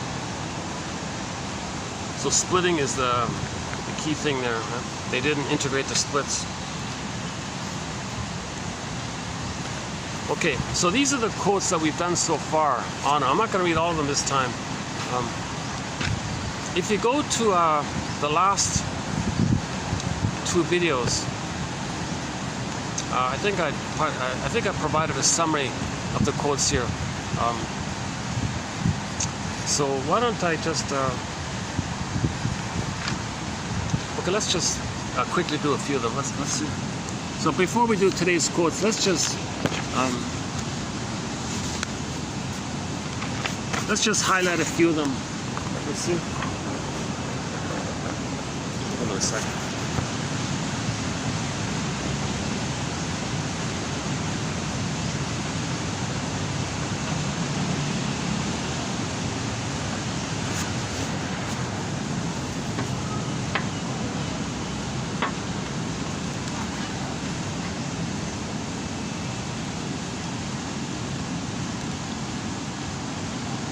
Okay, this one here. Leotti compares the BPD to the Karpman triangle. If you want a really simple, an overly simple example or explanation for the BPD pattern, just think about the Karpman triangle. Stephen Karpman's famous drama triangle. So it's usually called the drama triangle or the Karpman triangle. So the baby, you got the 3 roles, right? The baby's the victim. The mother is the persecutor. But sometimes the mother's the rescuer. Imagine a triangle with those 3 roles: victim, persecutor, rescuer. Okay. Imagine that in the mind, kind of thing. And simultaneously, one can identify with one, pretend to be the other, feel the other, act the other, flip it around. You're that, I'm this, you're this, I'm that. I'm the rescuer, you're the victim, I'm the rescuer. No, suddenly you're the persecutor, I'm the victim. You're the persecutor, I'll rescue you. Now I'm the victim. No, you're the victim, I'm the persecutor. Like, it's that kind of chaos. Maybe it's a simplified way of describing the chaos and the flipping around that goes on with the BPD mind. Now in the BPD mind, you got splitting, of course. You got different relational units. Okay, the empty self, the aggressive mother. Okay, the alluring mother, the allured self, the rewarding mother when the child's down and out. Because sometimes the mother rewards the babies for aggression because the mother wants to keep the baby in a symbiotic lock with her. So she rewards that. If the child's autonomous, the mother says, "You're with me or against me?" The child, "No, mother, don't leave. I can't do that."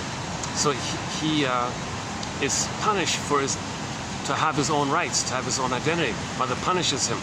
Because if the mother punishes him, he won't leave her. The more abusive the mother is, the more the child can't know himself. That's what the mother wants. The mother wants to not feel abandoned. So she may actually, one trick by the mother is to take the child to the toy store, create that situation. The child will be drawn to the toys. The mother will say, "Come with me now, child. Oh, I want to play more with the toys. If you don't come with me, I'm going to leave you here alone." The child freaks out. Mother created this. She brainwashed the child. The result is the child will never leave his mother. That's what the mother wants. The mother never wants to be left alone. So she's doing this threat to abandon the child to create a situation where she's never abandoned by her child. That's the kind of emotional traps and tricks that the BPD mother may engage in.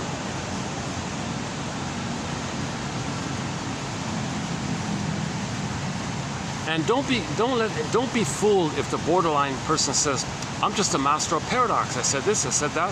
No, the genuine meaning of paradox is you're going to hold the two sides. They don't hold the two sides. It's either or, they flip it. So the result is you feel empty and depleted. The therapist who helps you to hold the two sides, that's healing and wholeness and getting an identity. So there's a huge difference there. The borderline person's neither yes nor no rarely has the fluidity of paradox, but instead is a mockery of it or a caricature of it, leaving one empty and confused rather than whole. So don't be deceived in thinking that the BPD is some kind of master of paradox. They're just flipping. I'm this, you're that. No, you're good. I'm all good, you're all bad. Flip it. What you think I'm all bad and you're good? No, you're all good. It's just either or. It's dichotomous thinking. Paradox means you're going to hold the two and bridge the two, stand in the spaces, accept the two, find the third side that welds the two sides, and now you got a coin that holds the two sides. They're not interested in that. It's too anxiety provoking, because when you see the two sides, you got to admit the truth that the mother failed you. That's the pain that people are trying to avoid. The pain that people are trying to avoid, it's called the greatest hurt of all. The greatest hurt of all, mother failed me. That's what people are trying to avoid. So the way to avoid it is splitting, either or. Goddess and demon. The made-up goddess is my mother. The real mother, that's not my mother. And that's how they're in this mode. Individual therapy focuses on understanding how your behaviors make sense, your best way of coping that you currently know, and affirming your struggle. So in the therapy mind is to have empathy. Well, that's the best way you know how to cope with the problem. This BPD pattern is your survival strategy. That's all you know. And so what you're doing is that's your only way of, that's your life raft. And you don't want to take somebody's life raft away without giving them something better, kind of thing. Well, the better is healing. In the meantime, you just validate. You have a very good reason for saying this. That's right. Now you get into their feelings. So the BPD is a lot of drama and fireworks. Well, what are you really feeling underneath the drama and the fireworks? What are you really feeling? Because they don't have a floor for their identity. So it's all dramatic like that. So one shrink said, yeah, well, what feelings impel you to rattle on like this? What feelings impel you to rattle on like this? Then maybe they might drop it to the feeling. Maybe, right? Or say, you have a very good reason for saying this and believing this and thinking this. So you validate them. They never had that before. They grew up with a gaslighting mother. The mother was invalidating. They were never validated. So at least when the counselor says, or when the friend says, you must have a very good reason for thinking this and saying this. That's right, I do. You validated me. They never felt validated in their life. Plus the mindset that that's the only way they know how to cope with the trauma. Plus the mindset that they're in survival anxiety. Plus the mindset that if somebody's in survival anxiety, no apology, no vulnerability, no confession, no admitting. Okay, so that's because they think the moment they do, they think the mother wolf image of their hungry wolf mother in the mind is going to eat them. So they're afraid of that. So they got to die, flip, delay, and so on, right? Equivocation is very strong. Keep things vague so they can flip, they blame you. I didn't say that. They'll blatantly lie. The best way, they may confuse you by throwing a few crumbs of truth. The best way to lie is to include a few crumbs of truth, or the half-truth is the father of many lies. So they're very good at this kind of rhetoric and propaganda and proper PR tricks and sales advertising tricks, okay,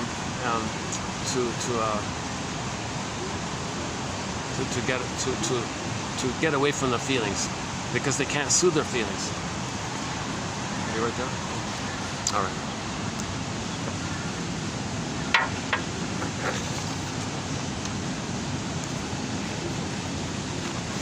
Oh, here's today's. Okay, let's just do today's one. Oh, here's today's one. All right. I would argue that BPD is a distinct clinical entity that can and must be separated from other diagnostic categories. Okay, so here's the argument. Some people say, yes, like Ralph Klein here, yes, it's a distinct, clearly distinct, identifiable thing. This BPD phenomena, this BPD kind of set way or something, and it takes us various forms of it, various degrees of it, but there is this thing called BPD. Some people say, oh, come on, you know, we all deal with anxiety. It's just a question of degree here. We're human beings. And yes, we got to remember that. People with BPD are humans with BPD. Don't just say he's a borderline. Say, no, he's a human being with the BPD mind or something. So there's a tendency for convenience, people just say, oh, he's a borderline, she's a borderline. And everyone freaks out, or get away from me. Well, no, he's a human being who's a trauma survivor. He's a trauma survivor. Oh, okay, you might relate a little more. But once you put a label like he's borderline, it tends to scare people, and so they withdraw, kind of thing. When you label people, oh.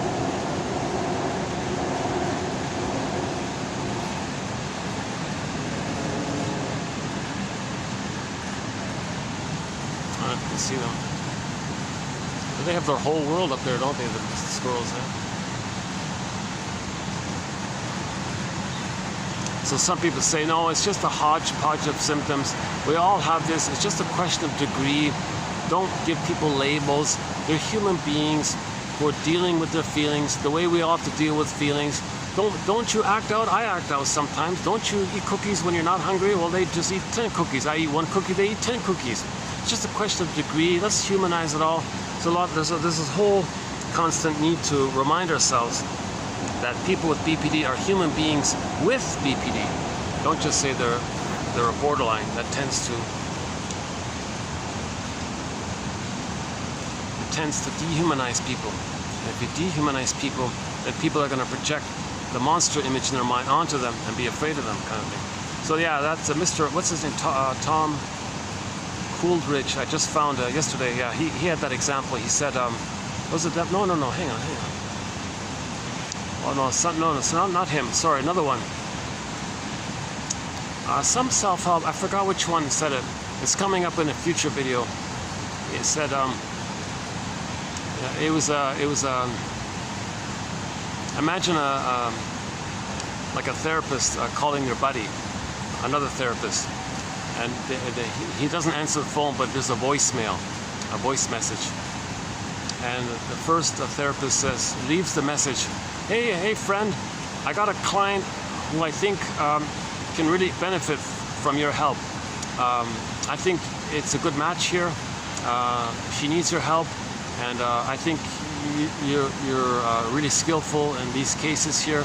And please don't say no. Please accept this client. I would really appreciate if you could help this client. I'd like to refer this client to you. She's borderline. The moment he said that, okay, the guy who heard it on the other end of the voicemail freaked out, like he tensed up and started formulating his excuse. My caseload is full. I can't take any more clients now. Okay, rewind the tape. Rewind the tape. Keep everything there, except in saying she's borderline. Just say, yeah, you can help her. Please help her. I know you can help her. I hope you'll take this case. Please don't say no. Please take this case. She's a trauma survivor. Oh, she's a trauma, so of course I'll take the case. So let's keep it in that way. So keep that thought in mind. I know the confusion. The person might think that they're psychologically, relationally normal, but they got a situational trauma, like a trauma survivor, like in a situational trauma. So you're sympathetic that way.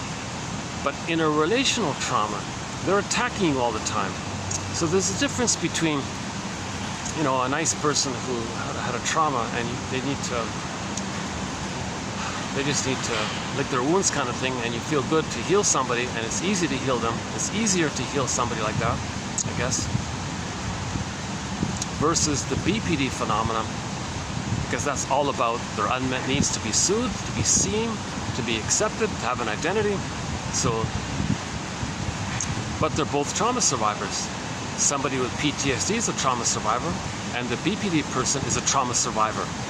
So that's the confusion. So, but the broader perspective is, okay, yes, somebody with the BPD pattern is a trauma survivor. Somebody with a narcissistic pattern is a trauma survivor. Even Iago is a trauma survivor. Everybody's a trauma survivor. BPD is caused by chronic childhood trauma.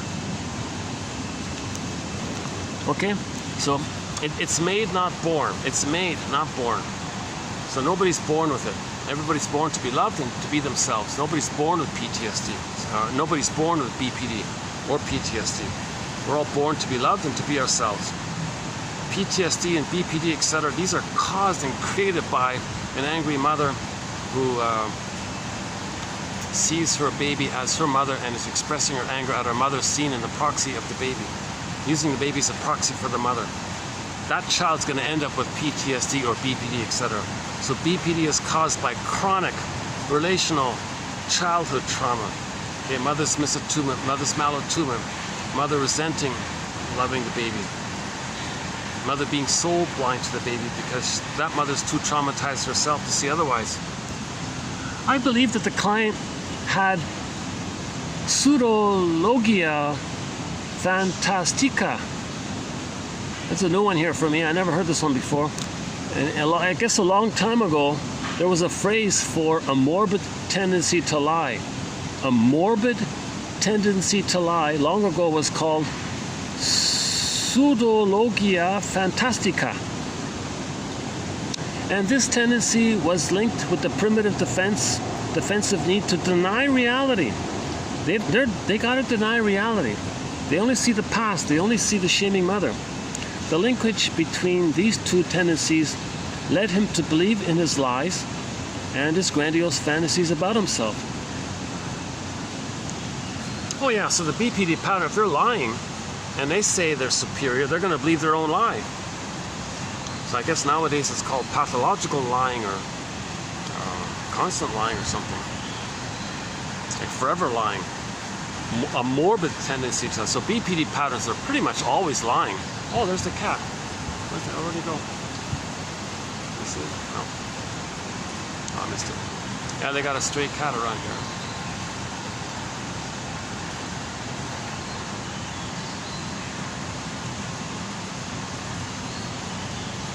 But this added point was, if they're lying so much, they're going to believe in their own lies about themselves being always right.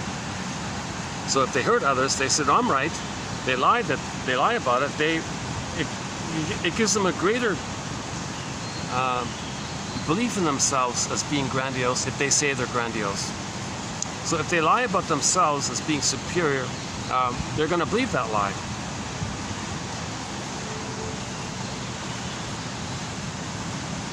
So they deny reality. The reality was somebody with the BPD pattern hurt their child.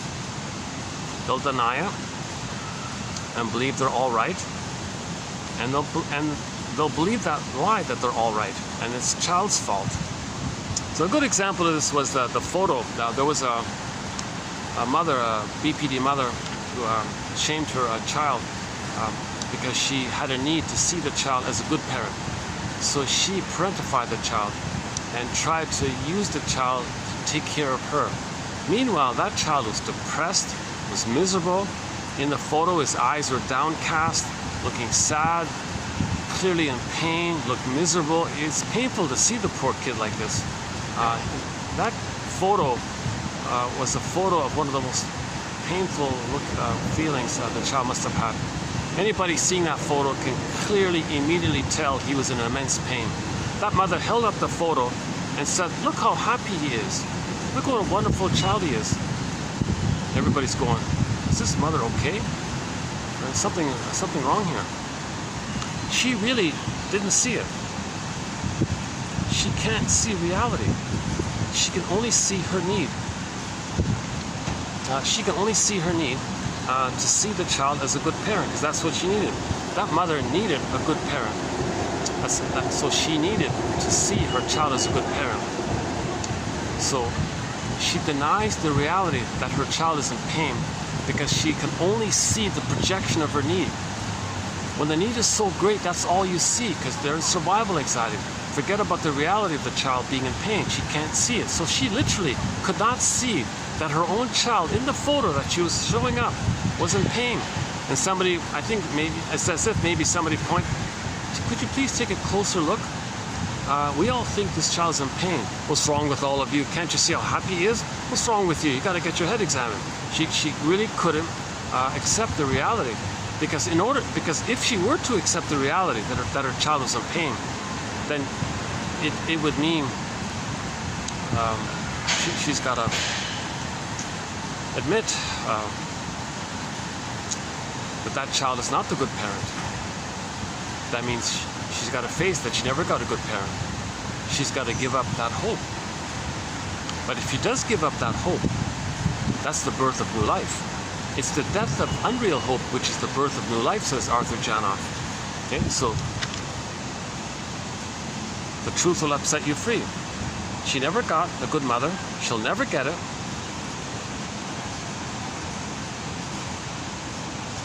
Okay, that's the painful truth. Admitting this pain makes you give up unreal beliefs. The giving up of unreal beliefs is the birth of new life. Pregnant virgin, the return of your authentic self. So she needs to believe that the child is not the good parent. Denial and identification with the aggressor tend to perpetuate the repetition and acting out of past traumatic experiences. So we sort of talked about that, right? Repetition compulsion. The child denies he was shamed, identifies with the aggressor, and repeats the record we talked about. Okay, the singer. Yeah, the popular singer. I forgot about this. Some self-help author made reference to the 80s pop singer Madonna. I'm not a fan. I don't really know her music at all. But anyways, I do remember she had a song called Borderline. So this self-author, so she says here, okay, so the singer Madonna popularized. She popularized the word borderline in her hit song with that title word. In the song, she is a prisoner who is going to lose her mind, who bemoans, quote, you hold me in your arms, then you let me down. Well, the borderline person draws you in and then spits you out, pushes you away. So I guess I did take a peek at the lyrics, and that was one of the lines in there, that they draw you in and push you back. That's a typical borderline phenomena. They draw you in, I need you, but the moment there's a relationship there, the fear of being eaten by the mother and the mind, they push them back. So there's this constant push-pull dynamic. They draw you in, spit you out. And it's kind of crazy like that. I thought you wanted my friendship, now suddenly you're attacking me. Whoa, what is all this? So they need, but the moment somebody responds, they kick you out, kind of thing. Now personally, I've been using Anshell's. I think Anshell does a much better version. There's a much, by the same title, the band, the pop band called Anshell. The lead singer is Anne, what's her name? Anne something. Actually, I thought her name was Anshell. No, the band is named Anshell. The lead singer, the woman, is Anna or something. Anyways, that band, Anshell, they have a song called Borderline. And it's about the same thing, that they cry for help and refuse it. How can we help? How can we help them? How can you help somebody who refuses your help? They simultaneously refuse your help while they're asking for it. Okay? How do you help Richard Kimball in The Fugitive? He's a fugitive from the justice he seeks. How do you help him? He's always got to run. Okay? So when the person looks for symbolic mother in cookies, they're searching for mother by looking for the cookies, but at the same time, the act of doing it is running away from the mother. So eating cookies is simultaneously running away from the mother who hurt you and searching for her by searching for a symbol of her while you're running away from her. The symbol is not her, so you keep on searching for symbols of her. That's the Richard Kimball thing. Okay, he's a fugitive, so the line is with Richard Kimball, he's a fugitive from the justice he seeks. The baby is an emotional love fugitive from the love that he seeks. So he's running away from the mother, searching for symbols of her, which is running away from her. The symbols are not it. Now, if somebody was, in terms of relationship, if somebody wants to be genuinely helpful, they'll push it back. Similar idea. So yeah, Anne Shell. Check out Anne Shell. We have about a dozen. We have about 9 or 10 songs on our soundtrack from a great band, excellent band, Anne Shell. She's a major voice in our soundtrack. Okay, Borderland, Turn On. Oh boy. Castle by the Sea, Betty,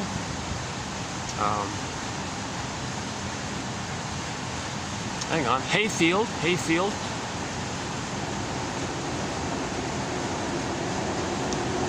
oh my goodness. Okay, those are a few of them. But Anne Shell's Borderline song is, in my humble opinion, 10 times better or more enjoyable than Madonna's song here. But I never thought of it that way, that she popularized the borderline personality pattern. Because she says in the song, "Come on, boyfriend, you're making me crazy. I'm trying to get close to you. You're pushing me away. You're making me crazy. I'm on the borderline here. You're making me crazy. I'm losing my mind here." That conveys the sort of the people with the BPD pattern make others crazy, right? And they act all innocent. They're the victim. BPD is basically untreated trauma. BPD is basically untreated trauma.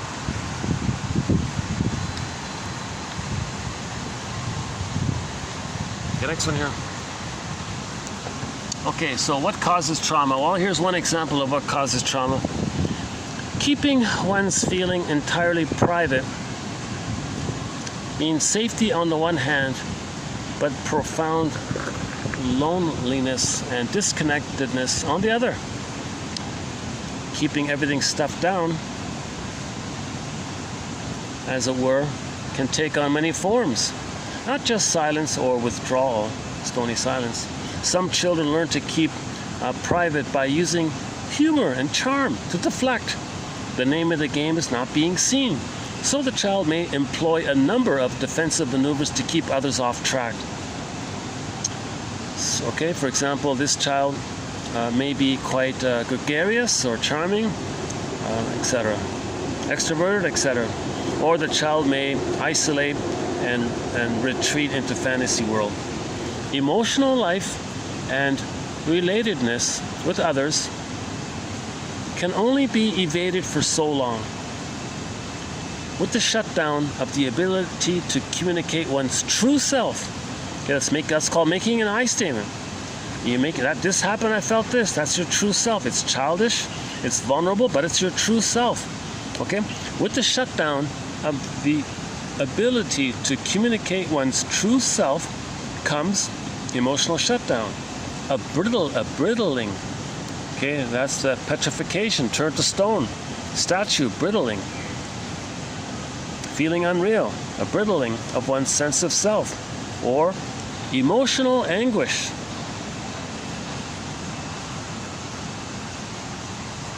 So, one quote was, if Mr. Spock could do his mind meld thing and do his symbiotic technique of feeling what you're feeling and reading your unconscious, he would see that the other person is feeling emotional anguish underneath. So the BPD pattern, or anybody with a relational trauma, underneath they're feeling emotional anguish. But the point here is our authentic self needs a voice. We're hungry to express, so you free associate. You get a quote you like and write it in a journal what it reminds you of. Now Now the BPD pattern, they're afraid of that, so they feel emotional anguish. But there's a hunger to say what comes to mind, say what needs to be said. So you want to feel safe to do so. But those with the BPD mind says, forget all that. I'll never trust, I'll never feel safe. Just lie, twist, bend, blame, etc. As the hysteric was the prototypical patient of Freud's era, so is the borderline the problem client of today. The diagnosis often misses the clinical radar. Okay, so let's just spell it out here more specifically. So these adjectives are often associated, so the following list of adjectives are often associated with the borderline mind.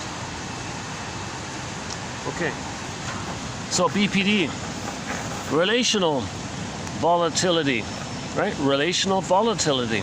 That's the roller coaster, short, intense, soap opera relationships. Relational volatility, intense, short-term, tumultuous, up and down, dramatic, etc., which includes lack of empathy, hypersensitivity, intensity, lots of conflicts, or they feel conflicted, lack of trust, clinging, needing, idealizing, and then hating, etc. All right, next one. Self-image instability. Okay, so they don't really have a floor within it, differentiation, so they don't know who they are, basically. They can be you, or you can be them. They don't really have a sense of their own connection to their authentic self. So there's no real self-image stability there. So they feel impoverished within, empty within, self-critical, regressive, disassociated, and if there's immense stress, they can get a psychotic experience, apparently. They may think that they're you. They may actually believe and take your words and think that's them. That's called the as-if personality. They'll pretend they're you. Okay, next one here. Affective dysregulation. Okay, that's a common one, right? So that can include being apprehensiveness, fearfulness, baseline pessimistic. Okay, they can feel threatened, or they can be threatening. Okay, the affect is disproportionately strong to the relational context or event. So uncertain, confused. Okay, except next one here. Frantic attempts to avoid imagined abandonment. So they might be clingy, testing the partner. Are you really going to leave me here? So the paranoid, they can be paranoid like that. Always testing the partner. Are you going to leave me here? Worried about rejection, separation anxiety, separation. Okay, hyper dependent. Or they can be icy as part of it, like a reaction formation, like the flip of it, a denial of it. They can become very icy. Impulsivity. Okay, knee-jerk response to stimuli without considering consequences. Okay, that's because of the emotional issue. They can't soothe their emotions, so they might become impulsive, which can include risk-taking. Okay, so they don't care about the safety or consequences, and so on. Yeah, so that kind of conveys sort of, maybe, I think that's not bad. That kind of conveys some of the main traits of the BPD. Oh,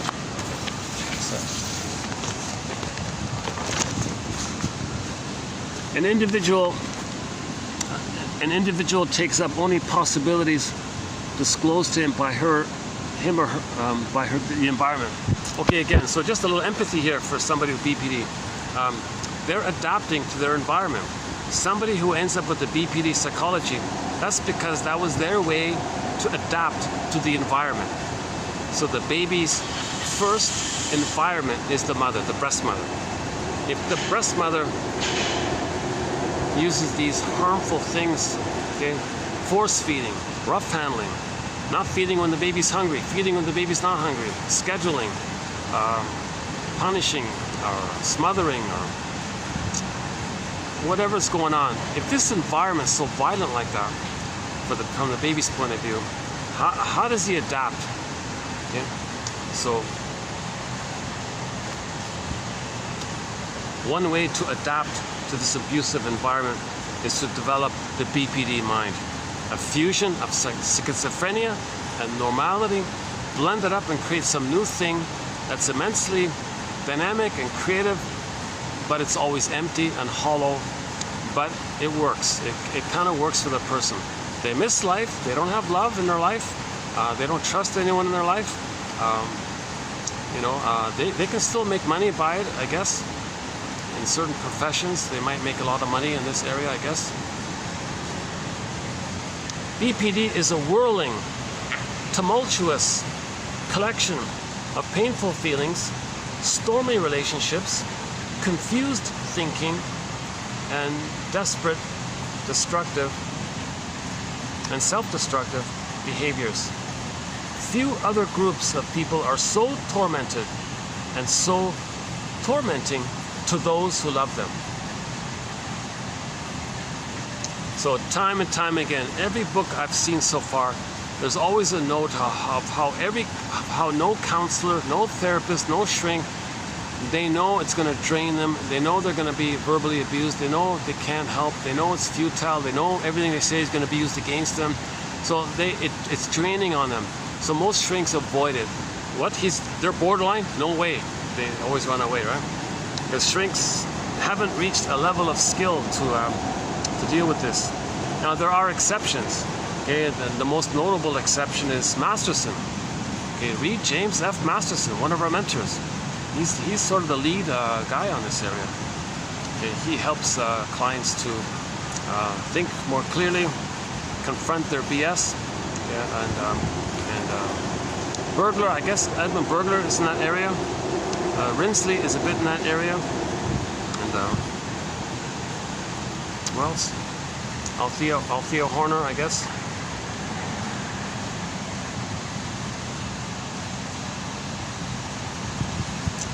A damaged sense of self. Those with the BPD pattern suffer from profound feelings of inadequacy, inferiority, and failure, as well as feelings of emptiness and boredom. Okay, his point here was, quote, when a person has a toothache, he doesn't start to think that he is the toothache. Okay? But in the BPD area, they think they are those traits. Normally, we are human beings with fill in the blank. In the BPD, they say they are it. They are the stormy relationships. Like they are empty or they are drama. They don't say they're a person who uses drama as a technique because they're afraid of their feelings. Those with the BPD pattern behave as they do as a desperate attempt to assuage uncontrollable emotions, but don't have the coping skills necessary to feel better any other way.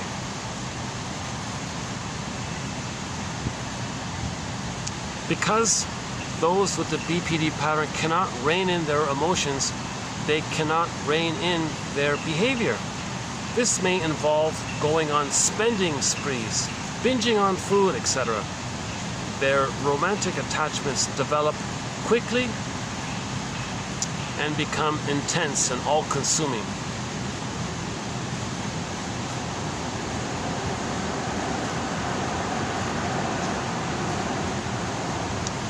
One client said, quote, to these two authors here. This is a client speaking. The client's own words, quoted by the self-help authors Monty, Moore, and Kelly. So the client said, quote, you know, therapist, it is nearly impossible for me to form friendships. On the other hand, once I do form a relationship, it becomes the most important thing in my life. It's been said that there is no gray area in borderline relationships, that borderline people forget the friendship when the friend is gone, forget they are loved when the lover is gone.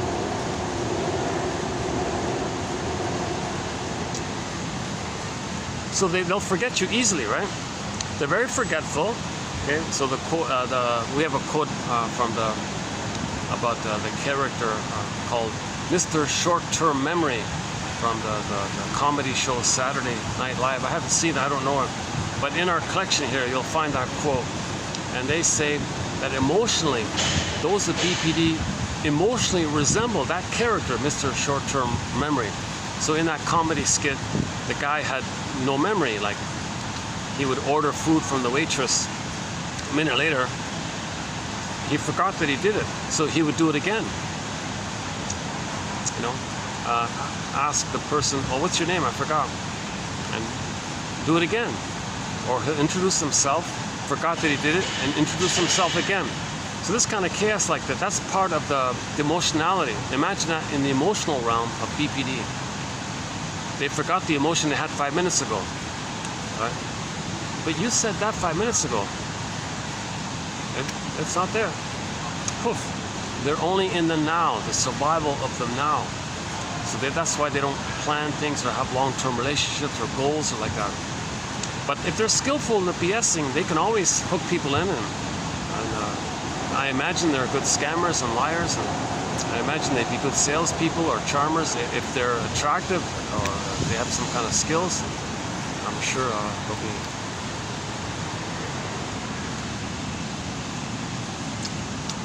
So yeah, one quote was, if a man gets hooked in by a woman with the BPD mind, the shrink said, that man, he's got to decide and realize to himself that he has unfinished, unresolved issues with the mother. Anybody who gets sucked in by the seduction of the BPD woman, okay, that means that man has unfinished business with the mother. And that woman knows it and uses it. Psychotherapy helps because it allows the client an opportunity to recreate their pivotal, distressing relationship in a forum where the therapist can then identify and help the client to understand the roles she plays and the role the mother played. To understand these roles rather than enacting them with every significant person with whom she enters a relationship. So once you're aware, you stop repeating. You're not aware, you keep repeating until you are. But when you're aware that you're repeating, it may in itself be effective, but usually you need an emotional knowing about it. A cognitive insight is usually not enough. Usually you need the emotional knowing, the emotional felt knowing of the insight. Then you stop repeating. I think usually, many times people do get an emotional knowing when something's brought to their attention, then they stop repeating. Okay, this last one here, the one self-help author concluded their book with this quote. It's not bad, so I thought I'd include it here. I don't know this author, Mary Radmacher, is that right? Courage doesn't always roar.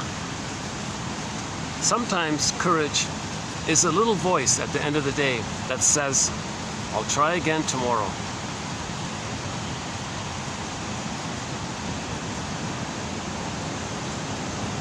So anybody on the healing journey, they had a bad day, well, okay, tomorrow's a new day, and I'll apply what I learned a little better in the next day. If I don't, that's okay. Give myself compassion. I'm struggling with a deep memory. It's a lot of work to unpick the threads of a traumatic script and use those threads to weave a new, healthier script.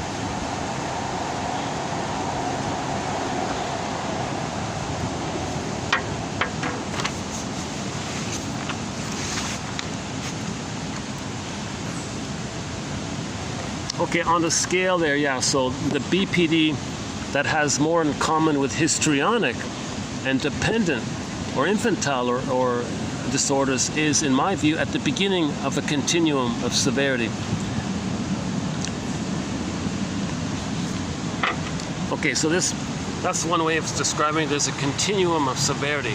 There's the codependent pleaser place on the milder end of the continuum, and there's the more stinger bully place. Okay? Now, in the lower functioning place, Gottstein describes that as, again with Gottstein, as a fusion between the bully pattern and the narcissistic pattern. So if you take the familiar narcissistic pattern, whichever form it is, the turtle, clinging vine, okay, exhibitionistic, okay, the voyeuristic, etc., and blur it in, intermingle it in with the bully pattern, that's the chaos of the lower functioning BPD. Now, if it's a man, they tend to say antisocial, and women who hurt themselves, that's more in the clinger pleaser area. Antisocial just means the bully, right? Yeah, 1800 something, Charot, a guy named Charot, like even before Freud, concluded that hysteria, so long ago that what we're talking about now used to be called hysteria. Some people call it schizophrenia, some people call it bipolar, some people call it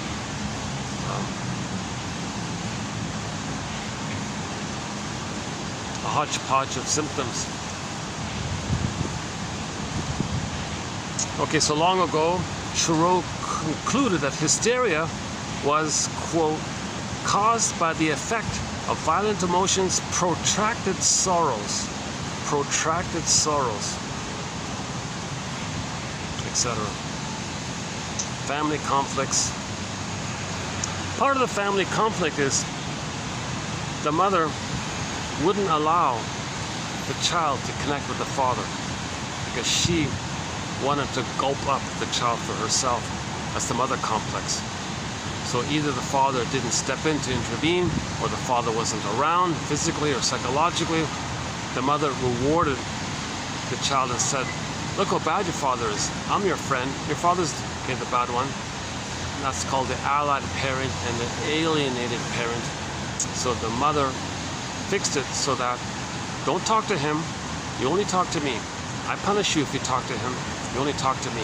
So she's hooking in the child. Now when that child grows up, as an adult, that person has to trust their intuition to say, no mother, enough of this.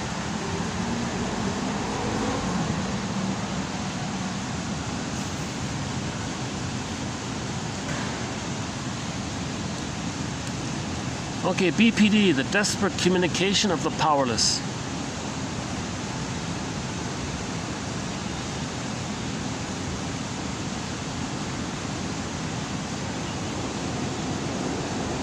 Oh, you hear this here. Failure to achieve the triadic the position may come about either because the father is absent,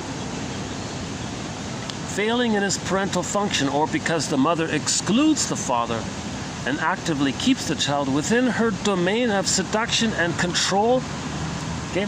There can be a malignant alliance, a toxic alliance between mother and child, trapping the child in a developmental cul-de-sac from which it is difficult to escape. So some others do that. Some others act like the hungry wolf. That child's going to grow up with the BPD pattern and think everybody's the hungry wolf and freak out.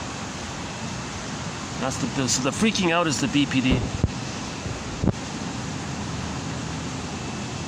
BPD is a disorder of relational trauma. Its origins in relational trauma distinguish it from PTSD. Okay, so BPD is a brand of PTSD. BPD is more about the relational issue of relating to the mother in a kind of chronic, painful way all the time, versus a specific event that causes PTSD.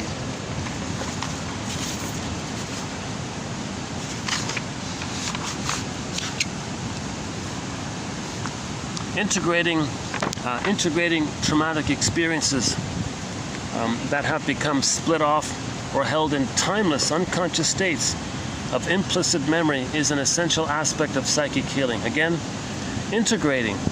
Okay, so that's finding your story, accepting your story, admitting the truth will upset you free, emotional knowing. Okay, give the past a time and a place, lay the ghost to rest. Accept it as an event in the past. Make the unknown known.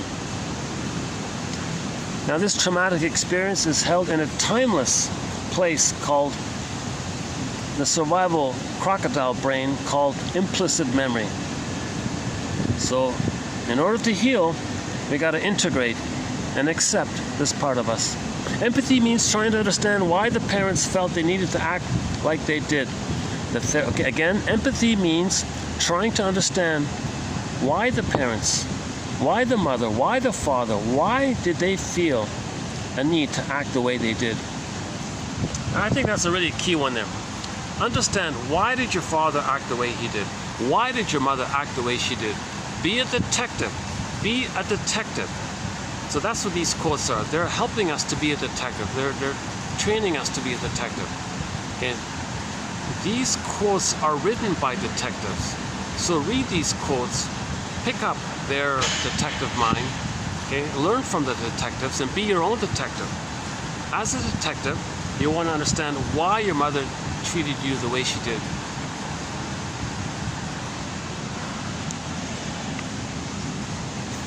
So think about it. If the mother has BPD, that's why she acted in a chaotic, lying way where she made you feel crazy and blamed you for the harm she did. So if the mother gaslit the baby, put the baby in double binds, okay, and it's tumultuous and arguing all the time, and you can never get a word in, and you tell her you're concerned, and she amplifies it and shames you for it. Okay, that means she's got the BPD problem. That means she's got relational trauma. If she's got relational trauma, she feels emotional despair inside, flat, numb, okay, hyper aroused and numb.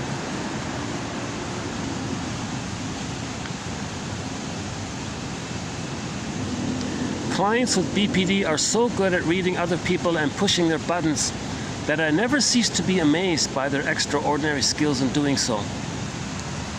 That's probably part of why those of the BPD pattern, or the lower functioning BPD pattern, will not seek therapy, because they're very skillful at reading people pushing their buttons. Try not to get people on the camera, but well, there's a building next to me there.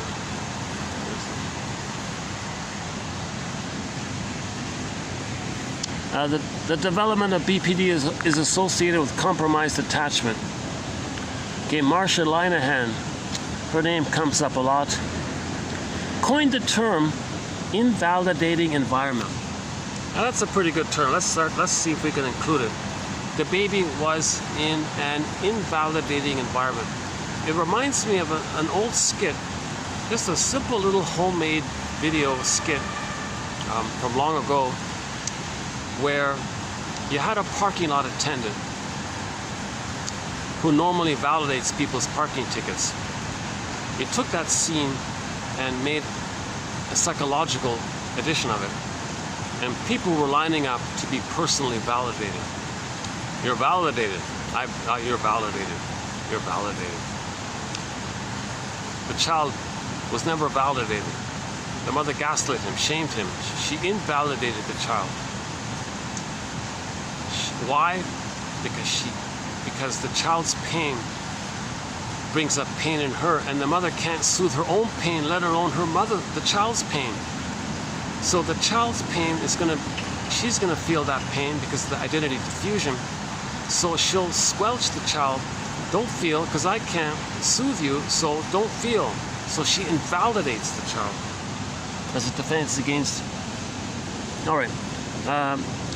Jerome Cole, 93, has asserted that BPD is just a brand of PTSD. I think that's a good one, yeah. Yeah, here's another good one, Philip Bromberg, yeah.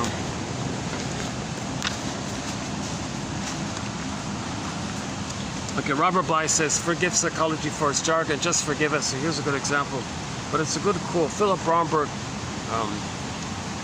his trilogy has won the Golden Windmills of the Mind Award. Standing in the Spaces, Awakening the Dreamer, and The Shadow of Tsunami. He calls trauma an emotional tsunami, that guy there. So this is the same author. When emotional experience is traumatic, more than the mind can bear, it remains unprocessed, leaving the person vulnerable to its unanticipated return if triggered. To minimize the possibility of its unexpected repetition, a disassociative early warning system develops.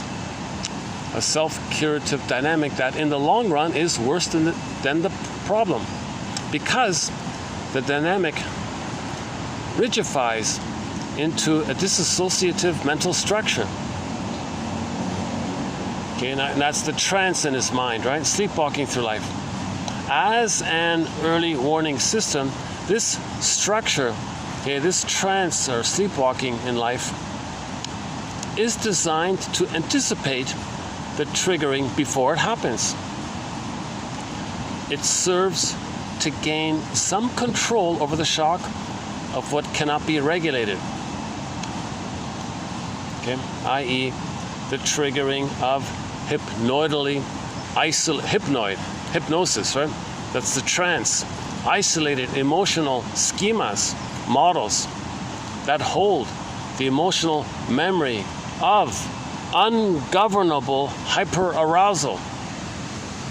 So the baby has ungovernable, unsoothable, unassuageable, unmanageable excitation.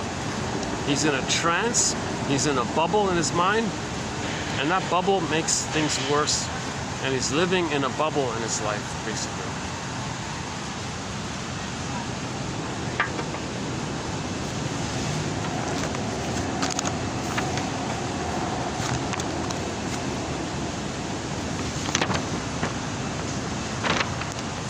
Okay, I'm not going to read all of them. I'm just going to pick out a few more here.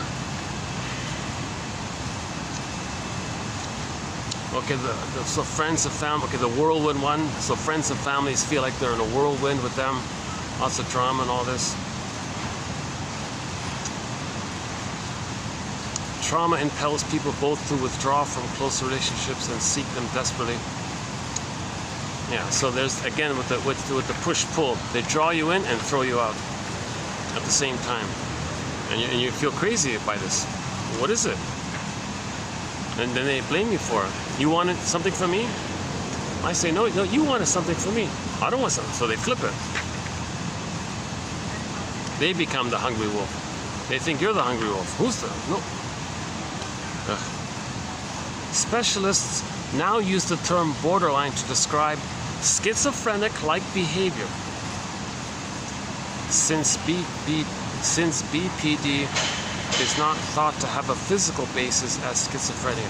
So schizophrenia, there's more biology involved, more medical brain scans, we can see it. But if you do a brain scan of somebody with BPD, you might not really see the same thing as schizophrenia. But the BPD acts in a schizophrenic way, and the normalcy part masks it somehow. Yeah, it is not clear whether BPD describes a distinct personality syndrome or some kind of sub-affective disorder, some kind of overlap of the two, or some kind of hodgepodge. Symptoms.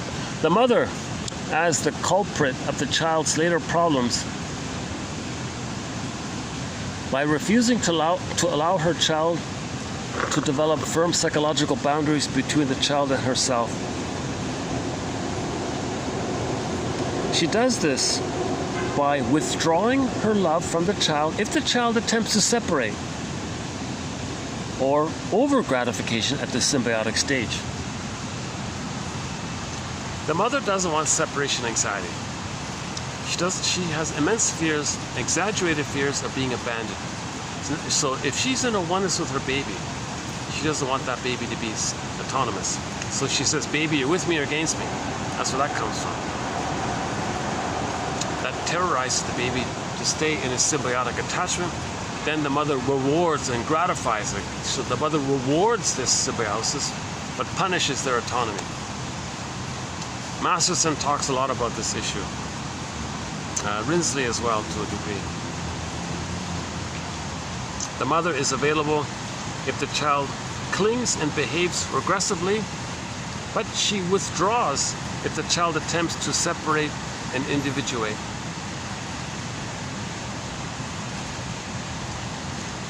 So the mother of a borderline has a pathological need to cling to her child to perpetuate the gratification experienced earlier when the infant's survival was symbiotically bound to her.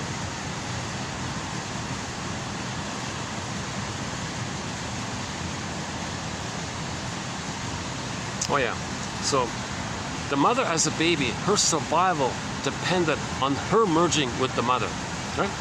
So the borderline mother, when she was a baby, her survival depended on her need to have her symbiotic needs met with her mother. Her survival depended on that. She's in survival anxiety. Okay, she grows up, has a baby, and continues that. The baby plays that mother. The baby plays that symbiotic object.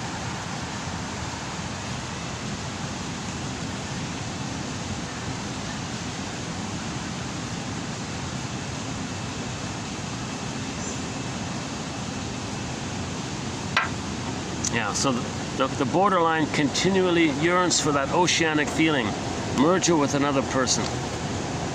Okay, so our song here is called Constant Craving by Katie Lang. At this point here.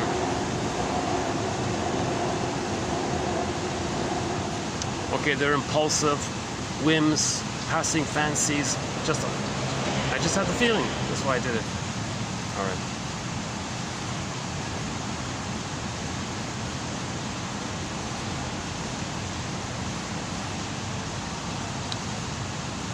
Dichotomous thinking, trouble knowing where they end and where others begin. BPD is acting out or acting up, which is a conscious attempt to, so they want to get attention, they want to get nurturing, they want sympathy, get other secondary gains.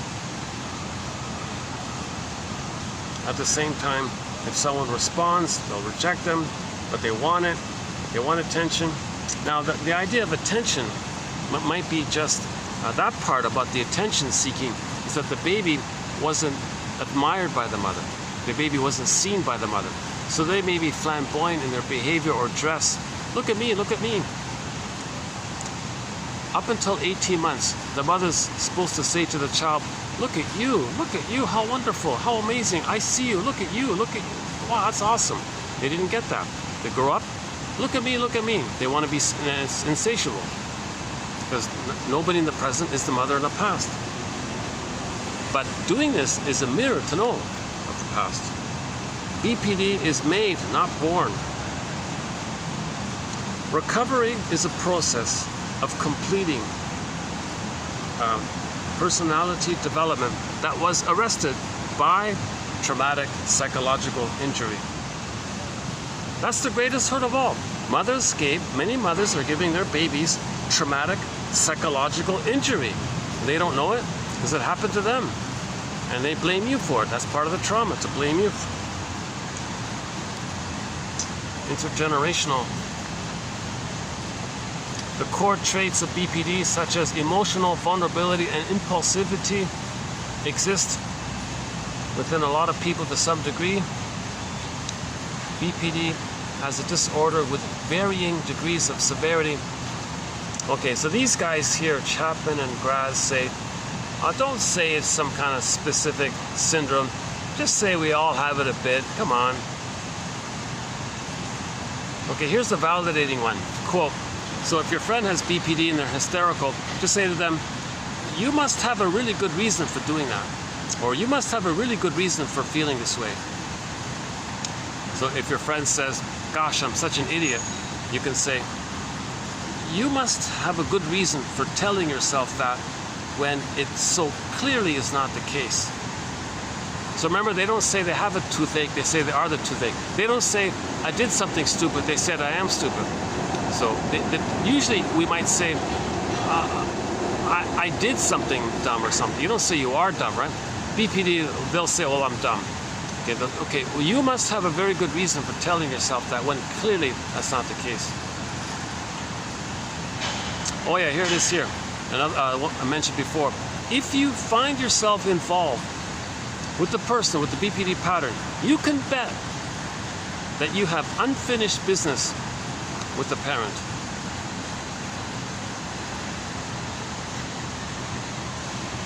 Yeah.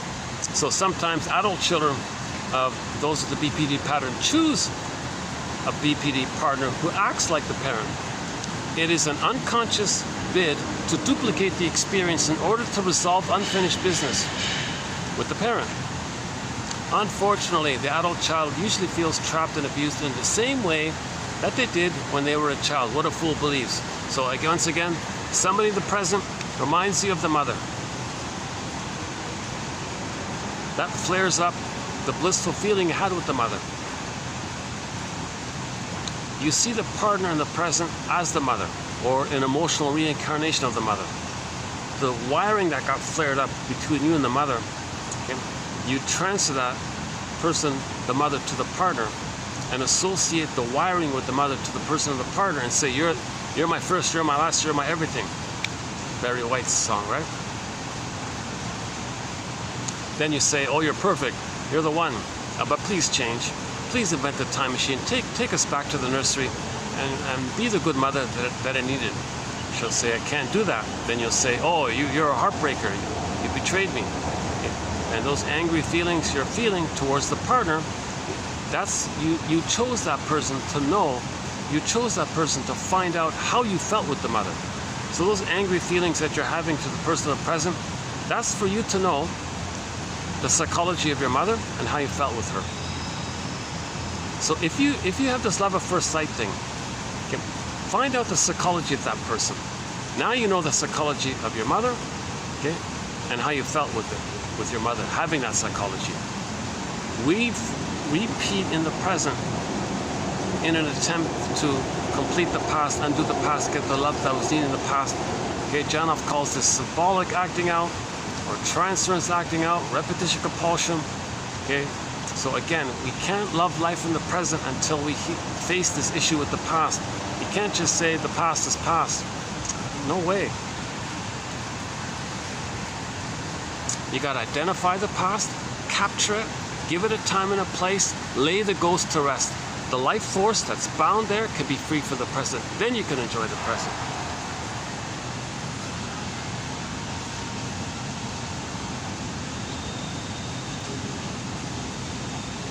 Okay, a lot of the quotes are about the splitting mechanism.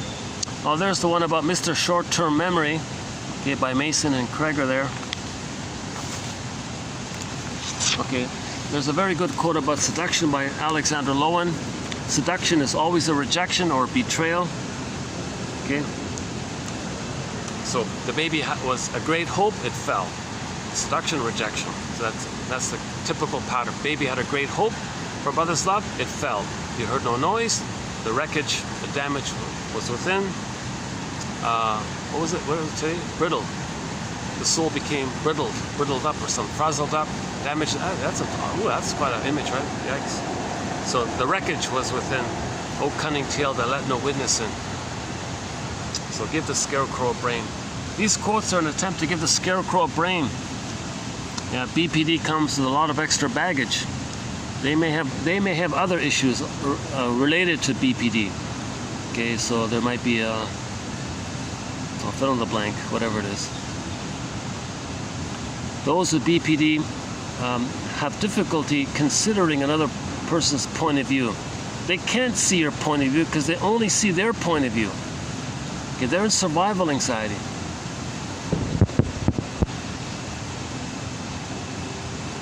Okay, like narcissism, they feel entitled. Their demand is engulfing while feeling abandoned, at the same time thinking you're engulfing, etc. In the Klinger version, they have trouble saying goodbye, hanging up on the phone, ending conversations, difficulty letting go or something, please don't leave me, etc. The therapist is not treated as a separate person, but as the actual maternal figure on whom the client can engage in a kind of instant replay of the abandonment scenarios imprinted in childhood. Yeah, I gotta use, let's start using that. That's a good one by Masterson, this instant replay one. So in the present, you're gonna instant play the past. The traumatic thing that happened in the past, in the present, instant replay of the past. Geez, that's a good one.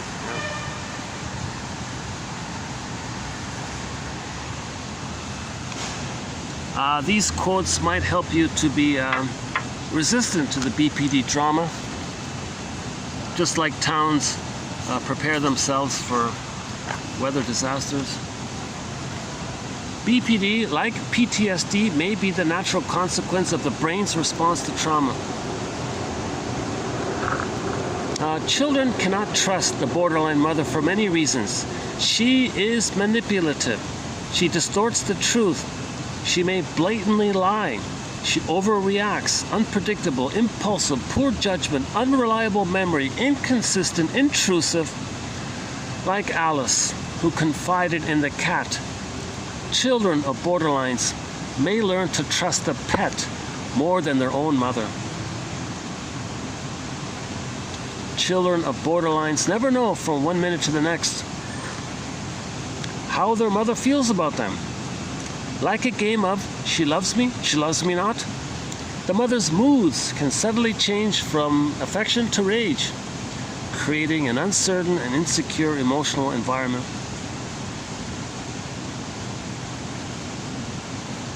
Okay, some good quotes about splitting. I'll leave it for your reference here.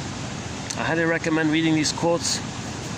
Survival anxiety. Okay, here's a good one, yeah. Fear of abandonment is the most common symptom of BPD and is shared by all borderlines, including the stingers, I guess. Yeah, okay. The fear is sometimes described as survival anxiety. No, that's not true. No, if we're going to talk about the witch, they don't have fear of abandonment.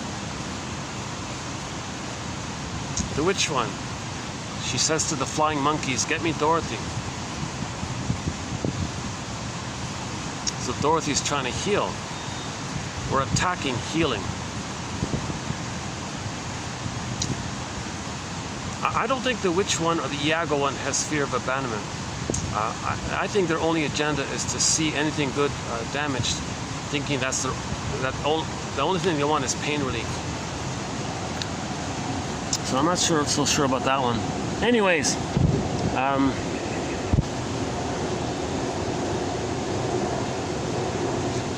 oh no, that's not, yeah. Anyways, the phrase here, survival anxiety, that's the key one there, survival anxiety. That's a good one. Okay, there it is there, sucked in and spat out, push-pull dynamics, that one there. Okay, they only see the ends of the spectrum. They don't see the shades of gray. Brendel characterized BPD by instability of affect. Okay, instability of affect means you got quick mood swings. And these moods are intense, by the way. And with it, there's behavioral impulsivity. Self-defeating to self or harmful to others, whatever. Okay, the mother didn't provide her reverie and empathy for the baby. That can lead to it.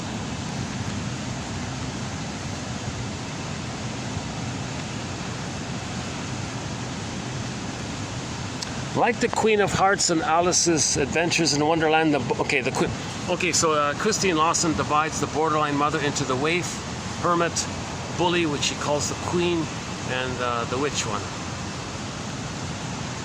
The borderline queen treats people as if they were cards to be shuffled, arranged and stacked so she can win.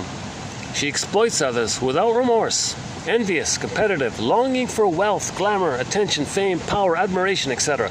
The common denominator among borderline queens is emotional deprivation. As children, they felt robbed. Consequently, they feel entitled to take what they need. They relate to others with superficiality and with an air of detachment. Now they have oral greed, and they might be hoarders, because sometimes the mother withdrew the nipple. That's burned in. They go through life with that memory, so they hoard because they think it's going to be taken away. So they hoard, and they're greedy, and they hoard. So there's the turtle, hermit one, and the bully oral greed one, where they grab and all that. So they're the hungry wolf and the hoard. That's all because the breastfeeding went awry.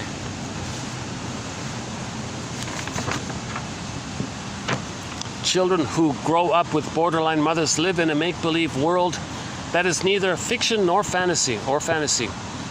Borderland is an emotional world where mothers resemble storybook characters, helpless waifs, frightened hermits, bossy queens, vindictive witches like Alice and Alice's Adventures in Wonderland. Children in Borderland are puzzled by the contradictions of their world. Borderline mothers use guilt and fear to control their children. The child feels emotionally imprisoned, unjustly accused. The no-good child is sentenced without trial. Okay, so remember, so these children went down the rabbit hole, okay, and they had to fight for the right to have a voice. And the queen said, no, you can't have your own thoughts.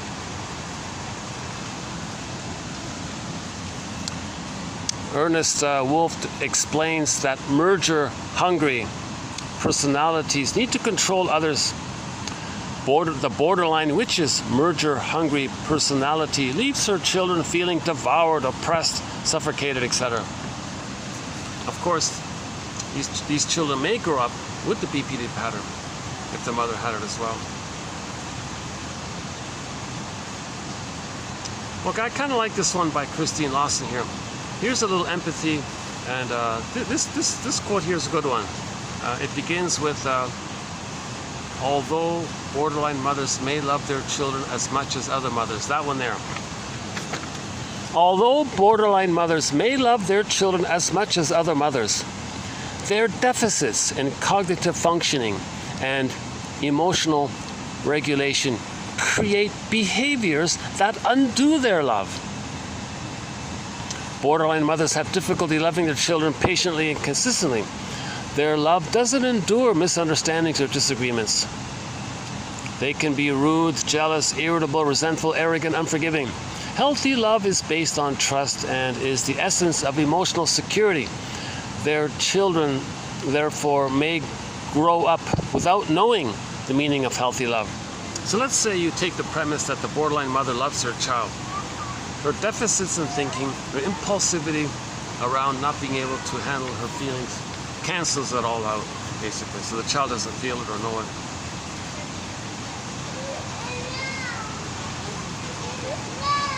Okay, if the borderline woman rattles on, or the man rattles on, just the shrink said, wait a minute, I cannot possibly follow you at this speed.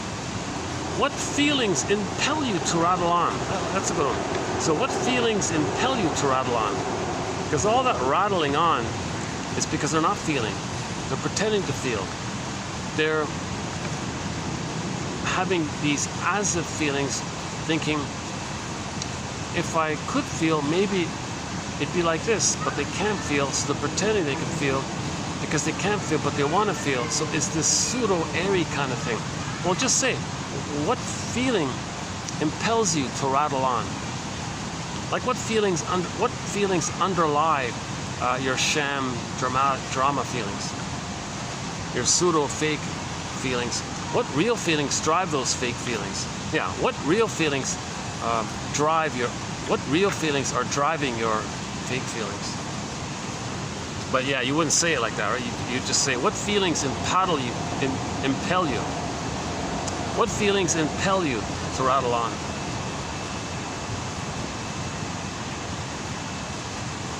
Oh yeah, Masterson says, given the choice, see, don't use the word fear because that implies the present things get exaggerated.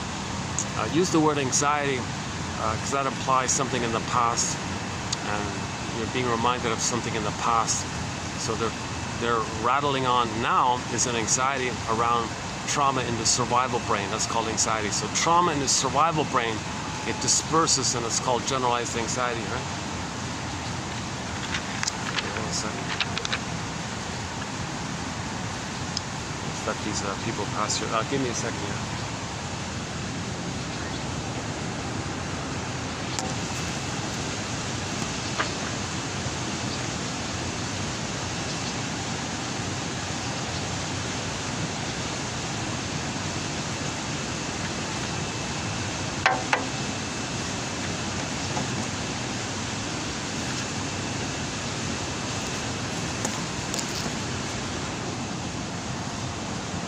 early sessions with the client with the BPD pattern can be like walking through a house of mirrors,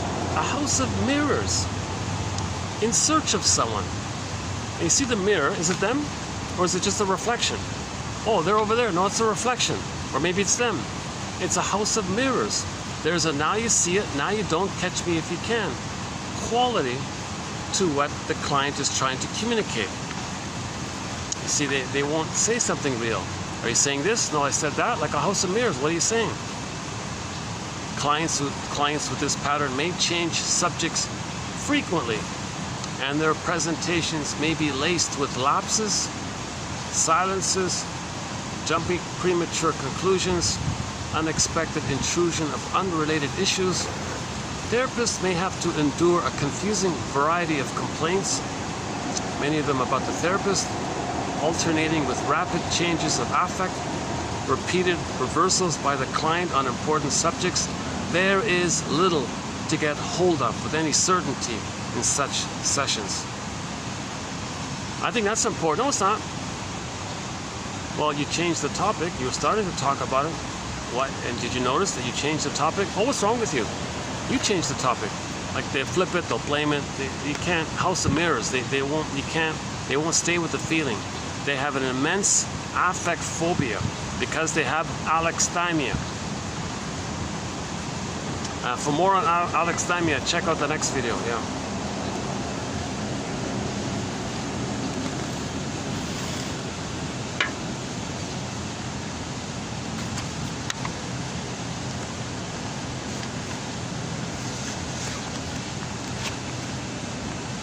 Oh, go to 2784. The Capex quote is here. Excellent quote. Should we do it quickly here? So this is the body bears the burden one. Little change, little sidebar here about psychosomatic symptoms. The baby's crying and angry. It's relational. Baby and the mother. That's positive, right? It's meant to be relational. It's in the right direction. Baby is crying to the mother. Mother, you didn't meet my needs. I'm in pain. I'm crying, letting you know. Mother, I'm angry because I don't feel safe, and I'm angry, I'm scared. I'm scared and I'm angry. So that's the relationship between the baby. If the mother squelches it, okay, stop crying, don't bother me. There's no problem here. Yes, there's a problem here. No, there's not. Yes, there is. She gaslights the baby, okay, shames the baby for it, punishes the baby for it. Okay, if that goes on like this, at some point, that energy by the child, it flips inward to the organs. Now the organs, they're going to be flooded with this energy. It's a pathological investment. And finally, there could be a psychosomatic symptom. And then, with the psychosomatic symptom, the crying and the rage continues through the symptom. Get it? So first it was okay, like to the mother directly. It went in, and then covertly through the symptom. Mother, I'm still crying through the symptom. Oh, you got a symptom, eh?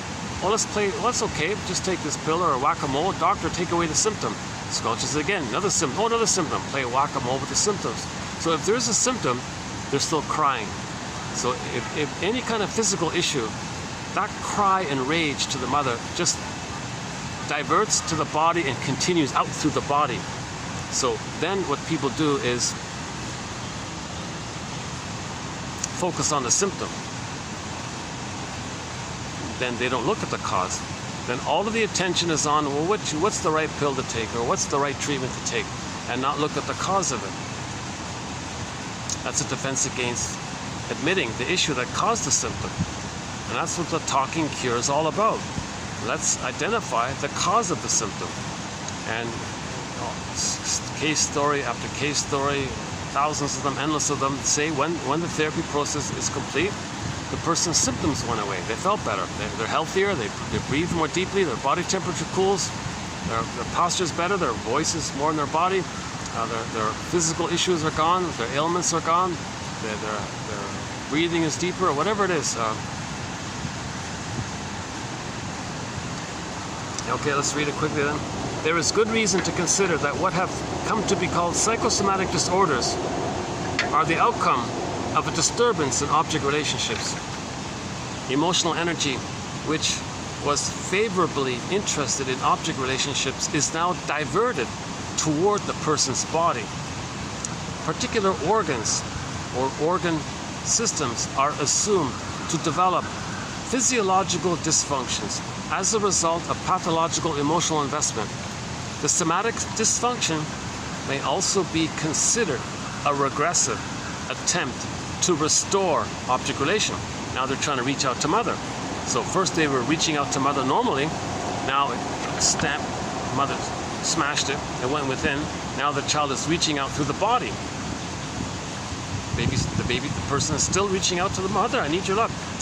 Johnny Sarno says the back pain and all this is your rage at the mother for not making you feel safe, and you're enraged. The person has body tension. That's still reaching out to the mother. Check that one out. Sarno, S-A-R-N-O. We did 4 videos on his work about a year and a bit about a year ago. Sarno.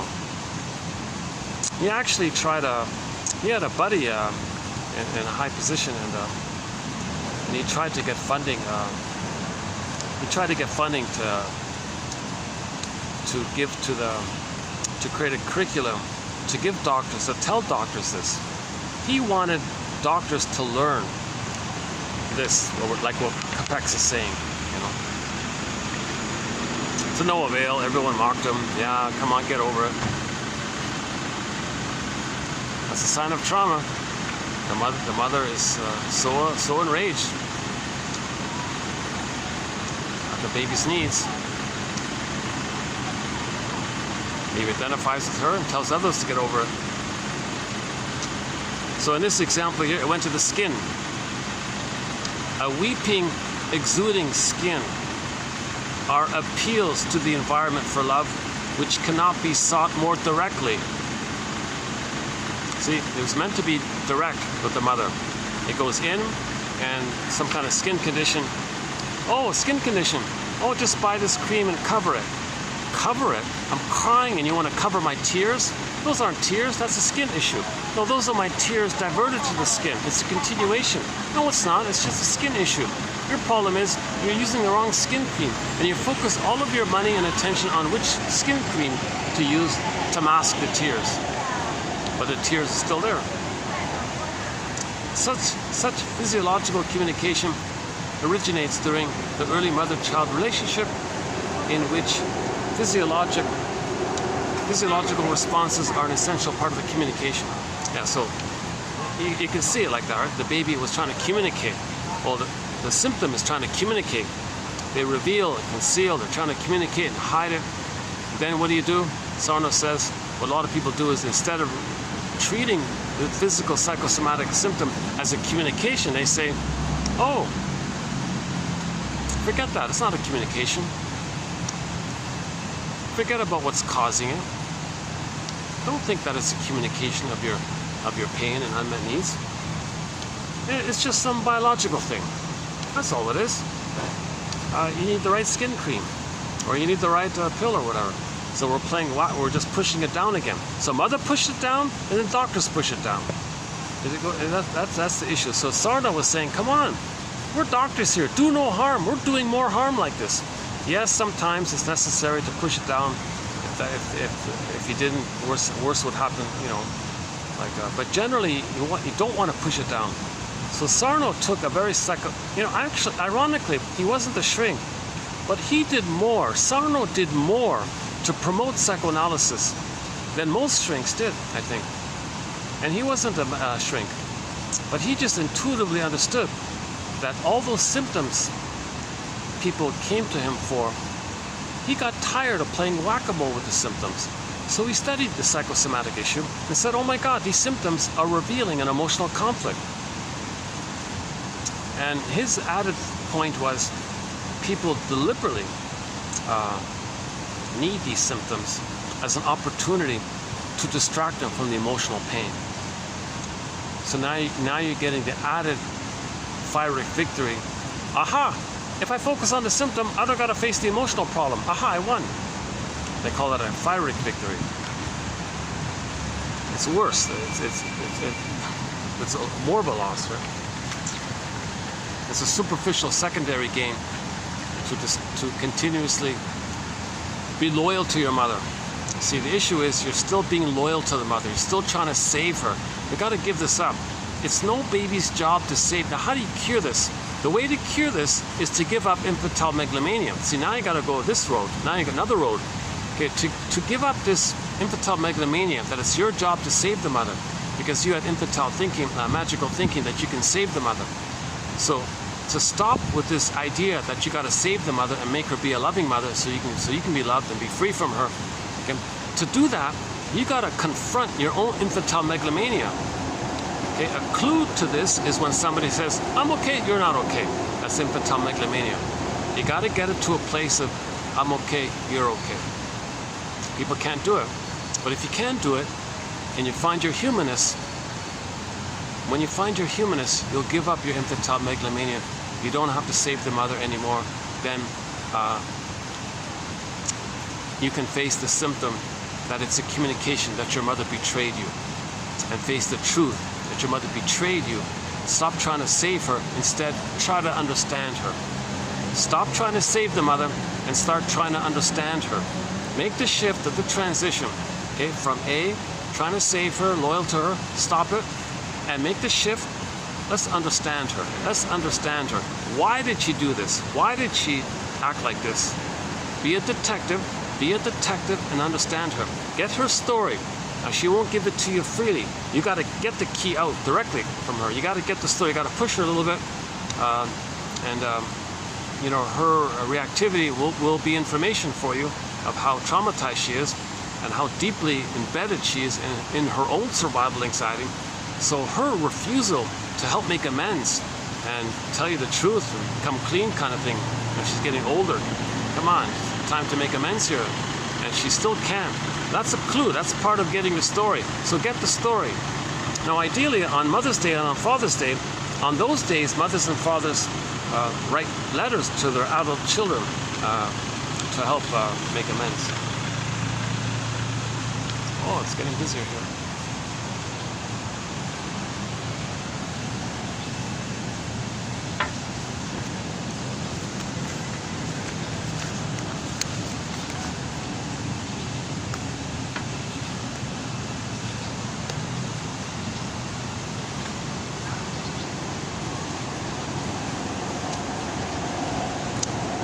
Yeah, and a lot of people say, if your mother hurts the child, and someone else says to the child, you know, your mother, you know, that's the way she is. She's demeaning. She can't help it. That's the way she is. Get over her. That's just the way she is. Come on. Well, you're kind of ignoring the child's feelings. The end result is he's going to repress his pain around it, because you're not validating his pain by doing this. Okay, Alice Miller, 1985, writes that, quote, if a mother could feel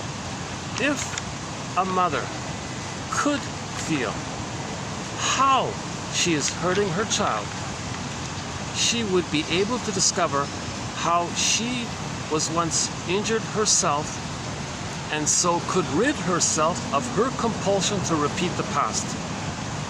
Mothers should want to find out what they are unconsciously doing to their children.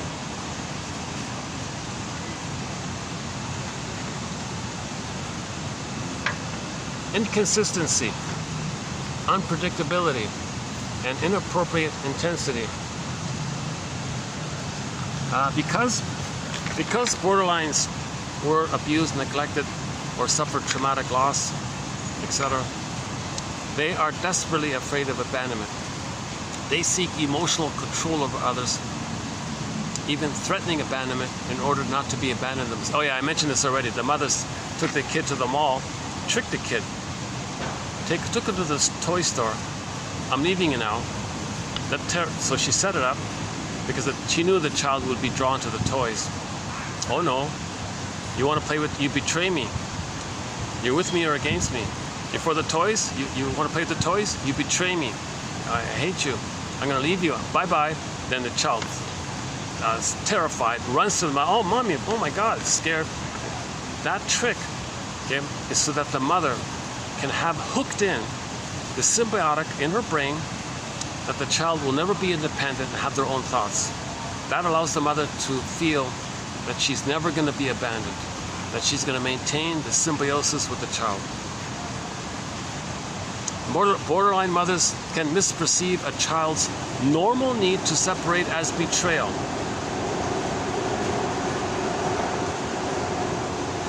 Children of borderlines have been down the rabbit hole. They have entered, they have attended the Mad Tea Party and argued with the Duchess for the right to think their own thoughts. As children. Children have been down the rabbit hole, argued with that character for the right to think their own thoughts. Right? So in that world, always guilty, right? No trial, always guilty. Okay? So that means that's something that's going on within the psyche. Babies feel guilty for not saving the mother. Okay? Enter the Franz Kafka story. In the story, a guy's told he's guilty. The guy said of what? They don't tell him. The whole story is about him feeling all confused, trying to figure out what is he guilty of. That's the metaphor. As a baby, we feel guilty and we don't know what. Okay, again, so I won't do Kristen. What's her name again? Christine Lawson's 4 borderline mother types. The queen who grabs, the waif who picks at crumbs, the hermit who hoards, the witch who destroys. So, but they're in there, right? The waif, the clinger waif says, life is hard, poor me. Okay, the hermit says, yeah, life's too dangerous. The queen one, all about me, and the witch just wants revenge. Oh, still the hermit, yeah, okay. So we got about the hermit, the waif. Now the waif, you got the clinger, pleaser waif who hurt themselves, and you got the stinger, clinging vine, narcissistic BPD waif. Who hurts others, even though they're shy about it, but they hurt others in some kind of sneaky way. They're like sneaky witches, put it that way. The stinger waifs are like sneaky witches. It's funny because on the Enneagram, the witch 4 is linked to the 2 pleaser. So the unhealthy 2, okay, hurts you by trying to help you, right? And the unhealthy 4 is the. So okay. Let's not do the Enneagram this time here. But on the Enneagram, look at the line between unhealthy 2 and unhealthy 4. That corresponds with Lawson's stinger, waif, and the witch one. The witch one is the extroverted, vindictive one, but you got the voyeuristic 2 one, which is the clinging vine, narcissistic waif one, which is like a kind of like a covert witch one. Then you got the hermit one, who's like a introverted, closeted one, voyeuristic one, for the exhibitionistic bully queen one.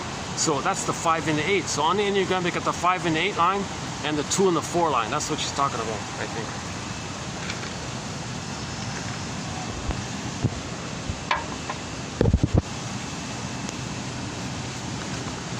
Yeah, okay, so again, because of the impulsivity, they may be shopaholics, binge foodaholics, etc. BPD is an active area of research with hundreds of studies published each year. So every day, almost every day, a new study's coming out.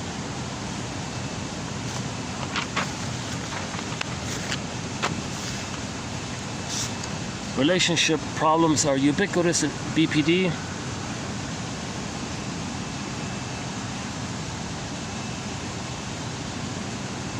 Rocky relationships, roller coaster, emotions going up and down at the drop of a hat. Either they have these anger outbursts, they fly off the handle easily, or they're so scared of anger that they avoid it entirely. So there's one way of the anger that's just kind of like bottled up entirely, so they never know that they're angry, but they are. So that they might be kind of passive aggressive all the time, I guess. BPD is a form of dissociative disorder. So disassociation is involved with BPD, splitting, projective identification, identification with aggressor, PTSD, okay, schizophrenia, hysteria, and so on. Yeah, the current conception of BPD is to view it as a disorder of the self. Don't say it's a personality disorder. Now people are saying, like Masterson, I think is the guy that did this. it's a disorder of the self. It's a little better, right? She's got a personality disorder. Okay, whoa. Okay, she has a disorder of the self. Okay. She has a self and it's a little confused. It's a little better, right?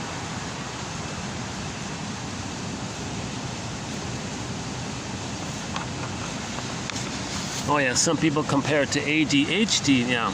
Similar to ADHD. So the impulsivity and all that, okay. Yeah, I like this one here. McGuire and Troisi, 1998, point out that most of the defining items or traits of BPD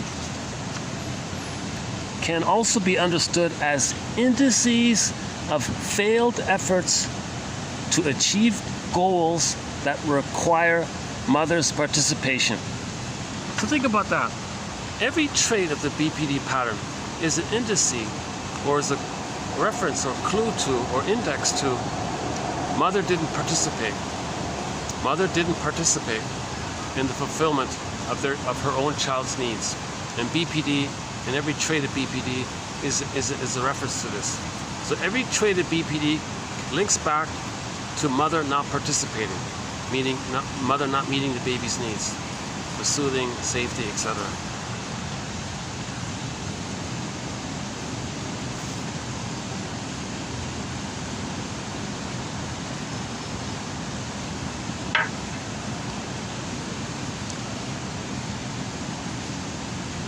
Some people call it complex PTSD. Some people call it emotion regulation disorder. Some people call it emotional intensity disorder.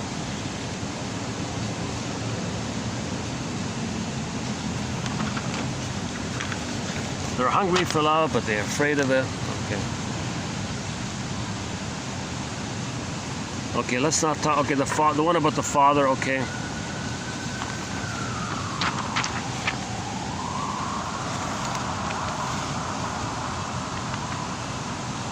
Yeah, from the borderline's perspective, lying feels essential to survival, unconcerned with the consequences, because she feels she had no other option.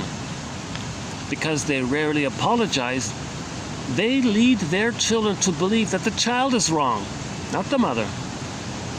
Oh, here's a key one here. Yeah, go to 27, it's showing up here. Go to this one here, 2787.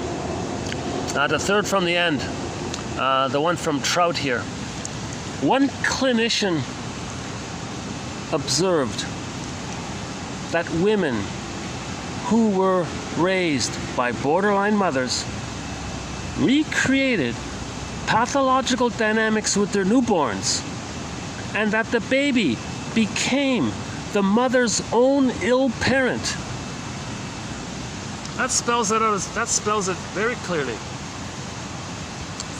If the mother has the BPD psychology, for her own baby will be seen and treated as if that baby were literally her own ill mother, and deny the reality otherwise.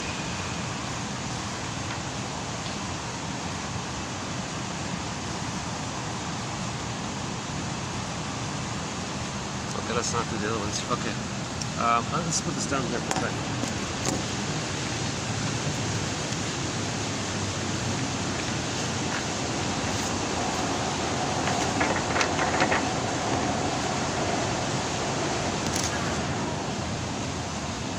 Let's do it this way here. Okay, oh yeah, and the witch part of the BPD mother, the witch side of her, comes out when the mother and the baby are alone. When they're alone, when no one's around, when it's just the mother and the baby, then that mother feels safe. She's got all the power. No one questions her. She has full immunity. Okay? No one's going to criticize her. Mother knows best and all this stuff. In that privacy and all that power, she exploits that power. She feels safe with the child. That unfinished business that she has with her mother in the past, she'll fly that frustrating mother from her childhood into the baby, and I'll fight with the baby, thinking the baby's her mother. That's the witch, or the talionic feeling. That's just what it talks about. Quote, "It's hard for you to let her be a separate person and make her own choices without feeling rejected."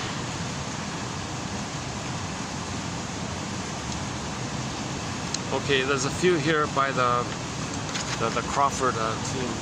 The actress Joan Crawford. Her daughter wrote a famous book about her called Mommy Dearest. It's basically a very famous description of the BPD mother. A lot of people were enraged at this daughter. How dare you betray your mother like this? She's a famous Hollywood movie star. Why do you say bad things about your mother like this? Because the people doing this have a psychological need to see their mothers as all good, and they're not ready to face the truth. But the daughter said, "I felt so much pain here. I have my memoir here." And at the same time, a lot of people praised her and thanked her. A lot of people said to Christine, the daughter, "You know, when I read your book, you were describing exactly what I went through with my mother." Apparently there were a lot of amazing testimonials about this. Okay, the unicorn in the garden. Okay, so that's James Thurber's 1931 comical tale. The unicorn in the garden depicts the battle for sanity experienced all too frequently by children of borderlines. The borderlines grown children often feel like the characters in Thurber's tale. Sometimes they feel like the husband, hoping to share their excitement and wonder, but are discounted, discredited, and disbelieved. At other times, they feel like the wife, fed up with wild stories, fabrication, deceit. Regardless of the way they turn in the emotional labyrinth, one way of putting it, House of Mirrors, but I think House of Mirrors is better. They end up feeling crazy.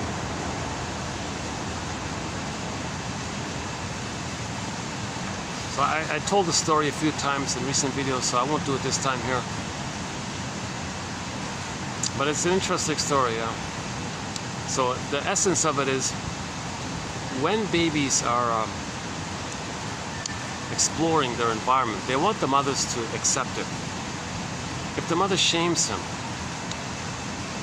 who's guilty? Who's wrong here? Who's the nut? The child or the mother? That's the basic question. Oh yeah, back to Capex. The one we read about the crying through the tears diverted to the body and still crying and screaming through your symptoms. That one there. The truth about our childhood is stored up in our body, and although we can repress it, we can never alter it. Our intellect can be deceived, feelings manipulated, perceptions confused, and our body tricked with medication. But someday the body will present its bill. So when the body presents its bill, that's you crying to the mother. Okay? So in other words, the body speaks for the soul if the soul doesn't find a voice. The body speaks for the soul if the soul doesn't find your voice.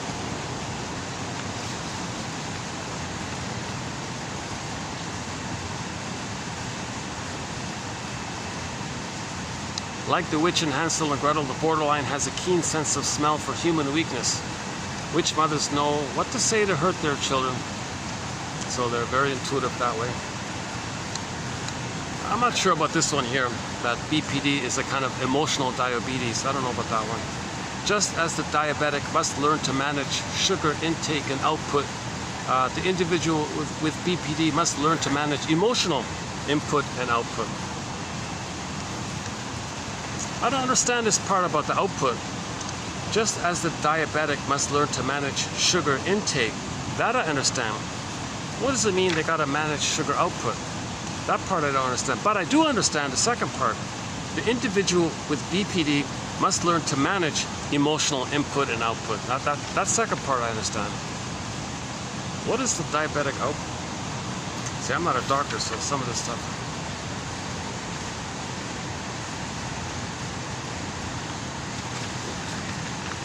Okay, I think I'm gonna, yeah, okay. Yeah, so all children need to bask in the glow of their parents' admiration. The caregiver's adulation of the young toddler as she sets out to explore the world is crucial to healthy emotional development. As a child, the borderline queen was given inauthentic responses, ignored, shamed, etc. Thus, as an adult, the queen, the borderline queen, still seeks those needed responses like, I see you, and yes, how wonderful you are, and look at you. Okay, She needed to look, so one woman wanted to look wealthy. So for example, there was this one client, she needed to look wealthy in order to feel valuable. And she admitted that she only married for money. She can't marry for love because money's symbol. She marries for transference love. So money is a symbol of mother, as transference love. So she's only going to marry for money. She wanted the biggest and the best of everything and was intensely competitive with others, attempting to evoke envy in others. She spoke openly about her expensive vacations and price of her possessions. Okay, so she still, look at me, say how wonderful I look, and say, look at you, and don't you look amazing? Because children, if children don't get that, they may seek it later on, and it's insatiable. More about the queen. The borderline bully queen says, yeah, what's mine is mine, what's yours is mine. I resent you wanting something from me. Not good enough, never good enough, not enough, never enough. I deserve more, give me more, rules don't apply, I'm a special exception, and so on and so forth. So we get the idea. The borderline queen experiences what shrinks call oral greed. The desperate hunger of the borderline queen is akin to the behavior of an infant who has gone too long between feedings. Starved, frustrated, and beyond the ability to soothe herself, she grabs, flails, and wails until at last the nipple is planted securely and perhaps too deeply. She coughs, gags, chokes, spits, eyeing the elusive breast like a wolf guarding her food. Similarly, the borderline queen holds on to what is hers, taking more than she can use in case it might be taken away prematurely. So imagine a baby, okay, being starved and all this, because the schedule, mother follows the schedule, and she wants to traumatize the baby to control the baby. Imagine a baby really is starving. The mother offers the breast for a short time. The baby, like a hungry wolf, grabs it, but then she pulls away. Okay, then she might become voraciously orally greedy and hoards because it might be taken away again.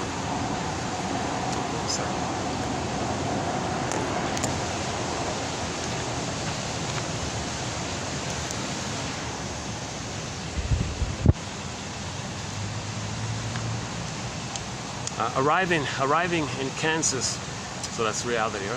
Arriving in Kansas is about understanding yourself and what led to your relationship with the person with the BPD pattern and what you thought you got out of it, and how you can and how to change aspects about yourself that allowed the abuse to continue for so long.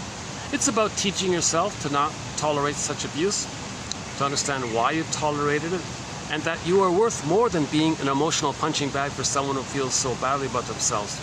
Kansas, i.e. reality, is a state of mind about knowing who you are as a person and not having to constantly sacrifice yourself for the benefit of another. Owning your own emotions and feelings and being allowed to be happy without taking on someone else's misery. Now she's talking about the waif, the codependent pleaser one, the I'm not okay, you're okay one. So she's talking about the codependent pleaser version. Okay, not the queen, not the witch, not the stinger waif.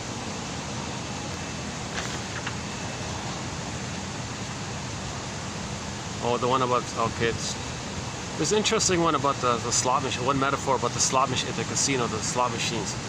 So a woman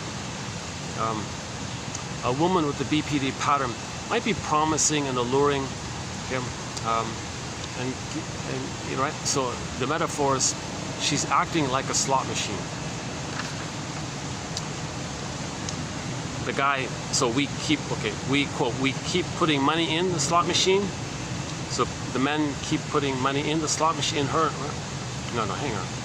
The metaphor is her personality, her BPD alluring, seductive personality, and her need to control you, and her greed and all that, and her need to cheat you and disappoint you and allure you and cheat you. This metaphor is like a slot machine. We keep putting money in, expecting a payout. The machine flashes its lights, states the current jackpot, and generally looks like a payment is coming. We may get small payouts, but we never get the jackpot. The purpose of the flashing lights and small payouts is to ensure that we keep putting our coins in. Right? So Burglar puts it this way. The mother was alluring, then rejecting. How does he replay that? Oh, goes to the casino. It's alluring and rejecting. He puts money in, a great hope. Click, click, click, promise, promise, promise. Rejection, ouch. That's what happened in the nursery. If somebody's addicted to slot machines, for example, Burglar might say, well, that's an inference for you to know of what happened between you and your mother. You're recreating it to know it.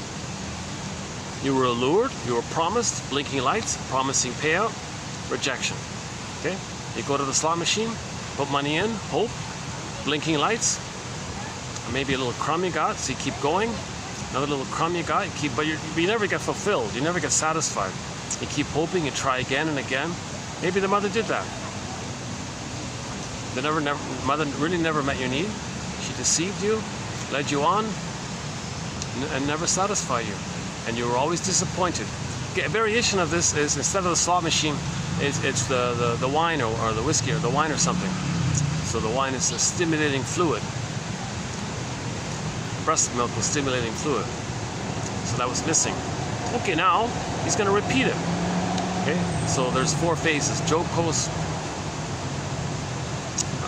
morose, bellicose, comatose. The 4 stages. So the guy's going to run to the beer store. Oh, the wine's on sale. Oh, great! Wow, this nice wine is on sale. He's all excited. He's going to buy this bottle of wine. All excited, like the baby was excited to get mother's milk and all this. Now he's excited. He's doing it himself. He's going to get it. He's replaying it. Okay. So he's all excited. That's the first part. That's jocose, the great hope and all this. Dopamine, excited. Okay. And maybe for a minute, he might get like a temporary release of endorphins or serotonin, because the sugar, the concentrated sugar of the grapes or whatever, makes the brain think the person is saved by the surplus food. So from that surplus safety of the food, the brain says, oh, the person's safe. Okay, well, now when you're safe, you get serotonin. Now, that's what the baby wanted with the mother, serotonin. So you get a blip of serotonin, but it didn't work. Morose, disappointed. Now you feel sad about it. Now bellicose, now you might blame somebody, be belligerent or something. Okay, next morning is the hangover, that's the comatose. So the baby had a great hope, disappointed, angry, and he's blanked out. Okay, replay. Okay, instant replay. Grab the bottle, that's the breast. Okay, disappointed, oh, bellicose. Okay, and then the endorphins, the numbed out, comatose part.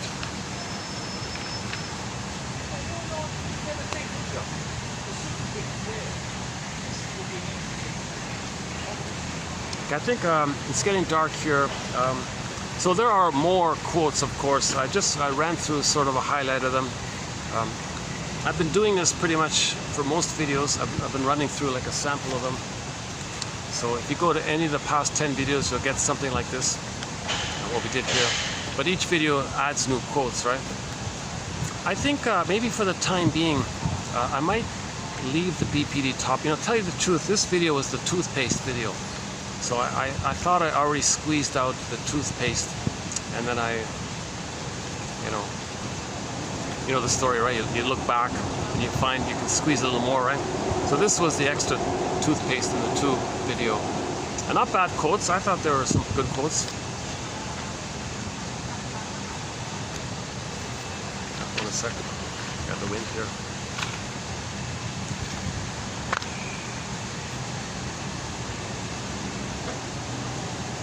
Yeah, I better. People are pouring in here. Wow, talk about opposites, eh? Yikes. Jesus. I've just noticed. Oh, never mind. I try not to talk directly about people I see or something. Once in a while, I kind of get carried away. Yeah, we don't have a thread on plastic surgery. We don't have a thread on tattoos. Maybe later we'll dig into those topics. You know, the plastic surgery one, maybe what it was like the woman was trying to carry her mother, to have her mother be one with the mother. Now she controls the mother, so she plasters mother onto her so she can carry her. Now she feels safe, one with the mother. Or seduction as power, uses that as power, okay, and so on. So we don't really have too many quotes on it. The tattoo one, I think I have one about from, what's her name, Alessandra Lemmer or something. But the person wants to internalize a symbol of support. So they put it on their skin thinking it's always with them. But a support is always there. Actually, I don't have it here, but one guy said, I kind of brushed it off. I don't fully believe someone would do this. He was saying somebody might actually get a tattoo because of the self-harm factor, because of the pain, and you get numb, and you're just doing it for that. Really, you're gonna get a permanent imprint? I don't quite buy that. I think it's deeper. I think maybe Miss Lemma is closer to it, wanting to have a symbol of support with you, or some people say, you know, symbols of power, symbols of support, or maybe someone wants to intimidate others with certain symbols. Okay. That's the witch phenomenon. If that's the case, that might be the witch phenomenon, to get a reaction from others, to scare others, and they feel, oh, mother responded. They got a mother by the reaction. That's the only way they get the rubber nipple to be alive, to get a reaction. So they might. That's in there. That quote about the witch wanting to use fear to get reactions, and the excitement about that. That's in there. Let's see how we do. Batteries charged 6:17. I think we can finish this under 6. Yeah, let's finish this under 6 hours. I won't do a walk around this time here. Let's close this up before 6 hours, just in case there was any copyrighted music. If a video goes over 6 hours, YouTube doesn't allow you to trim out any copyrighted music. It only allows that function if the video is under 6 hours. And once in a while, my camera picks up some copyrighted music somewhere, or maybe a bird accidentally imitated a famous melody. I'm just kidding. I don't think here's an issue. There hasn't been any. No, for a while there was music on the other end, wasn't there? Yeah, it's getting dark here anyways. Yeah. Okay, stay tuned to the next video. So thanks very much. Stay tuned to the next video. I think there's some good quotes about the alexithymia issue and the emotional eating issue, because that really ties in to, that's a good bridge and a continuation of our current topic of the BPD pattern being basically somebody who never got soothed by the mother, and because of that they got impulse issues and behavioral issues and erotic issues with the emotionality. So how do we address this? How do we get back our feelings? How do we say to her, how do we upgrade sensations to feelings? How do we mentalize it? So back to Mr. Coolidge, is that right? Where the mother, the baby was crying. The mother said, "Oh, baby, oh, wet diaper. You got a wet diaper here. Oh, I see." That gives the baby some understanding of why he's crying. Okay, so we got to do that for ourselves. If we got some sensation of back pain, oh, back pain. Okay, well, that's because you were enraged at your mother for not making you safe, and you were enraged, and that rage went to your body and it went to your back. Oh, okay, that's what it is. So you want to so-called mentalize or give yourself reverie or Give yourself words. See, if you have words, that's the highest level. Sorry, words means you're linking in your third brain. And the healing journey means you got to have all three brains working together to heal the person. The third brain, the middle brain, the sensation brain. So you got the sensations in your body, tension. Okay, put words to it. That's the mammal feeling, sad. Okay, or maybe you're sad, or maybe forlorn, or misery, or scared, or something by the mother. Okay, and then find out some kind of narrative about it. So you want to get the story. Maybe you can guess, make an inference. Maybe the mother had a narcissistic personality pattern and had a need to shame her baby because when she was a baby, she was shamed. And she's shaming her baby to replay how she had been shamed because she's stuck in the loop of having been shamed. So in that loop, she identifies with the aggressor, uses the child as a proxy of her and shames herself, meaning sees herself, uses the child as her and shames the child being her.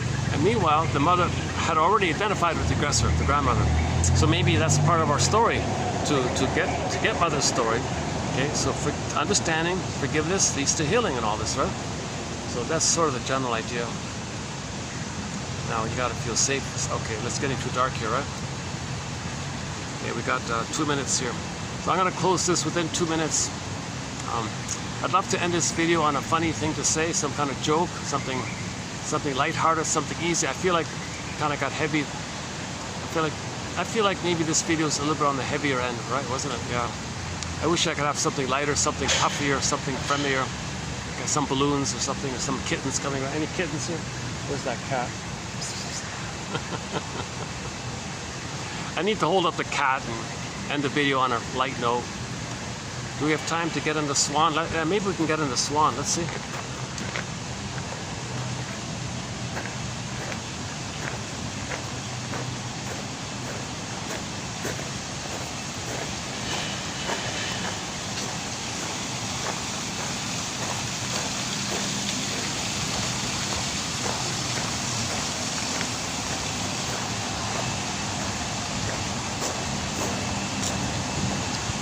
Oh yeah, there he is. Just sort of sitting there with his buddy. I don't know if you can see him, but there are the two swans there. They got the white one, and just in front of him, there's the black one, which you're probably not seeing, right?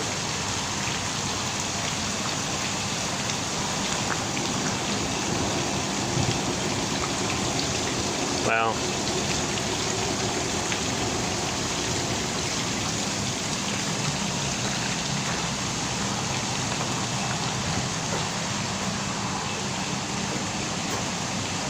maybe I can show you the maybe I can show you the peacocks. Okay, that's okay. Next time, let me show you the peacocks.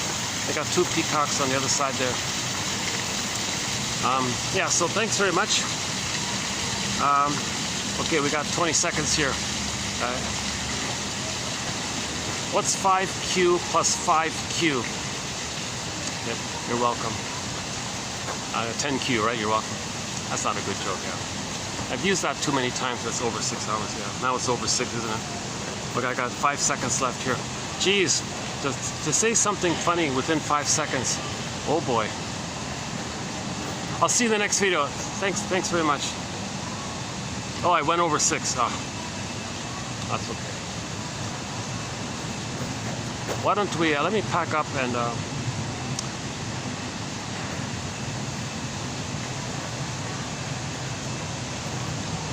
what about here? There's lighting here, right? Well, we can finish up here, right? There's some better lighting here, right?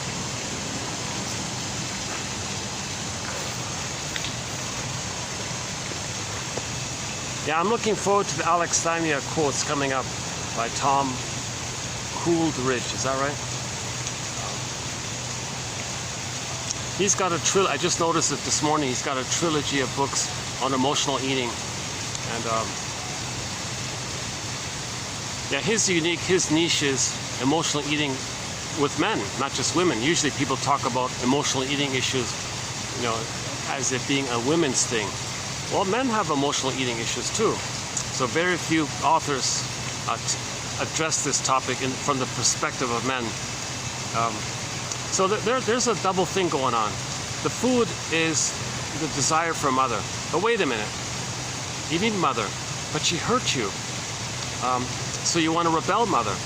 So some people, in its most extreme form, there's the taking in and the bulimic thing where you take it and take it out kind of thing. You need it, but wait a minute. Mother means rejection of my identity. So I don't want mother, so get out the food. So the anorexic thing, I guess. I don't know why so many people, I still to this day don't understand why so many shrinks are talking about anorexia. There's a real mini obsession with this topic. I've never seen an anorexic in my life. I have no idea what they're talking about. I was thinking that woman, that actress who played Ally McBeal, was she one? Does that classify as anorexia? I don't know.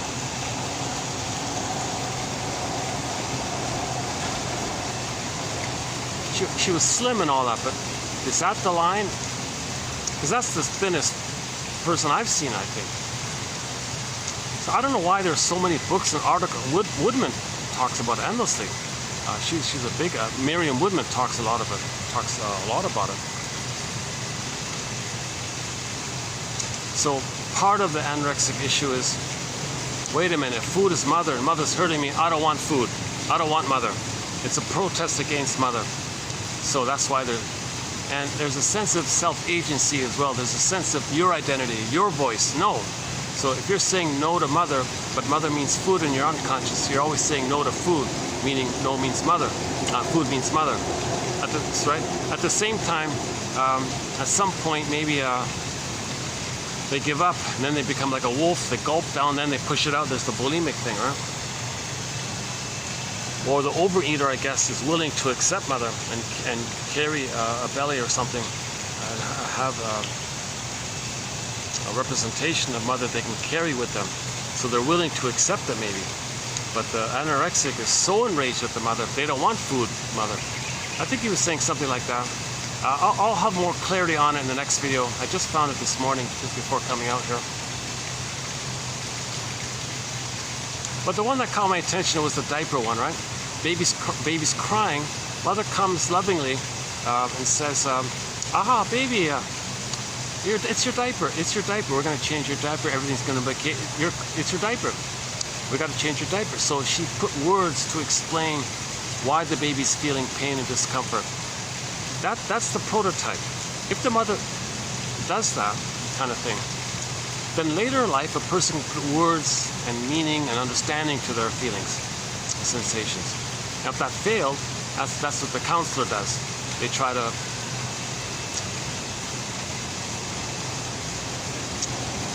you feel like this and there's a story. Let's find the story. So you find a story that's meaning for why you're feeling it, and then you can have words for your feelings. And when the sensations can go to the feelings and go to the words, you calm down. It's a soothing exercise. So when the mother puts words to the feelings, the child is soothed because he understands it, understanding, meaning, not so scared and all this, something like that. So yeah, that have to follow up on that one.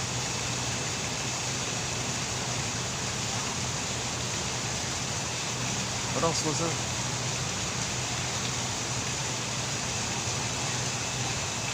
The agency, food is mother. Yeah, Masterson says that if the mother does this trick where she rewards regression and punishes the child's autonomy, what may interrupt that is eating issues.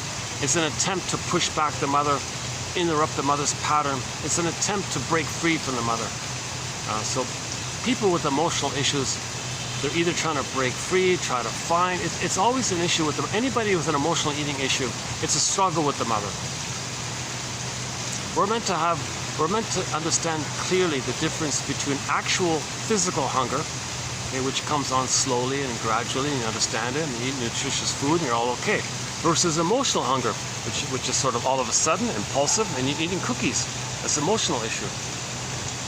So I think our lead author on this topic is Roger Gould. Roger Gould, the author of Shrink Yourself. Now, he means like understand yourself. He's not insulting people. Come on, shrink yourself, people. So he means understand yourself, analyze yourself. If you analyze yourself, you can lose weight, he says. One of my favorite one of his is when you're reaching for the cupboard and you got your hand on the cupboard and you're about to open it to get those cookies, pause and say to yourself, what am I really hungry for? Oh, okay. Because you're not physically hungry. You're lonely or something, or you want soothing, you want mother, or you're lonely, you want comfort, or you want the sugar to trick your brain to send you serotonin, which is what you would have received if mother soothed you. You didn't get that, so you don't have a baseline of serotonin, so you're always tricking your brain to give you serotonin. So there are other options. You can just self-awareness that won't stay with the feeling. Now you have meaning, you have words to it. Aha, yeah, mother was didn't soothe, so I didn't get that's coming up. Maybe I can stay with the feeling. Maybe I can self-repair myself. Okay, welcome feelings. I'm going to adopt you. Feelings say, what are you going to do with me? I'm going to adopt you. It's called self-reparenting, or adopt the exiled orphan.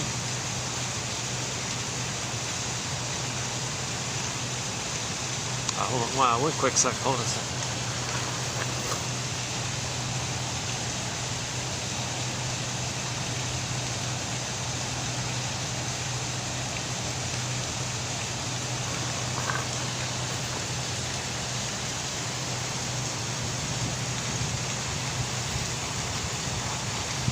Oh, now the breeze is coming in, yeah.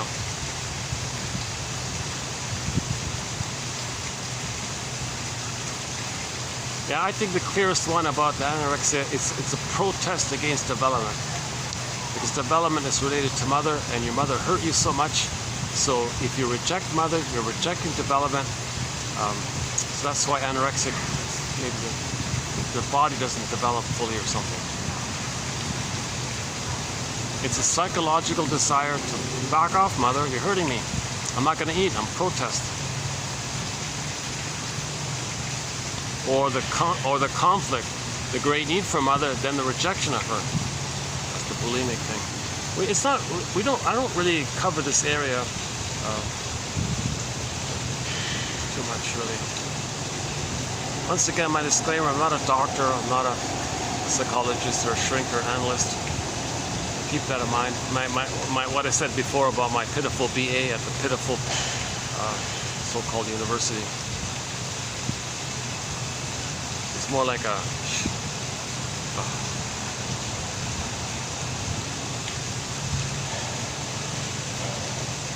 Of course, my lack of awareness. Yeah, if I had a time machine, I would have been more careful with the courses. I would have checked out the professors, or not go to that place. I didn't really know I had much I didn't know I had many options. I could have gone to a community college. I learned a trade. I could have learned a trade, like an electrician or something. I could have been like a woodworker or something, a carpenter maybe.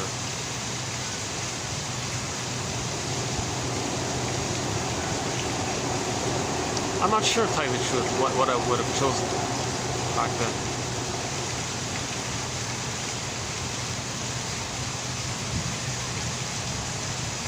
Well, now that I've at midlife started this new interest in psychology, maybe I would have taken psychology back then and have gone for training on how to be a counselor. That might have been a good starting point, right? I had no clue about psychology back then. I thought it was like lab rats and statistics and Pavlovian kind of stuff. Who cares about that, right? But that's a good starting point, right?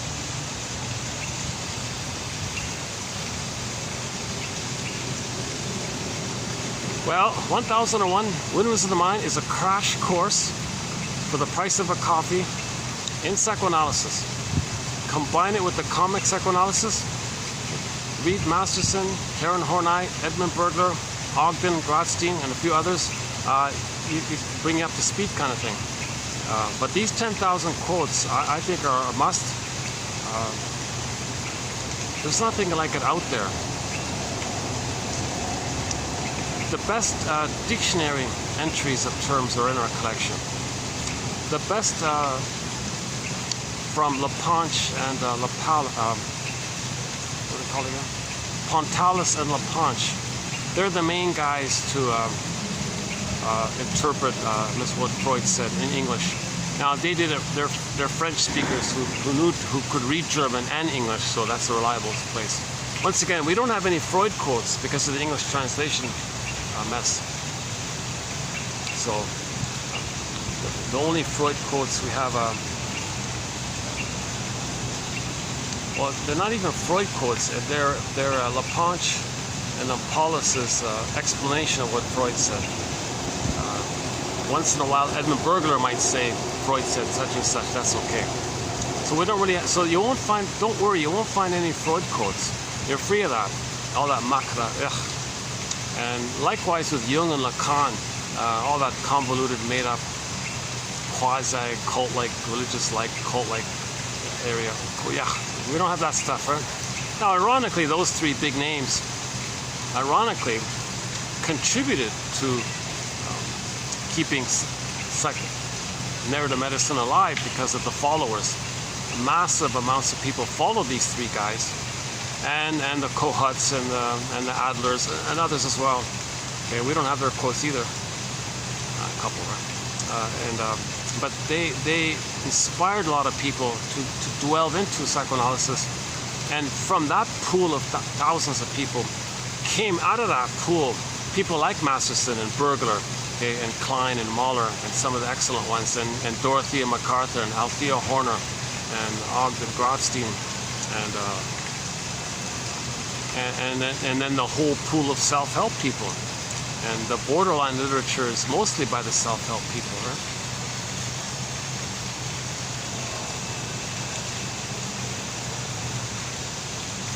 Should I just wrap it up here?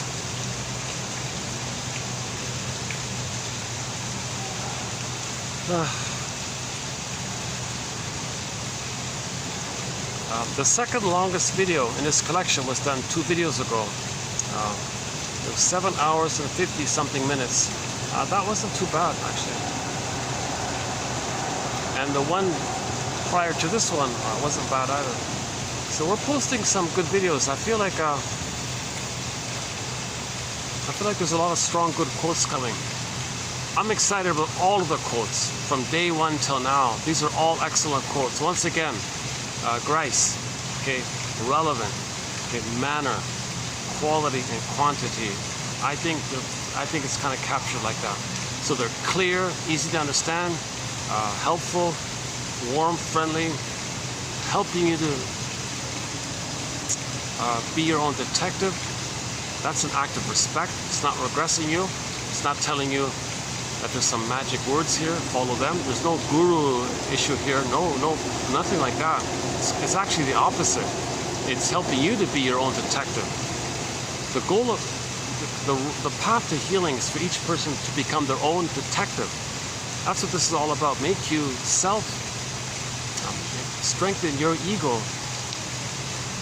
so you can identify patterns, have a healing release, and in love life in the present, which is what we're trying to do. So we had our authentic self, we lost it, we want to get it back.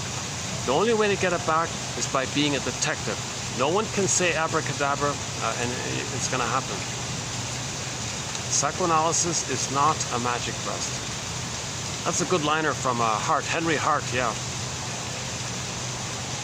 By the way, we'll have more quotes from Mr. Hart coming up in future videos, so stay tuned.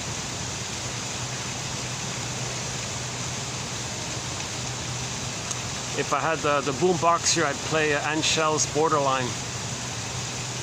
I probably couldn't play Madonna's Borderline. I wouldn't want to play it anyways, but it'd probably be copyrighted, right? But I think I can play Anschell. I think that didn't get copyrighted. Amazing, right? Very few views on YouTube. Check it out. Borderline by Anshelle, A-N-S-H-E-L-L-E. It's a pop band, sort of indie pop band from Switzerland.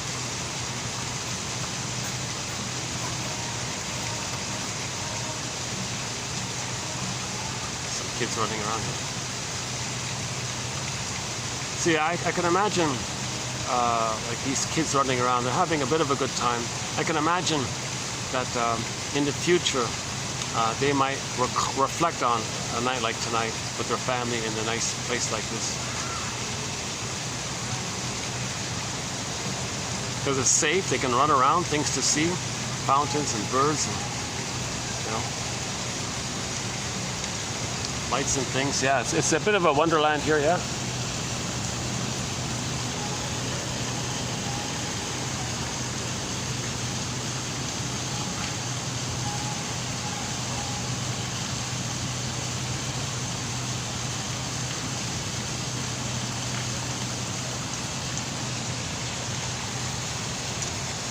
I think my favorite at the moment is these quotes are helping. These quotes may help one to make their, or weave their own, or make their own catcher's mitt. Okay, so the guy behind home plate, the catcher behind home plate, he needs a catcher's mitt to catch that speed ball, right? You know, if he didn't have it, you know, he'd probably try to catch it. It'd be too painful. He'd drop it, right? So in order to catch the ball, to get the return of our feelings, we need a catcher's mitt. I think that's funny, that image, I feel like, I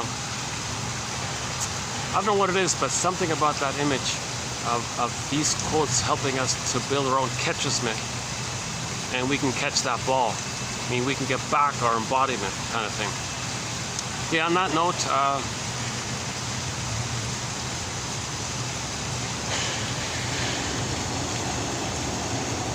I hope some of these quotes were singles and doubles and triples and maybe even a home run here and there. You know, we do have a few Grand Slam kind of quotes in our collection. There are some very strong quotes in our collection. I would say these borderline quotes, a lot of singles, a couple of doubles, a couple of triples. You know, that Capex one, for me, that Capex one is a home run. That's a great, strong quote, that Capex one. And then, I would say that Bromberg one, that's a solid double, yeah.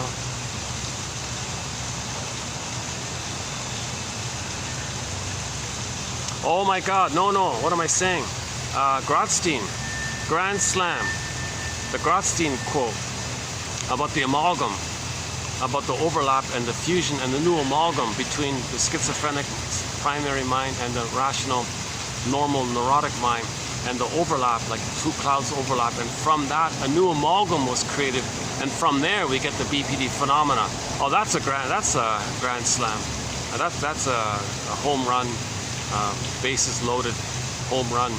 That's a powerful quote. I really felt that's a very helpful quote.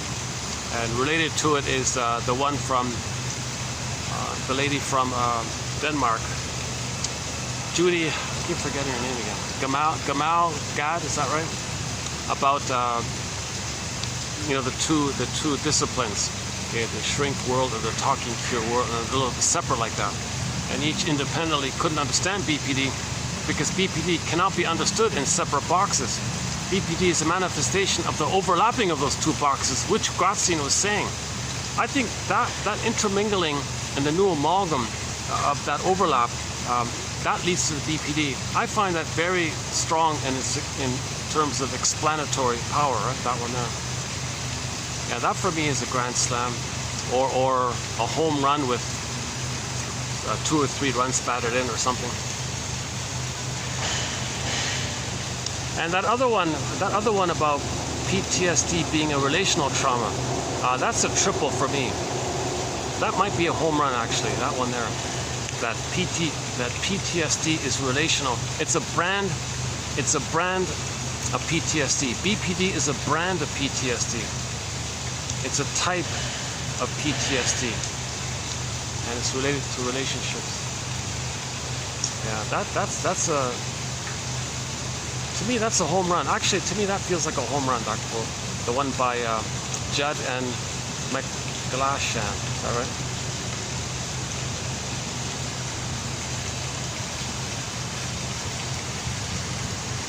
Christine Lawson filled lots of singles and doubles.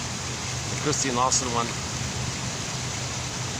Masterson's one about the flash instant replay. That's a triple for me. That's a good quote. Okay, enough about baseball. Let's wrap it up here. I'll see you in the next. What is it? The next in baseball? What's the next? The next half? No, the next game.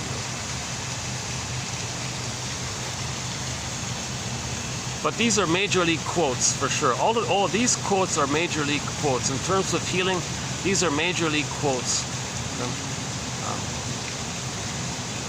No minor stuff here. These are helpful quotes. I'm very excited about these quotes.